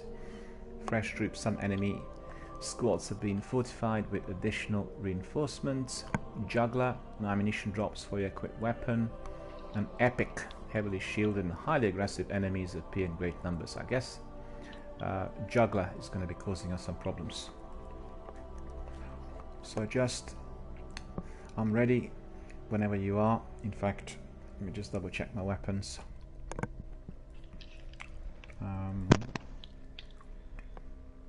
I guess that's the best I've got at the moment. Yep, I'm ready. Just let us know when you're ready so we can just crack on. Okay. I'm ready. Alright. Let's crack on. So for the benefit of our viewers, this is going to be our nightfall strike for today. Hopefully it's an easy one. Well, if I'm not mistaken, it's the brothers. Yeah, I know a glitch in Remember that one. that Centurion Oryx took right after you landed on the Dreadnought? Then the Centurion and the Taken Ogre tried to stop you from killing the king? Didn't work. So the Centurion's Bond brothers are pretty angry they lost their commander. They're leading a team to blow the Dreadnought's core. Core goes, most of the system goes with it. You're gonna make sure that doesn't happen. Well, I'll be using my Kreuter rocket launcher on the brothers, so that's quite good for the first time. James says Invective or Icebreaker are good when it's Juggler. So if my friends have Invective or Icebreaker, indeed you'll be able to use those weapons, but unfortunately I don't have either. Thanks to James for providing us with the tips. Why do you think they crashed their ship into the Dreadnought? Invective or Icebreaker? Tactics for the Cabal. The Vanguard intercepted a signal, a message from the Cabal from way outside the solar system. A direct order to crash the ship, use it as a beachhead, and take out the king. Now that's loyalty. Icebreaker's really a PvP weapon. A PvP weapon. It's just a PvP sniper, it's not got no impact, yeah. It recharges bullets. I have tracking on the Bond brothers. They're the ones leading the assault on the power core. Marking the coordinates now. Coming your way, boys. Just bear with us. It's intercepted. What's this? Colossus! Colossus is saying hello. Look at this. And, indeed, he did say hello appropriately. I'm neutralized. I was trying to get rid of him with my sword.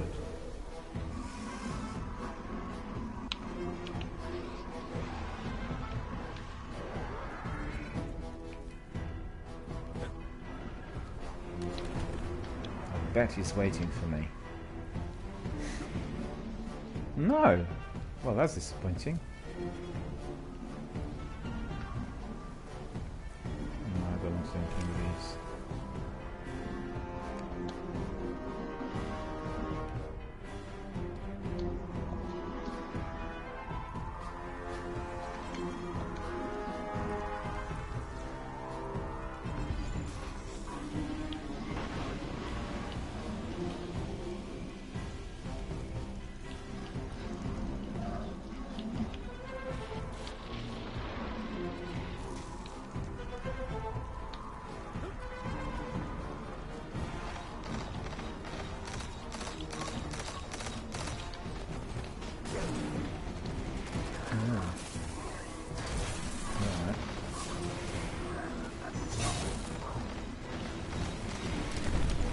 Some beastly enemy down there at the end.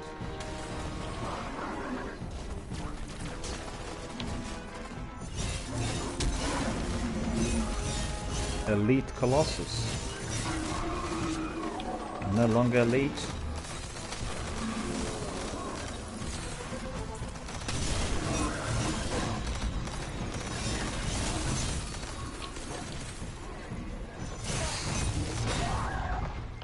Okay.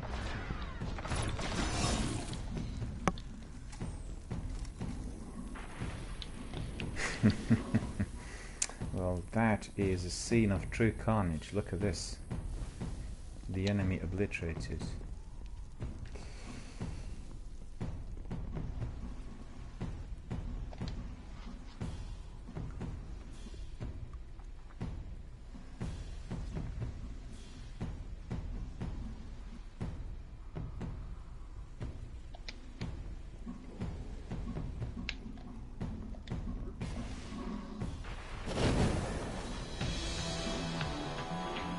Better equip my Croydon, huh?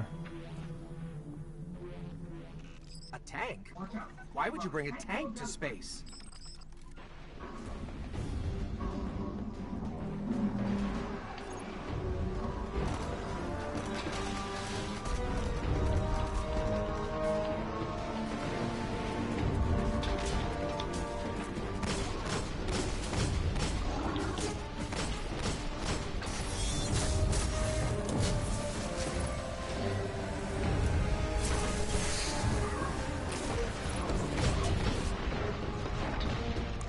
Oh Jesus, he teleported.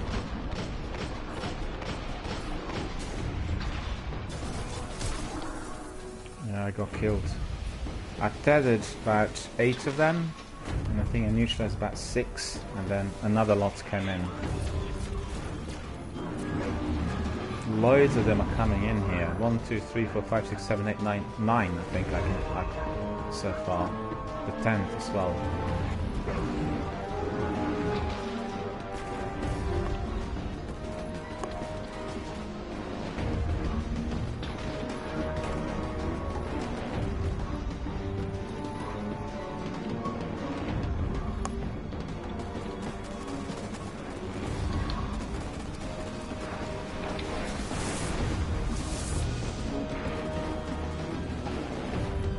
Thank you, thank you.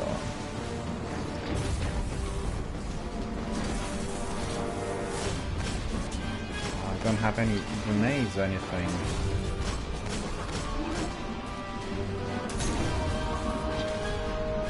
Well, now I have.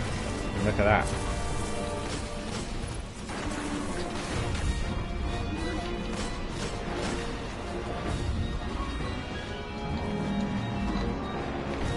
Tank is targeting me as well. Well.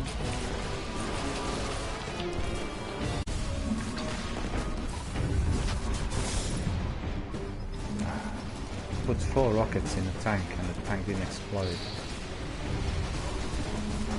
And then I was surrounded by all those beasts in there. Look at them. 4 of them. 4 of them. Trying to destroy my soul.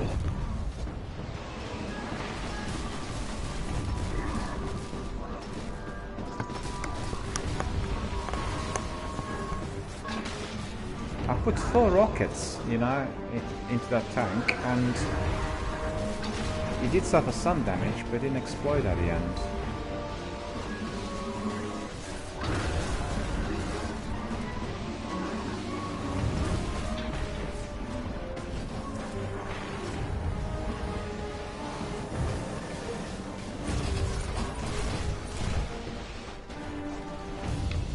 Well done, well done.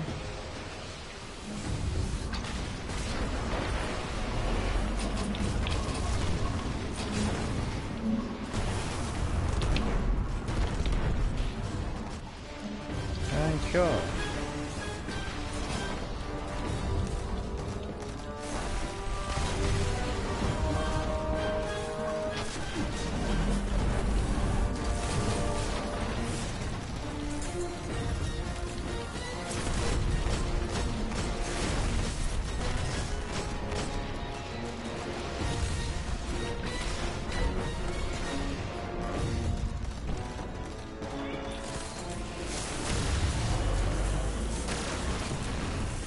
Finally, finally.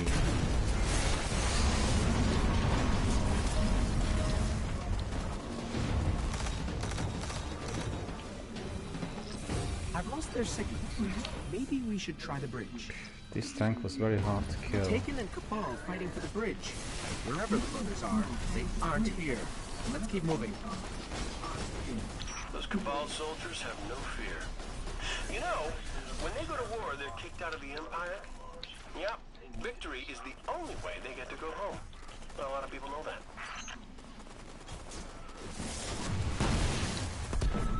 What happened? He went too far into the darkness zone.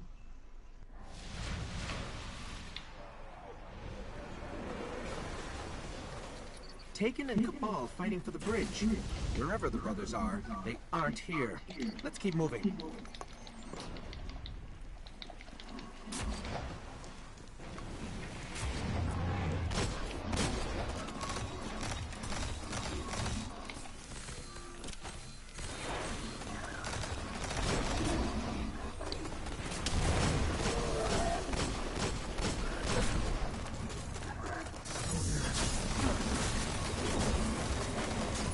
Okay, that's good.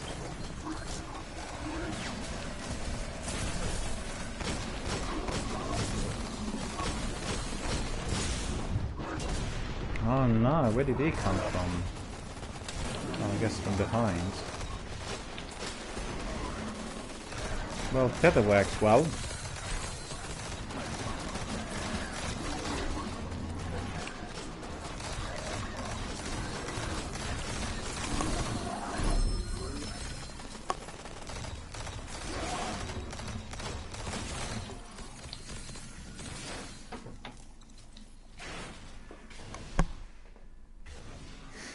Thank you.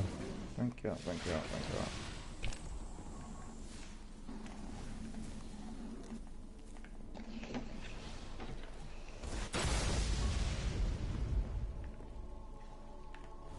So, the Bond brothers may not even know the Primus was taken.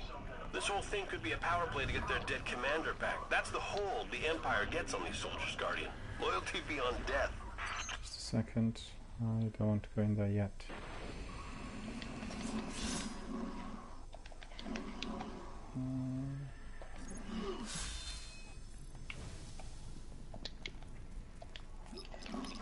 That is a lot of Cabal explosives hooked up to the Dreadnought core.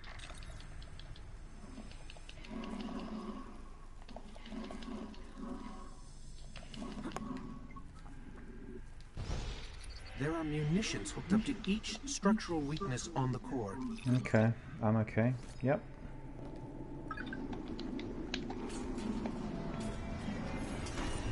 James is asking us to crouch in front of the first guy when he walks out of the door. He got dodges first attack. Yeah, he does, yeah.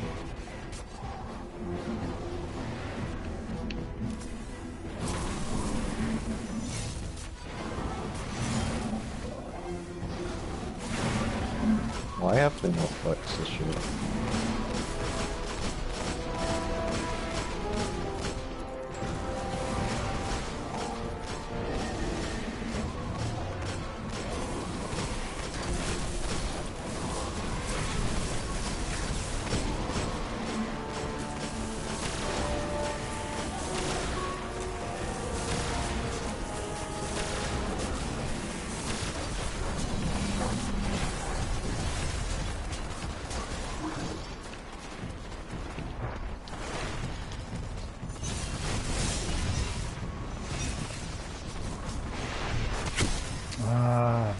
killed me though. Boo!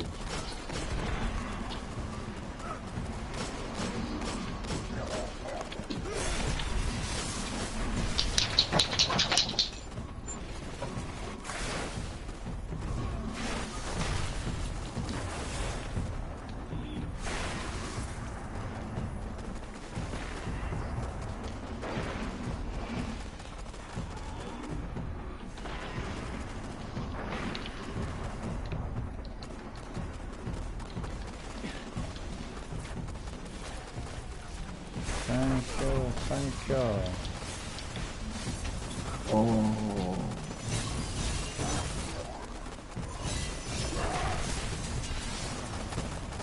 God, do these guys not reload? Jesus fuck.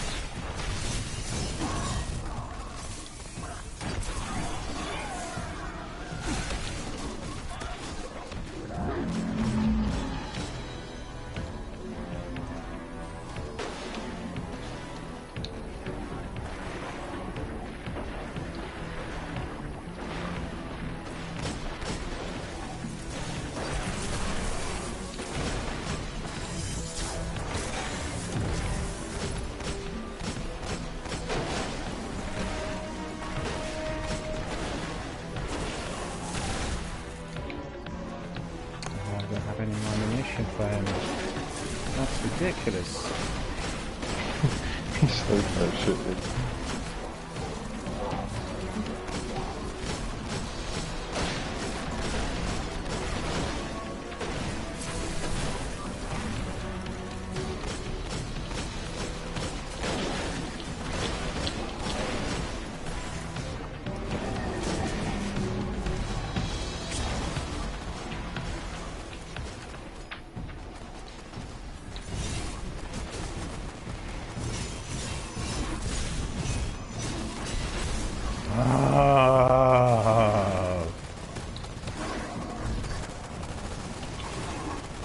Well, I did manage to kill a few of them, but unfortunately I was suddenly surrounded by very many other ones.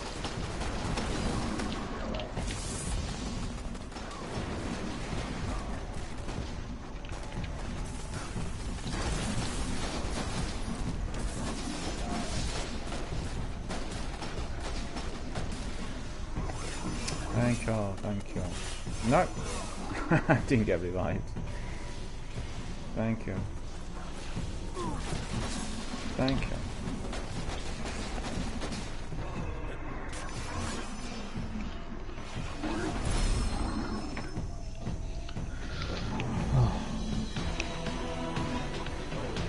I suppose the hard bit.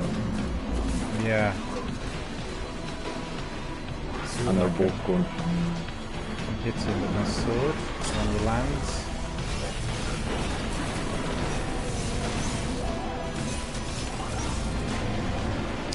He's not suffering much damage from my sword, fortunately.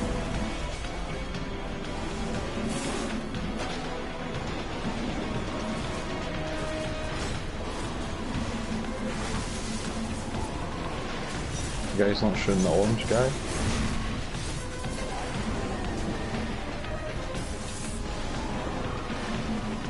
Oh, we went upstairs now.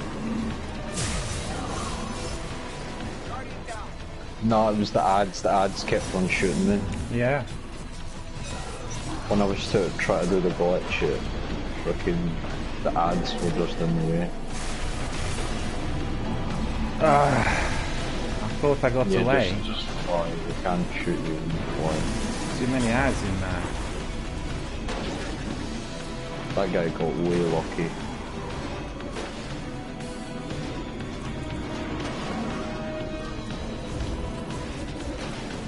Got the other way for spider in there.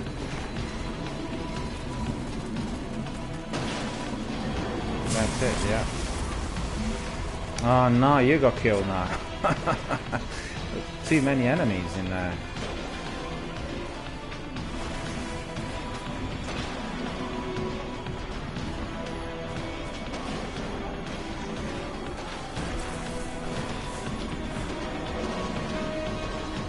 There we are. nearly jumped on me, did you see that?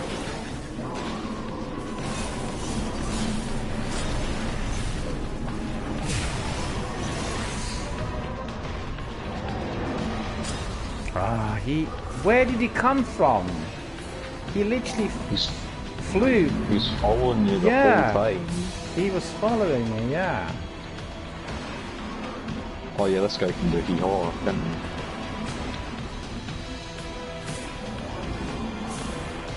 Jesus Christ, bro. No! Come on, brother! Oh no, no, no. Come on! Oh no, he's shy now.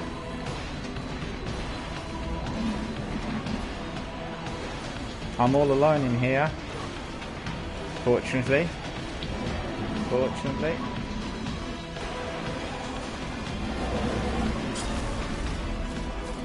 Orange guy's nearly dead, so...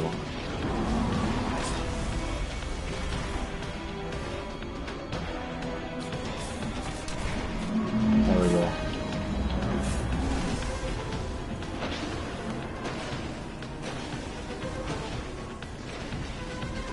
Thank you, thank you. He's across the map so he can shoot you.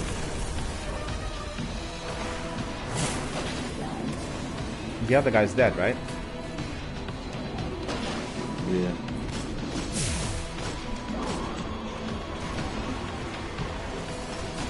No.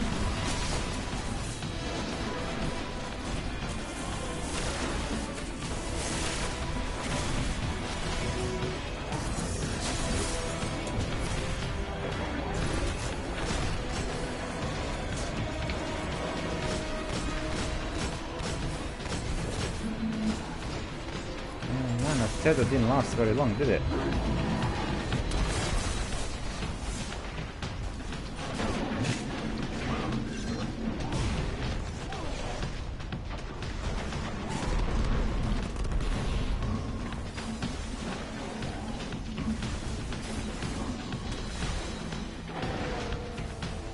I don't have any heavy ammunition though. Oh, not on my bubble, what the frick? Yeah, he just went in there, didn't he? He just went in my bubble away. Yeah, yeah. Fortunately, I've got some...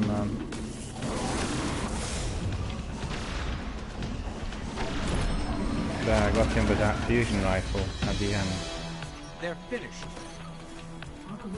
I mostly keep doing this Vanguard thing for the perks, bragging rights. Did you get a skill in the But key? I guess it's nice to keep the system No, from exploding too. there will be one if there are any, well, Why if you do can I see keep any, on getting skeleton keys first?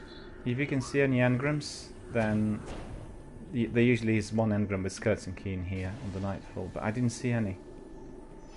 So unfortunately I didn't get it. No, I usually give you it after the Nightfall finish, but you do get a Nothing of great significance. What did you get?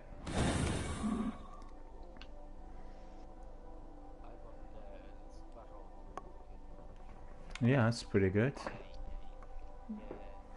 That's pretty good.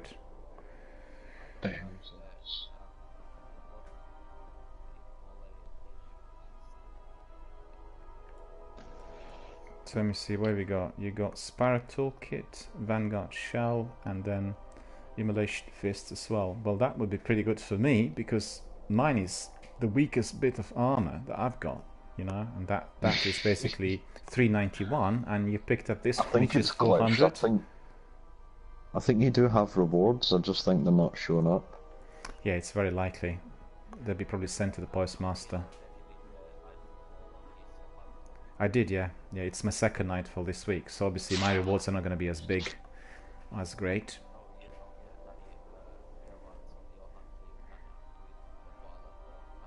I see. So basically I got peanuts. So that is what I'm going to enjoy, you know, so... But this one looks awesome. That is for your Titan as well. Immolation Fists, 400 defense. Looking really good. So boys, what do we do next? See where heroic strikes? weekly story missions? What do you fancy?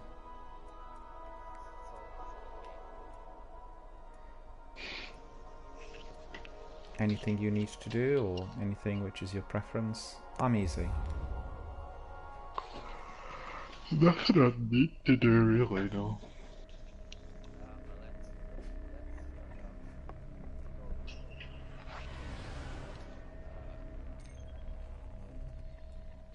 You want to go to the tower just for a minute, for brief admin? Okay, because I've got a few engrams in there, and then we can decide. I mean, I'm easy. We can do Sea Heroic Strikes, or we can do weekly story missions. Either way, I'm good. In fact, weekly story missions this week are very difficult. I've done it with Tonzak, and they had some really bad mods. So we had some troubles in there. The enemies are extremely strong. Mighty good fun, really, doing that. A lot more difficult than the strikes.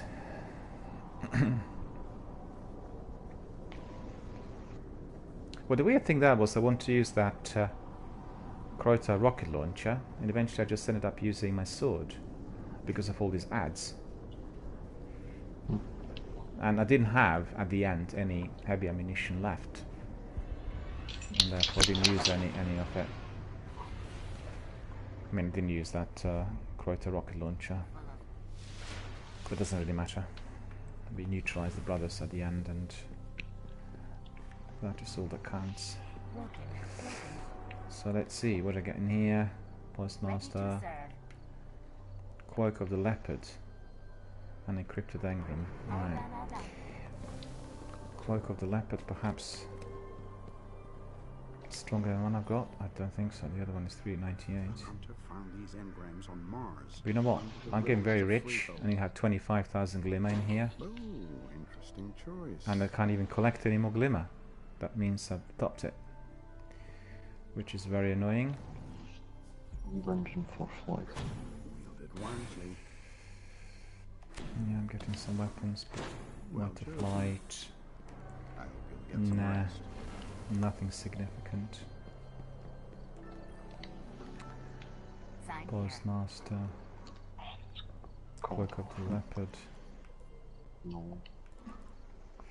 Yeah, that'll do. Well, you see, actually, I did pick up something very good in that last strike. Cloak of Tanix. Cloak of Tanix, I got 398 defense. So that's good. So we'll put this one on.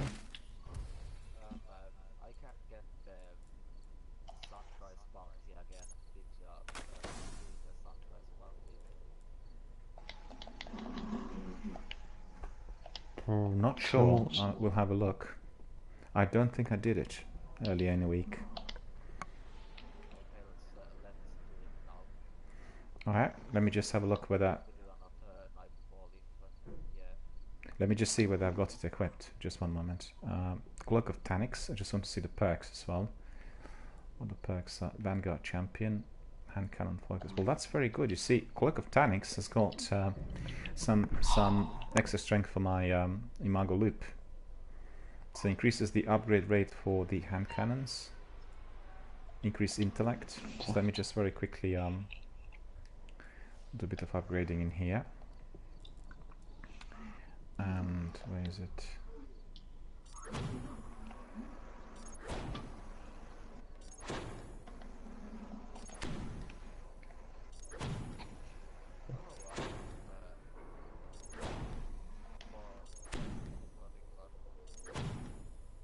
Really?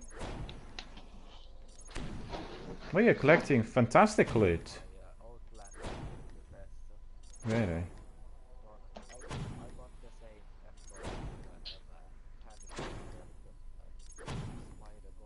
As well. Well, that's very good. Congrats. Okay, looks like I need a few more. Plenty of Might of Light, about 310 just a moment ago. That's pretty good.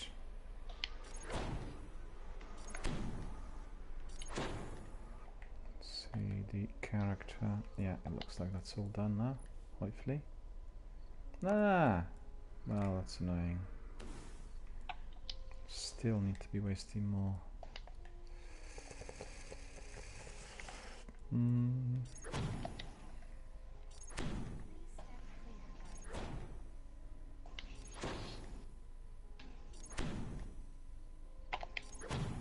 You guys level 25 on every faction. Is it 27 or 25? No. Because Captain Jack was telling me earlier in the broadcast. Yeah, Captain Jack was telling me that when I'm having 25 on every faction, then I'll be also getting some extra quests. So that will be interesting. You get a quest for an exotic cloak for you. Mm-hmm. I've got the exotic mark from a Titan. That's pretty good. Because I'm, I think, on my future war cult on the level 7. And on my hunt I don't have anything else in terms of the factions. I think on my warlock I have all 3. Because I played my warlock the longest. I'm level 30 on my new monarchy, so... 30? Oh, that's... Yeah. Extraordinary. Yeah. Indeed, very, very high up. And what's the top level? And I've got the exotic thing, so it's pretty cool. He's 30 the top level. Okay. It lets you wear. I don't think there is a top level. Or you can just, it's infinite, you can just keep increasing it. Well, that's very good. That's very good. I like the idea. And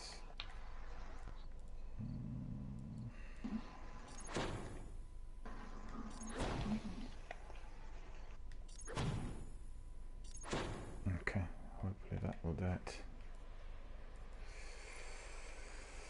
And indeed it did.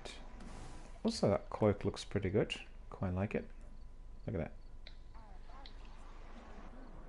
And that is 398. 398, that's pretty good. What else do I have here? Some bluey boots.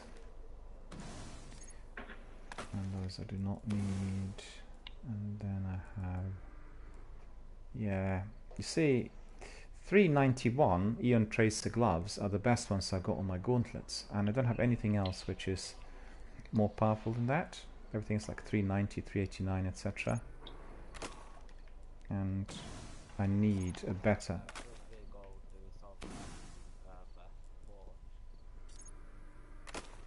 I don't really mind. Let me just finish my inventory first, and then we'll, we'll decide. We can do whatever. 390.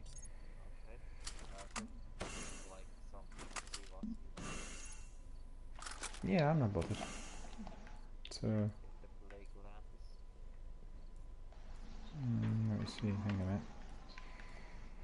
Yeah, I think that's all in order, but still I can upgrade by putting another weapon on, which is sniper rifle 395, and then what was the other one? My Kreuter.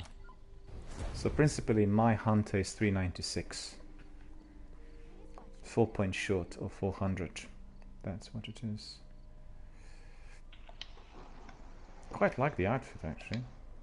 I like the one with they look like a fly as well. It's pretty good. Okay, if everyone's ready. Oh, I still got 2 of these. Cloak of the Leopard. Pick that one up.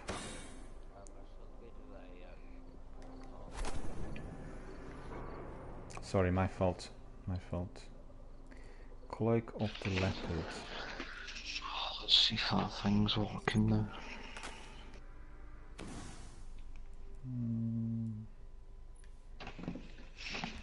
I'll keep this one on for the time being, I think. Cloak of Tanix, the most powerful one.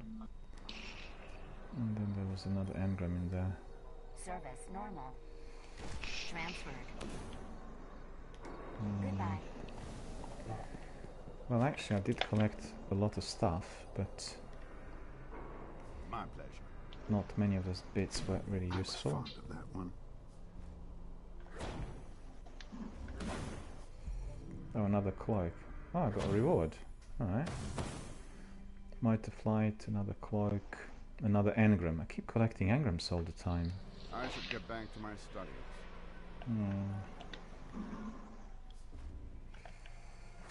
Only a handful of those left in the world. There's 6 skeleton keys at the front. 6 skeleton keys? Yeah. I had 3 in my vault. And then 3 in my inventory, so...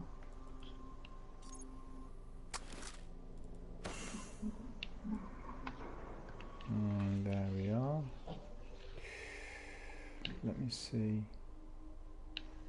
Yeah, that is all sorted. Just want to see the inventory as well, but I...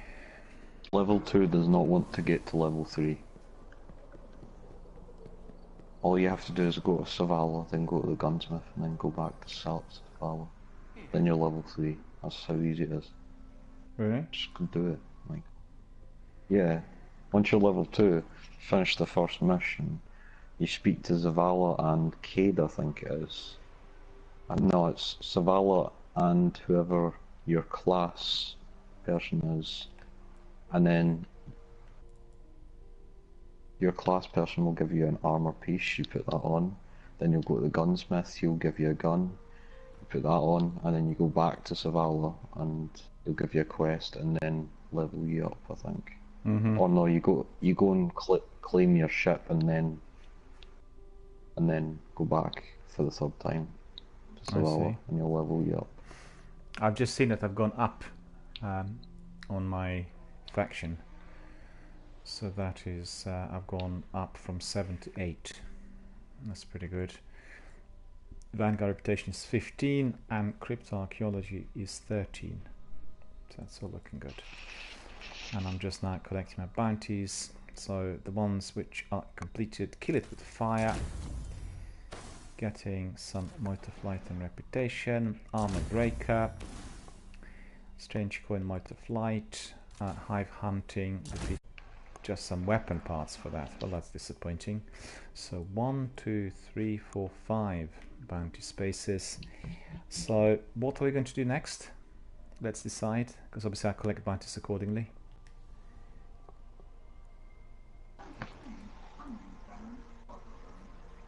What do we fancy doing? Sekapupa, what do you want to do?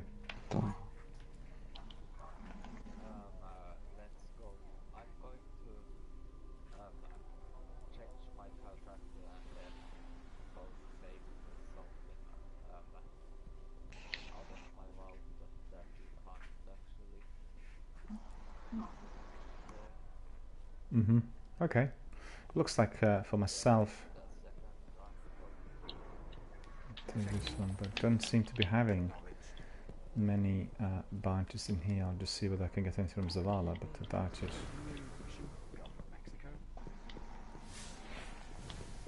Because I've been doing lots of bounties. What's this? Step up, Slayer of Oryx. I have a dozen warlocks watching the Ascendant Planet. Watching his every move. Need some new gear? Yes. Let's put this one Wars on. are won battle by battle.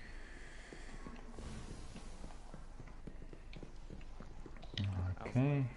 And then somebody else wants to speak to me up there. I wonder who that is. Package for Commander Zavala. Kind man. Okay. Well, I've been using 2 classes recently on my hunter. One for that sword grind and the other for strikes and anything else. And that sword quest is really a long grind. I'm now to 90% on my solo kills and I think 7 on materials, but it's very unfair because today I was able to collect I think 15 healing filaments and I got like 1 notch up on the materials, and the other day I probably collected 150 and didn't get anything. Very frustrating. Hunter. Eon Tracer cloak. Okay, I've got this cloak already. Picked it up from Future War Cult Leader in there. And I don't think I need it, quite frankly. Oh, that's $3.99. Well, that's unfair. Oh, I know what I'm going to do. I'll just infuse it with Cloak of Tanix. Because I didn't want to fancy... If you get any armour from your cult, you want to keep it, because once you get to rank 25, you need the full armour set to get the exotic piece. Really? You need the full set, yeah. And you need to do stuff with whilst wearing the full set. So basically, I shouldn't really infuse that Eon Tracer Cloak $3.99 with my Cloak of Tanix. No, or should I? just... I shouldn't. I mean, if you think you'll get another one, then that's fine. Because you are quite early, aren't you? Well, already, this is the third. This is the third Eon Tracer Cloak which I acquired, but it's the first one with $3.99. I mean, the first thing to like beware of is get 400 light first. So yeah, I would just infuse it if you want. Yeah. I mean, if you don't like the look of it. No. Yeah, obviously I really like it because for the Crucible matches and some of the strikes, I was literally wearing the entire Eon Tracer outfit. You know, with the boots and with the cloak and with chest armor. It looked perfect. It was ideal, representing the faction. But it's just literally all about the power levels. And the one I've got has all perks enabled. And the perks on this one are not great. The one I've got, Cloak of Tanix, is a lot better. Ding ding ding ding ding ding ding ding ding. Cool.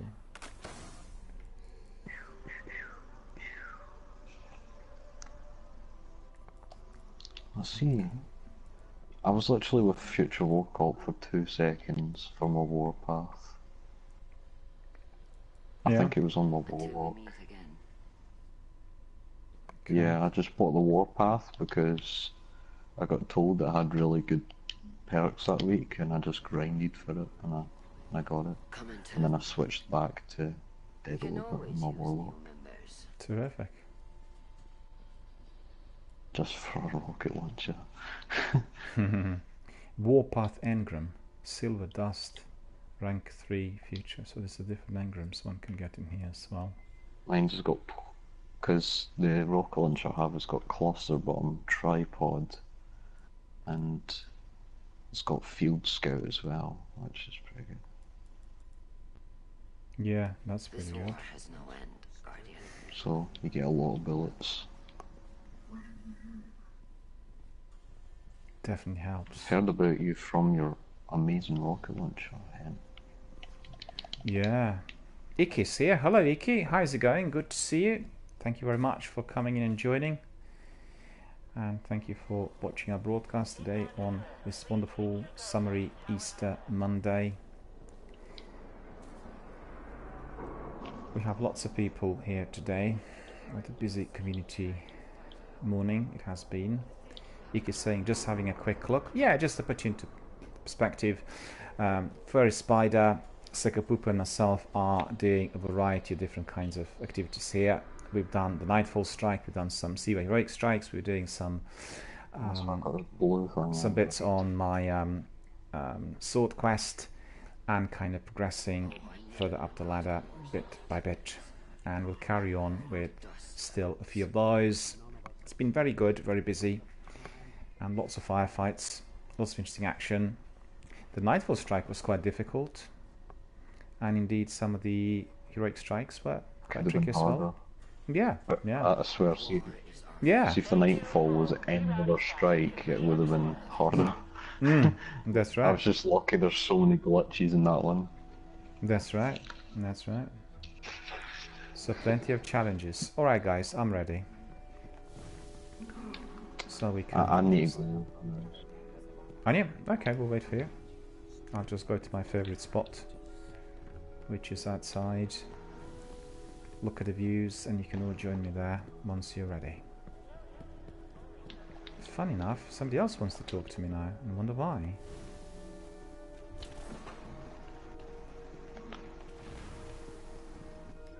Whoa, you just teleported from me there.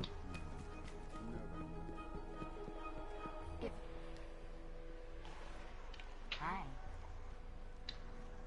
Zigil of the War Cult. Right. I'm getting even that. Let's see.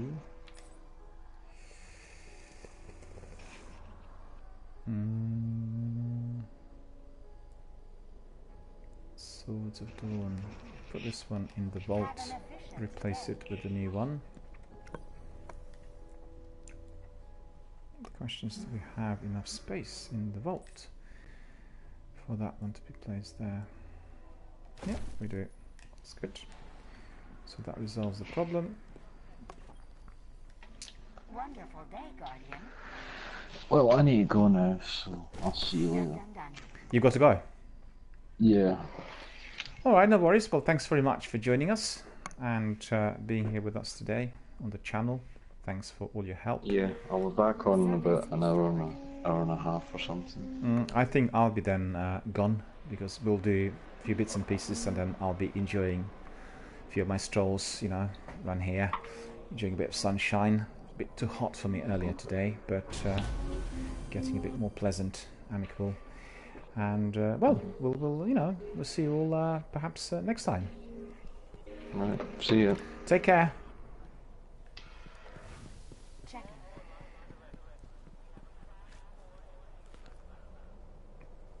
Okay, I'll just wait for Sickle Pooper here. I'll be enjoying the views. And indeed, we'll do some extra bits and pieces and then we call it today. Quite like the cloak I've got. This cloak of Tanix looks very good. It's funny because the cloaks which are so powerful, 398, 399, are also looking very good. So that's really quite rewarding. And in fact, I should be glowing even more because I completed, I think, even 2 or 3 Nightfall strikes this week. And that was very enjoyable. Just a bit disappointed. Okay. It's a bit disappointing that I wasn't able to use my Kreuter rocket launcher. I just had to be using my sword because there were too many enemies attacking us from the rear, and therefore my sword was very useful. But unfortunately I got killed a few times due to that. And okay. Cool. So tell us, where do you want to go?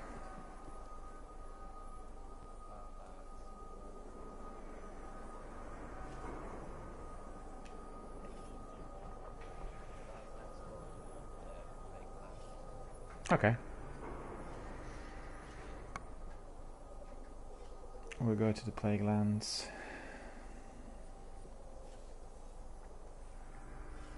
You want to be collecting something there?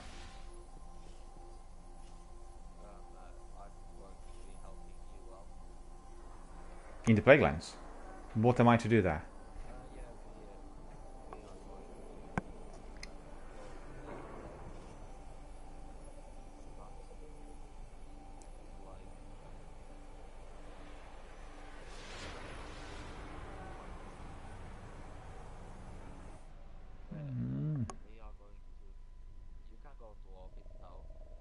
Yeah, waiting for the game to load.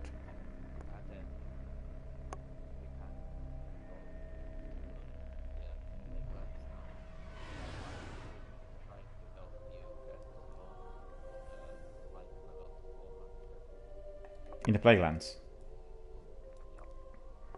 Because really in the Plague Lands I have where is it? Complete the anomaly scan patrol near Arkham's Keep.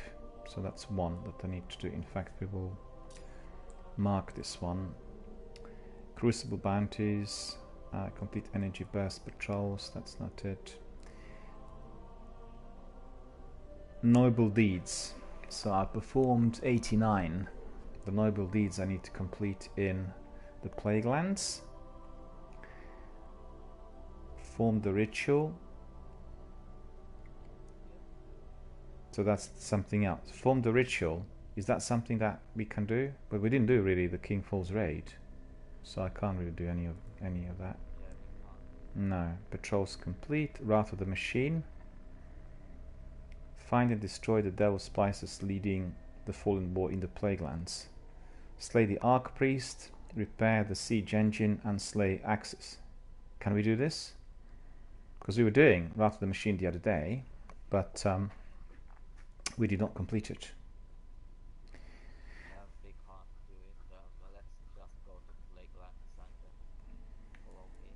Okay, but just tell me what we are going to be doing, because I don't see it anywhere on my quests. We are going to the Archons for Shanghai. Trying to get to your 400 life level here. Okay, we'll do that. No worries. And let me just think very quickly. Do I need any bounties for this? No, it's just all good. James is asking, what sword are you trying to get? I believe I'm working on my Raise Lighter. I thought I was working on my Dark Drinker, but other community members told me it's Raise Lighter. I'm upgrading my Soul Sword, and I completed, what is it, two levels, and I'm on the 3rd level, the 2nd tier, and I'm grinding the materials and also doing the solar kill. So that will be probably finished within the next 2 or 3 days, because the materials collection is taking a long while, and that's where the trouble is. It's very, very long, and it's taking a long while for me to get all the materials. But just to provide you with a correct answer to the question, I think it's Raise Lighter. Raise Lighter is the sword. Patrol the Plaguelands. We do it on the level 320. Yep. That'll make it better. And there we are. Ready to crack on.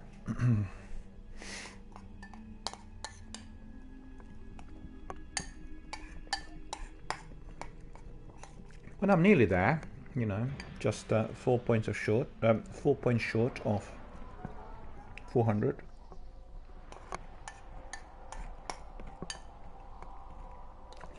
How long did it take you to get to 400?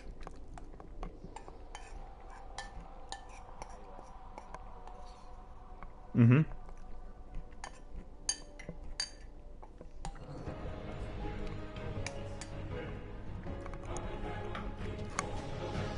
Yeah.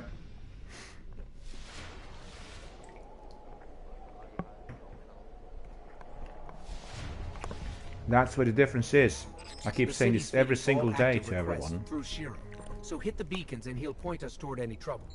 Having your community on board makes a tremendous difference. It's beyond comparison with anything else, you know? Because you learn everything from your community.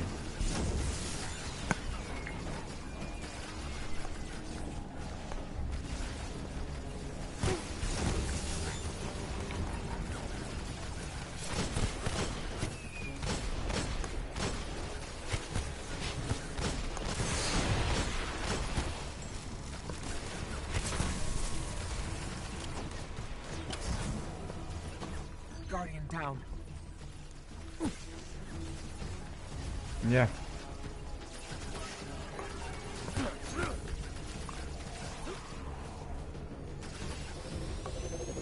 Hang on. Where are you? Oh, you're there. Okay. Do you want to go through?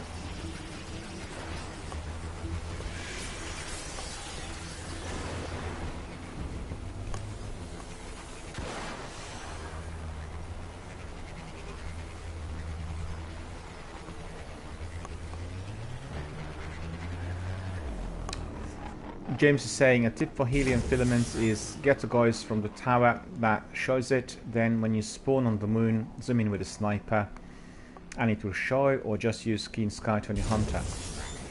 You know, I was doing all of that, and I'm sort of getting a clear indication where the filaments are. Hang on a minute, did I go the wrong way? Because I'm sort of talking to James and...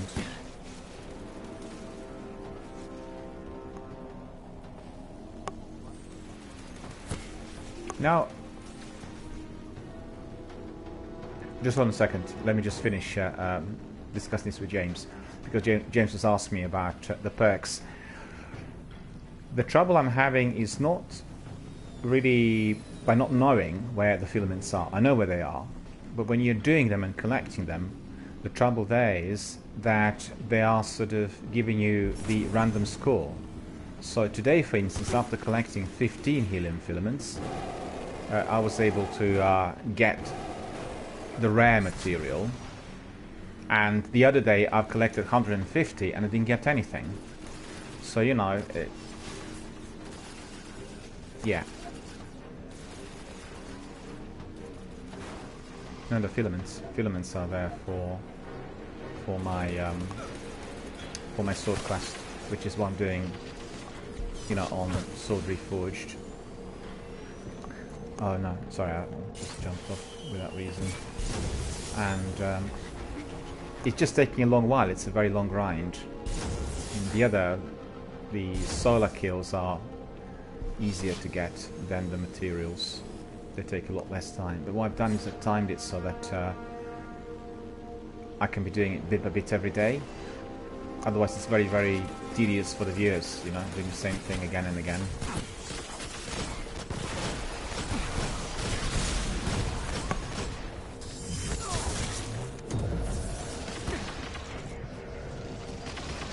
Yeah. Helium filaments. Helium filaments. No.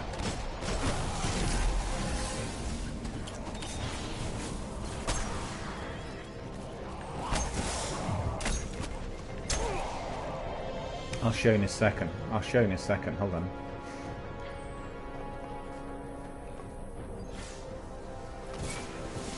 Look. Can you see? Yeah. Because basically, essential elements, 7 out of 10, and solar ability kills 90%. And I've been doing that literally throughout the last whole week. It's on the moon, yeah.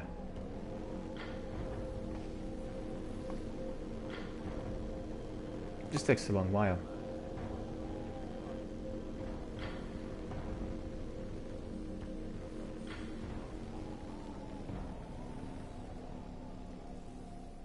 I was using it all the time. No, it won't work in here. It's not going to be counting.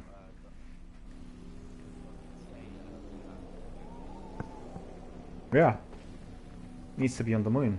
Needs to be on the moon. It's both the kills and the materials. So therefore, I was using a separate subclass for that, especially in order to make sure that everything registers as it should. You know.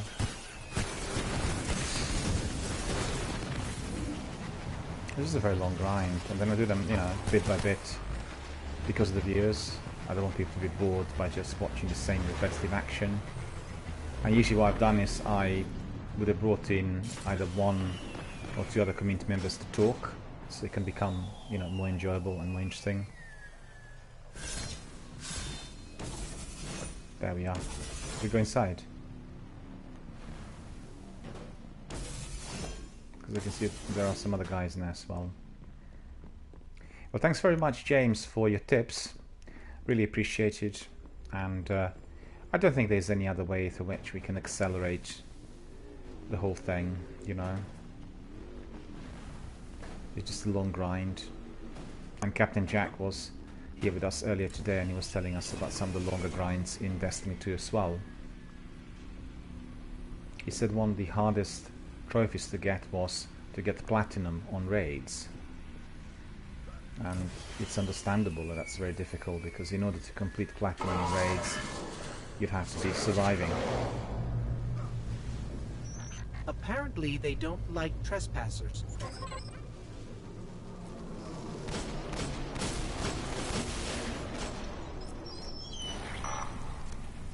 so what are we doing here at the moment? Hope you're ready for a fight. No, but I mean, the enemy is just gonna be the usual.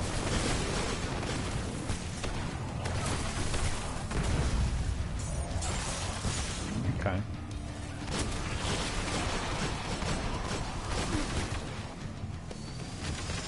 Okay, so basically I just wait to be revived if I'm killed.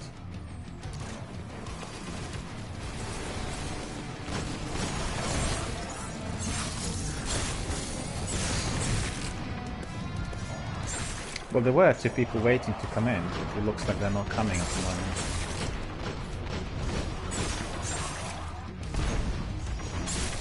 Ah, this one killed me, because I was dealing with that servitor. Fallen are trying to tempt us.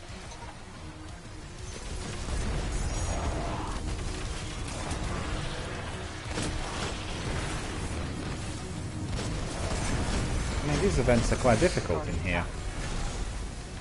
Yeah, Willie, but yeah, I got killed. That servitor sprung up and killed me.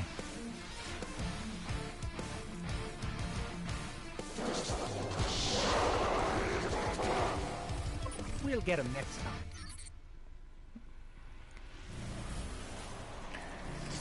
Alright. We'll do the next one. Yeah. Well, let's just wait for the other guys. Let's just ask them to come in. Hang on. They were just waiting at that, didn't you see? 2 guys were there. Well, let's see whether they're still there.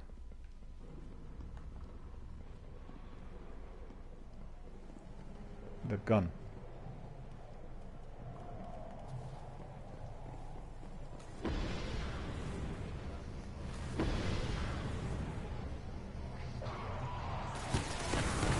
I don't really know. We can do some strikes.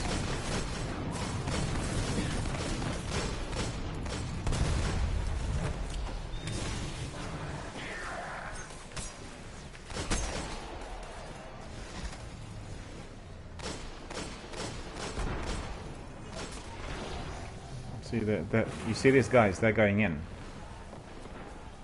2 guys have gone in. So Heads up, we've got a war sat inbound. why? What is that?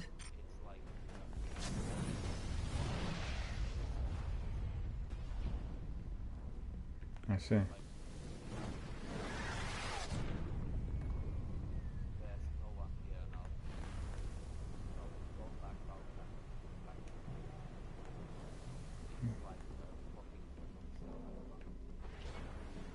Okay, so what do? We go outside and then come back in. Okay. Outside of the building and then come back in.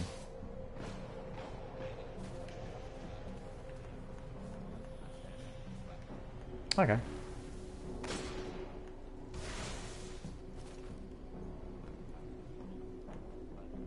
Alright.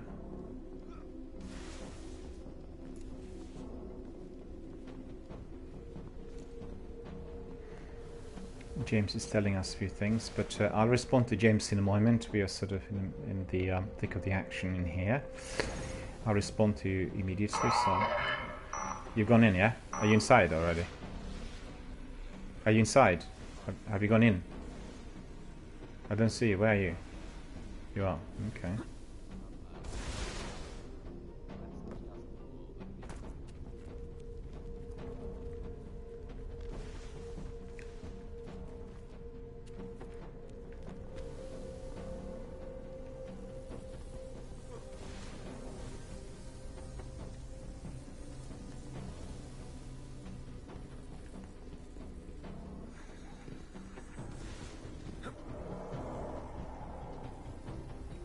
Just hold on a second, I want to respond to James. Just hold on a second. James said a tip for helium filaments is get guys from the tower, that shows it. Then when you spawn on the moon, zoom in with a sniper, or you just use your keen scout. James says there are ways to get you the sword step done fast. The solo kills get a further hunter to go into the start of Kreuter with you. and keep making your orbs and just kill a ton of trolls. The mats are longer, but it should be 1 in every 10 to 15 you pick up. No, that's the way it should be, that's what it said, but actually it doesn't seem to work. Maybe there is some sort of fault, and I've been doing it for quite some time. The solo kills are easy.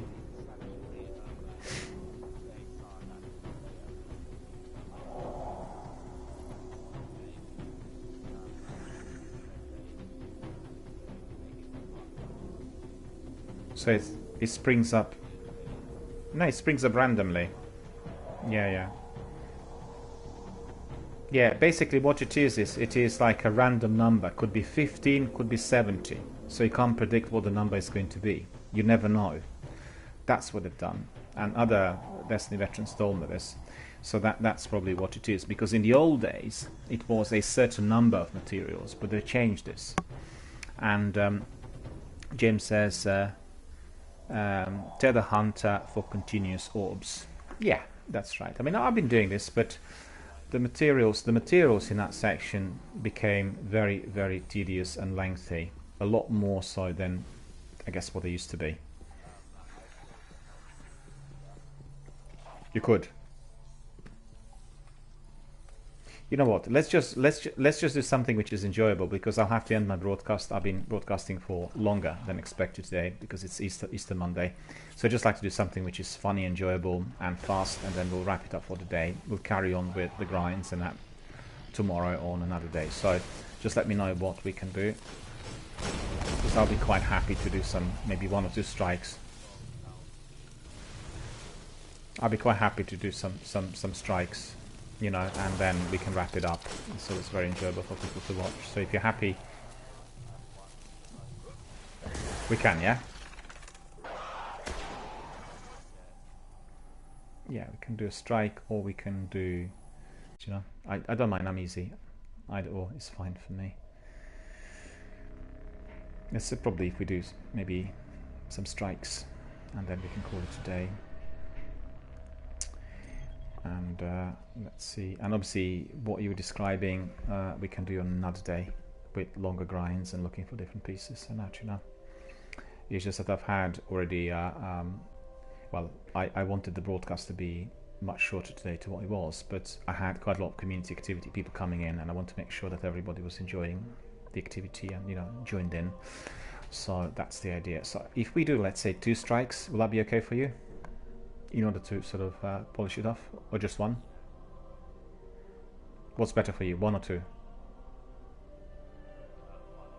Okay, we'll do 1 strike and then we call it a day. So no worries, we'll do that. And that's Weekly Nightfall, Siva Crisis Awake, and we have some mods in here. The mods are Catapult, Grenade recharge rate is greatly increased. We have Airborne, players deal more damage while in the air.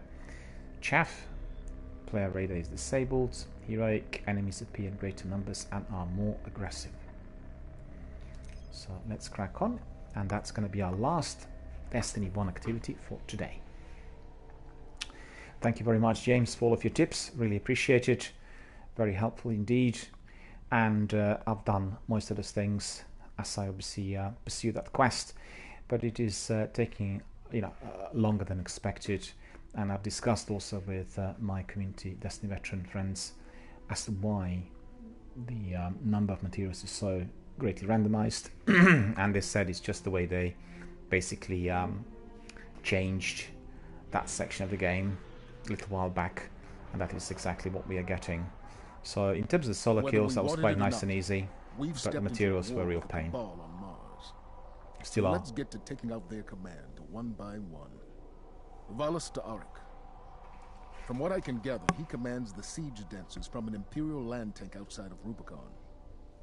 He's well protected, but with the right team, we can punch through those defenses, take this beast out, and break their grip on Freehold.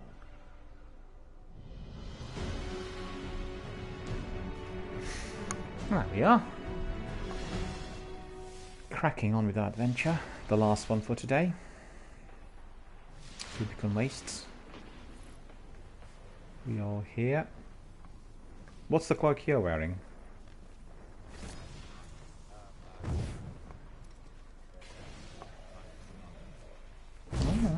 Very good.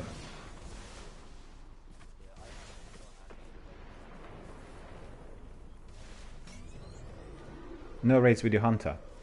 Well, next time when we get our team together, then your hunter can see you. Yeah.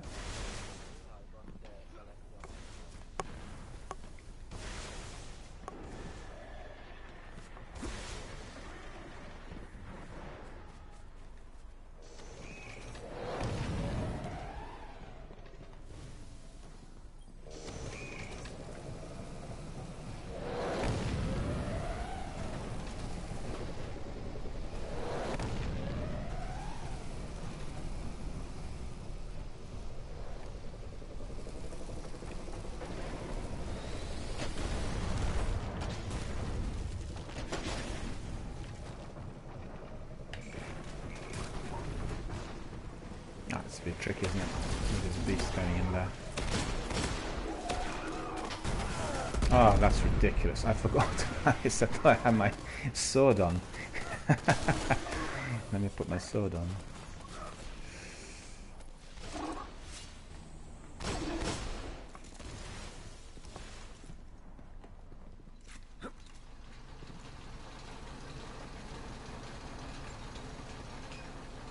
Well, you know, the future of multiplayer and online gaming is going to be almost exclusively tied to one's own community, because people can learn better, things move on faster, and I think the games are going to be created in such fashion for people to learn from their communities.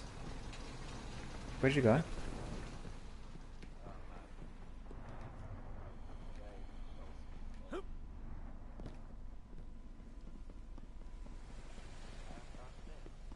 Because I don't have a radar. Do you have a radar?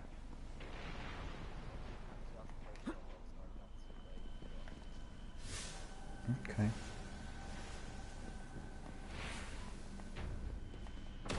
So there are some enemies in there a little bit.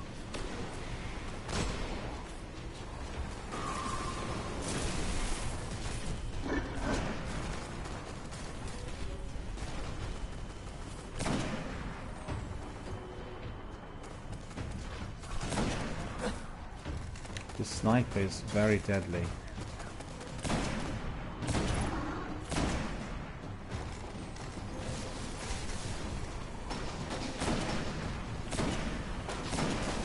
Shields.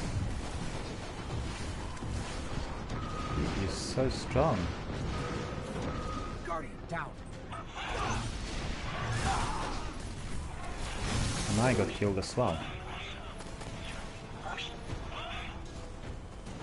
This.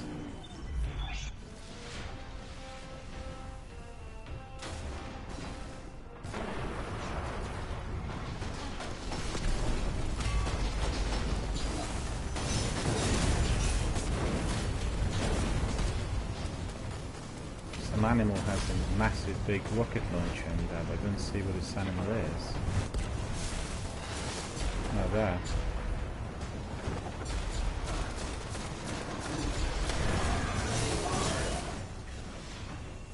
That was a massively colossus in there, I think.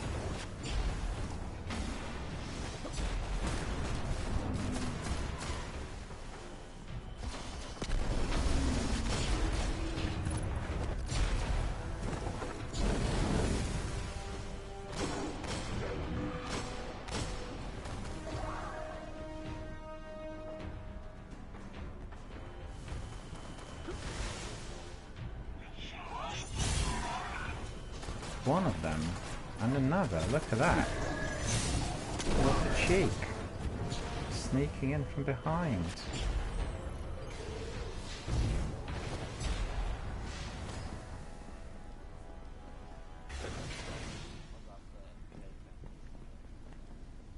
They're coming your way. So we're just dealing with those. Yes, it is, yeah.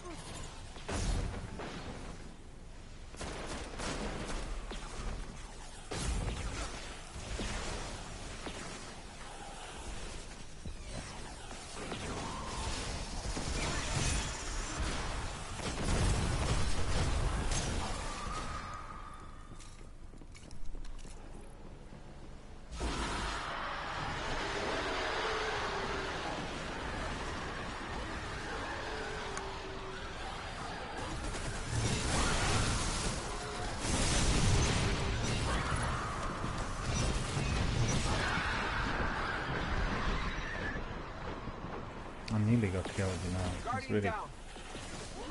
Yeah, I will do, yeah. Yeah, but unfortunately, I wasn't able to get to you as quickly as I wanted to.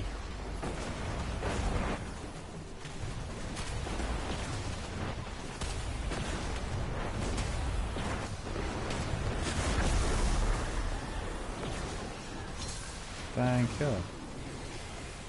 Coming your way.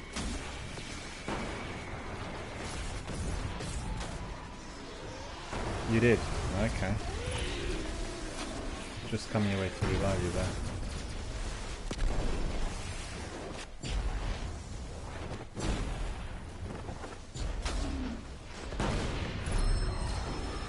Where are they?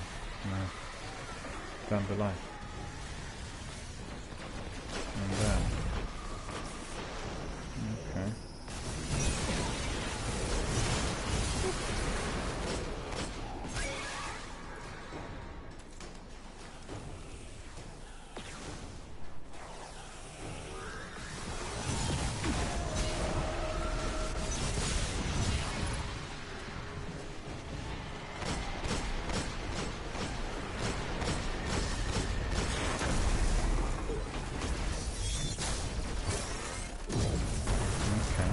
So they're all tethered in here.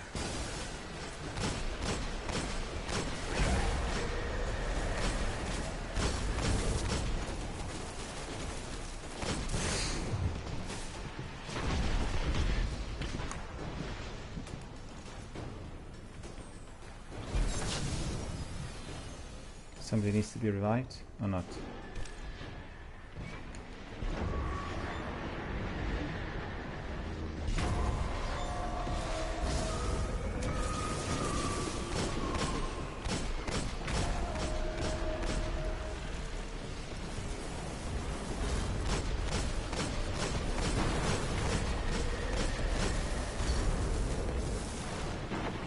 They don't want to die, these blights, you know, keep shooting at them, but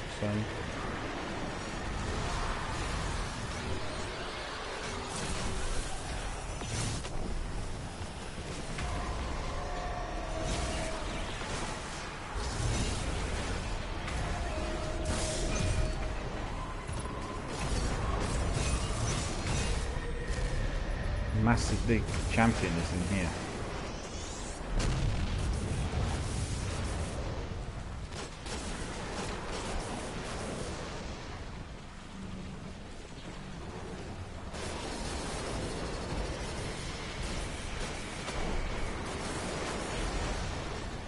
Don't worry about me, I'll respawn because he's standing, well, he was standing next to me. None!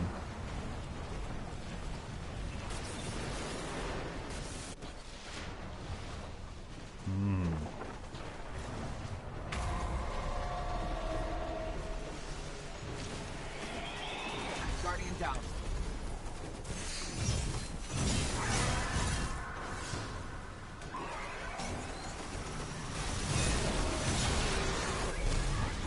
Ah, the beast killed me.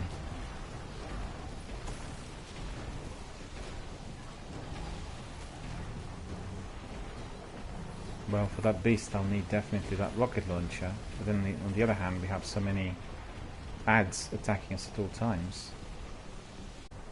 Or maybe we leave it, well, they'll be respawning because of all those blights in there.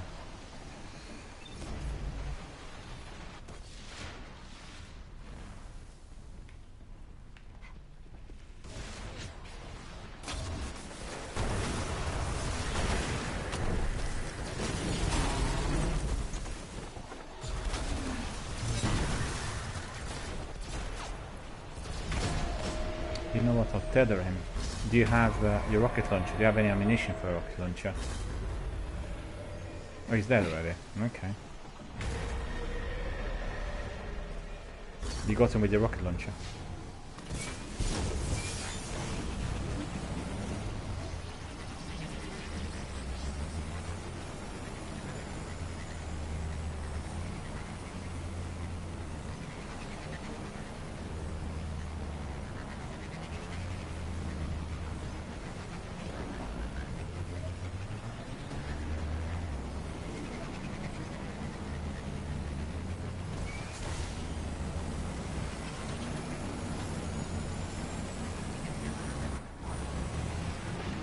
James is asking, you guys have Black Spindle yet? Sikapupa does.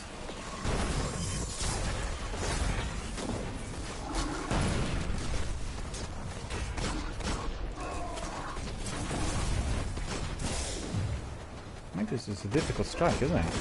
It's more difficult than I expected it to be. It's heavily modified, and the enemies are very powerful, and it's, you know...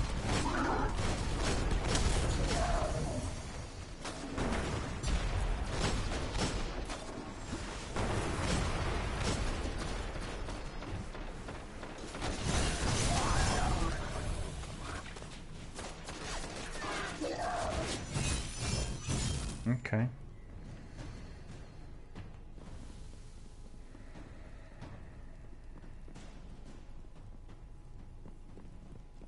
Where did you go? You gone inside? Or you outside? I think I've gone the... No, I've gone the wrong way, I think.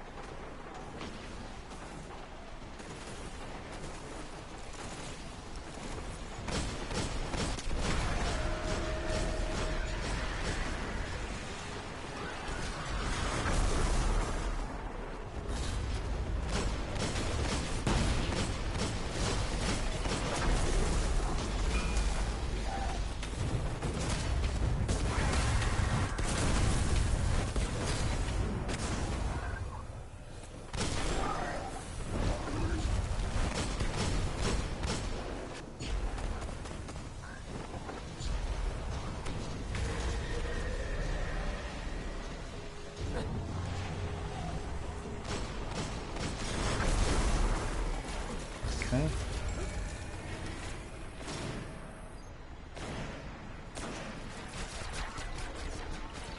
What's a Colossus in there? Oh no, that's the boss. Okay. I'll change my weapon now. And put another heavy on as well. Okay, so I have enough ammunition for the boss.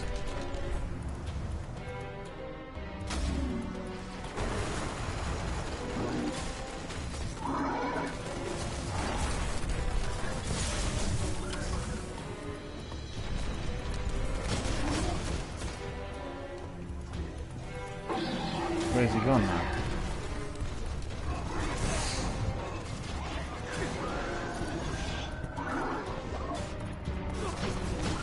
Oh no.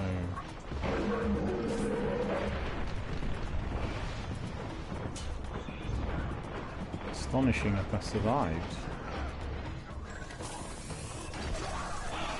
I've got my rockets ready for the boss, but I don't see where the boss is.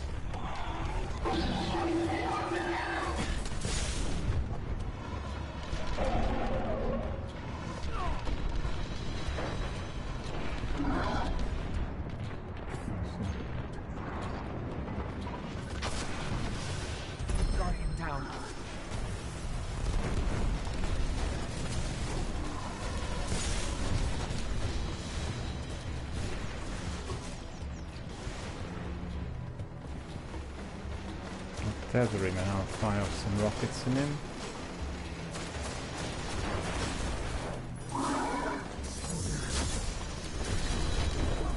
Yeah, I got him now. Tethered. He killed me as well. Couldn't get to him quick enough.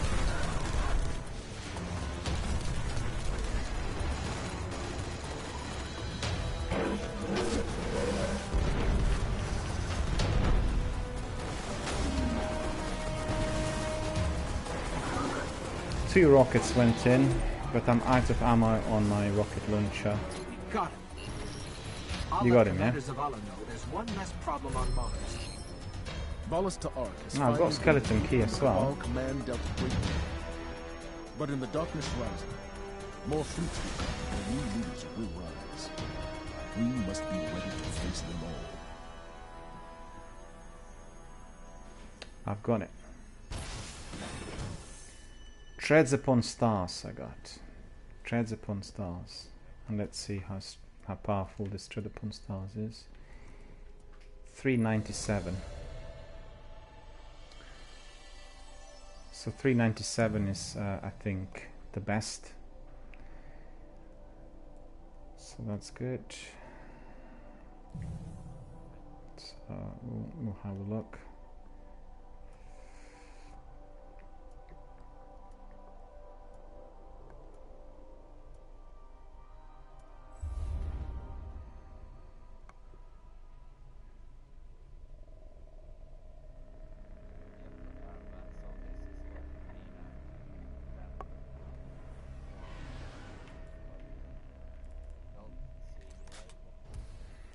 Yeah, thanks very much indeed. Thanks very much for coming in and helping out. You know, we'll squad up on another day. Thank you for helping and for being here with us on our Easter Monday. And we are going to be now coming to the end of our broadcast. And before we do that, I'll just go to Tower very quickly in order to do some quick admin, and then we'll call it a day. It's been a very, very enjoyable morning. We had lots of firefights. We went through a major, very difficult nightfall strike. We completed several Siva heroic strikes as well. Some grinding on my sword as well early on the moon, and lots of community activity. Many of our veterans came in. Many of Destiny gamers from elsewhere also joined us. And we had a very, very enjoyable and thoroughly entertaining day so far. So, off to the tower to do some admin, and then we are going to be calling it a day. Yes. Well, thanks very much for coming, and I wish you a very, very good afternoon.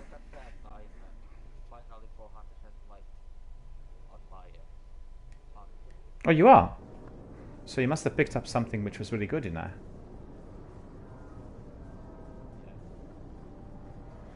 Well, I got one item, 397, so that's pretty good. And all looking nice and bright for our future adventures. And back to the tower. Postmaster. Service normal. Ah, Hunter Artifact 397. So that's not bad either. Transferred. Although it is, but the one I picked up the other day, I got 399 already. My, most valuable item is my Hunter Artifact, which in fact I collected after Crota's End. And that's obviously the very best. Check. Service restored. And let me see, what do I need to do with my artifacts, because I have several. We probably need to put some of them in the vault. And we'll do that. Let's see, the ones which are not as powerful. The compass we'll put in. Let's see, two-sided coin. Oh, even three we have. We don't need three of those. Okay. We are We'll go up here, pick up our artifact, and then we'll see whether this artifact indeed can be infused. 397, this one is 390. 395, I think Memory of Scory. Memory of Scory is a very good artifact, so I'll increase it to 397. And we'll do that upgrade. And then infuse 397. So Memory Score is 397, fully enabled with all packs, and we put back our Oversoul Scream, which is 399. So 399, 398, 398, 397, 391. I definitely need one gauntlet, which is much more powerful than that. 397 Unyielding Cask, 397 primary, 395 secondary, and 398 my heavy. So really the only weak link here is my gauntlet. Everything else has been sorted. and I probably would be 397 or 398 already if this gauntlet was a bit stronger than this. But you know what, that's all very good, but we need to do some decoding, and then we'll call it a day. All looking very good. Let's see what we have then. So 1 engram. That really is fascinating. Ending cloak again. Well, that looks good. That looks very solid, Guardian. And that's KD Bugger Tire to 0. So maybe these are very powerful as well. Let's see. Cloak. No, it's 390. And I think it was the last one. 390 as well. We don't really need that one. Can easily get rid of it. And that cloak, let me just quickly double check. Okay, we'll do that next time we put it in the vault. 390 cast machine gun is not needed. This one is also not needed in here. Sidearm. That's all completed, and then we have something else. What is it? Future War Cult. Future War Cult. And we have Sigil of the War Cult, and we have Sigil of the War Cult 2. Okay, 2 different ones. So that's all fine. Anything else left? Nothing at all. So that's all done and dusted for today. And we are going to be obviously now coming to the end of our broadcast. I want to thank everybody here for watching. James says, I'm on PS4 as well. If you ever need any help, add me. My PSN is the same as my Twitch. I have 12,000 plus raid clears and played for like 5 years or so. So I know mostly everything about this game. Well, first of all, I want to welcome you to our community, James. Join us and be a follower on the channel, indeed also on PlayStation 4. We have many interesting events here on my channel. I broadcast every day. Most of the times it's Destiny 1, and as you could see on Friday, the activity was really packed with all sorts of ongoings, inclusive of 3 raids and many strikes and many other things. It's been very enjoyable. And if you were here with us early in the broadcast, I talked a lot about the event I attended on Wednesday, which was at the European headquarters of Twitch Developer Tour 2019, and we were focusing on interactivity, connectivity, and the way our communities really work on our channel. So everyone's always welcome here to talk, to raise their hand and tell us about everything video gaming related.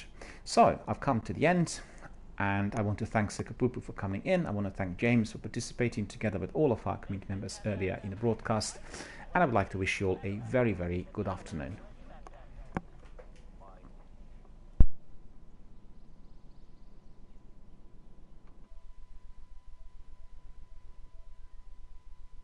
Over this data. He doesn't even care if we know.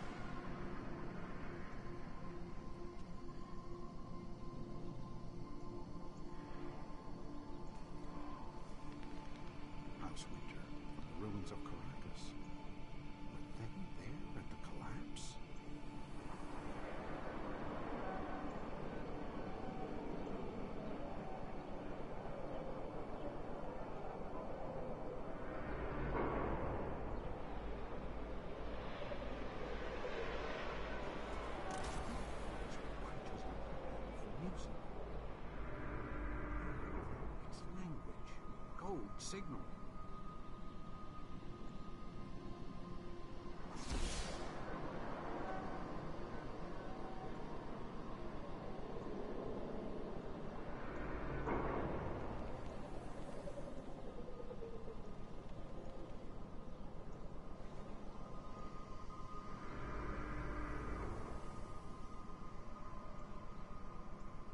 The vanguards will have to know about this.